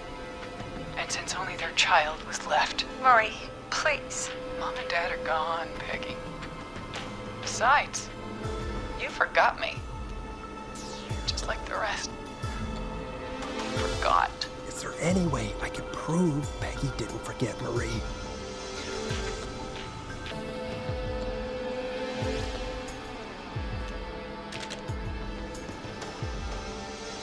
Marie, Peggy never forgot about you. Keep your mouth shut. She kept a card from you.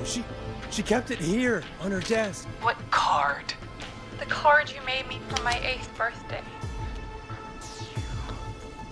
What does it say then? Happy birthday, Peg. Now you're great and 8. Love, M.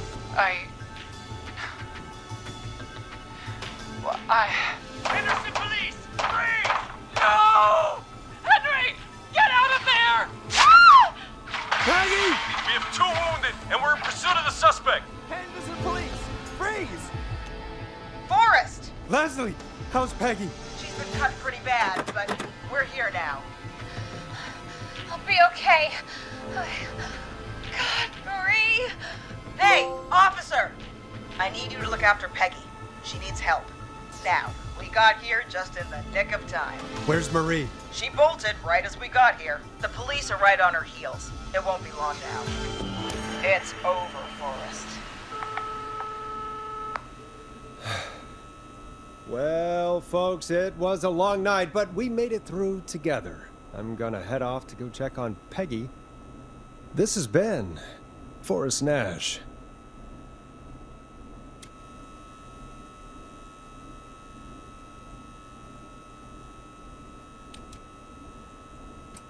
Good night, and good morning.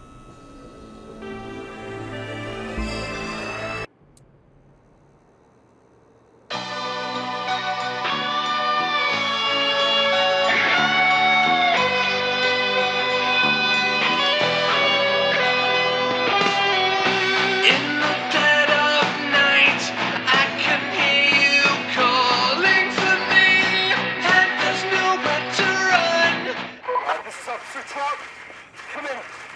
One suspect is in custody. We've trailed the other suspect into the nearby woods.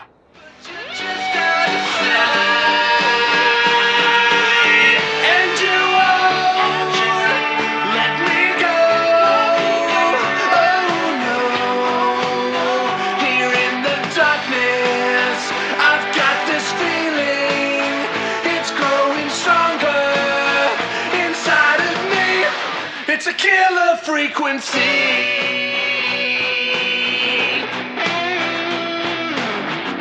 I can feel my heartbeat and it's bursting out of my chest.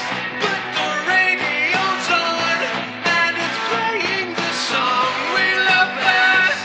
I can put up a fight, but you're just out of sight. And you won't let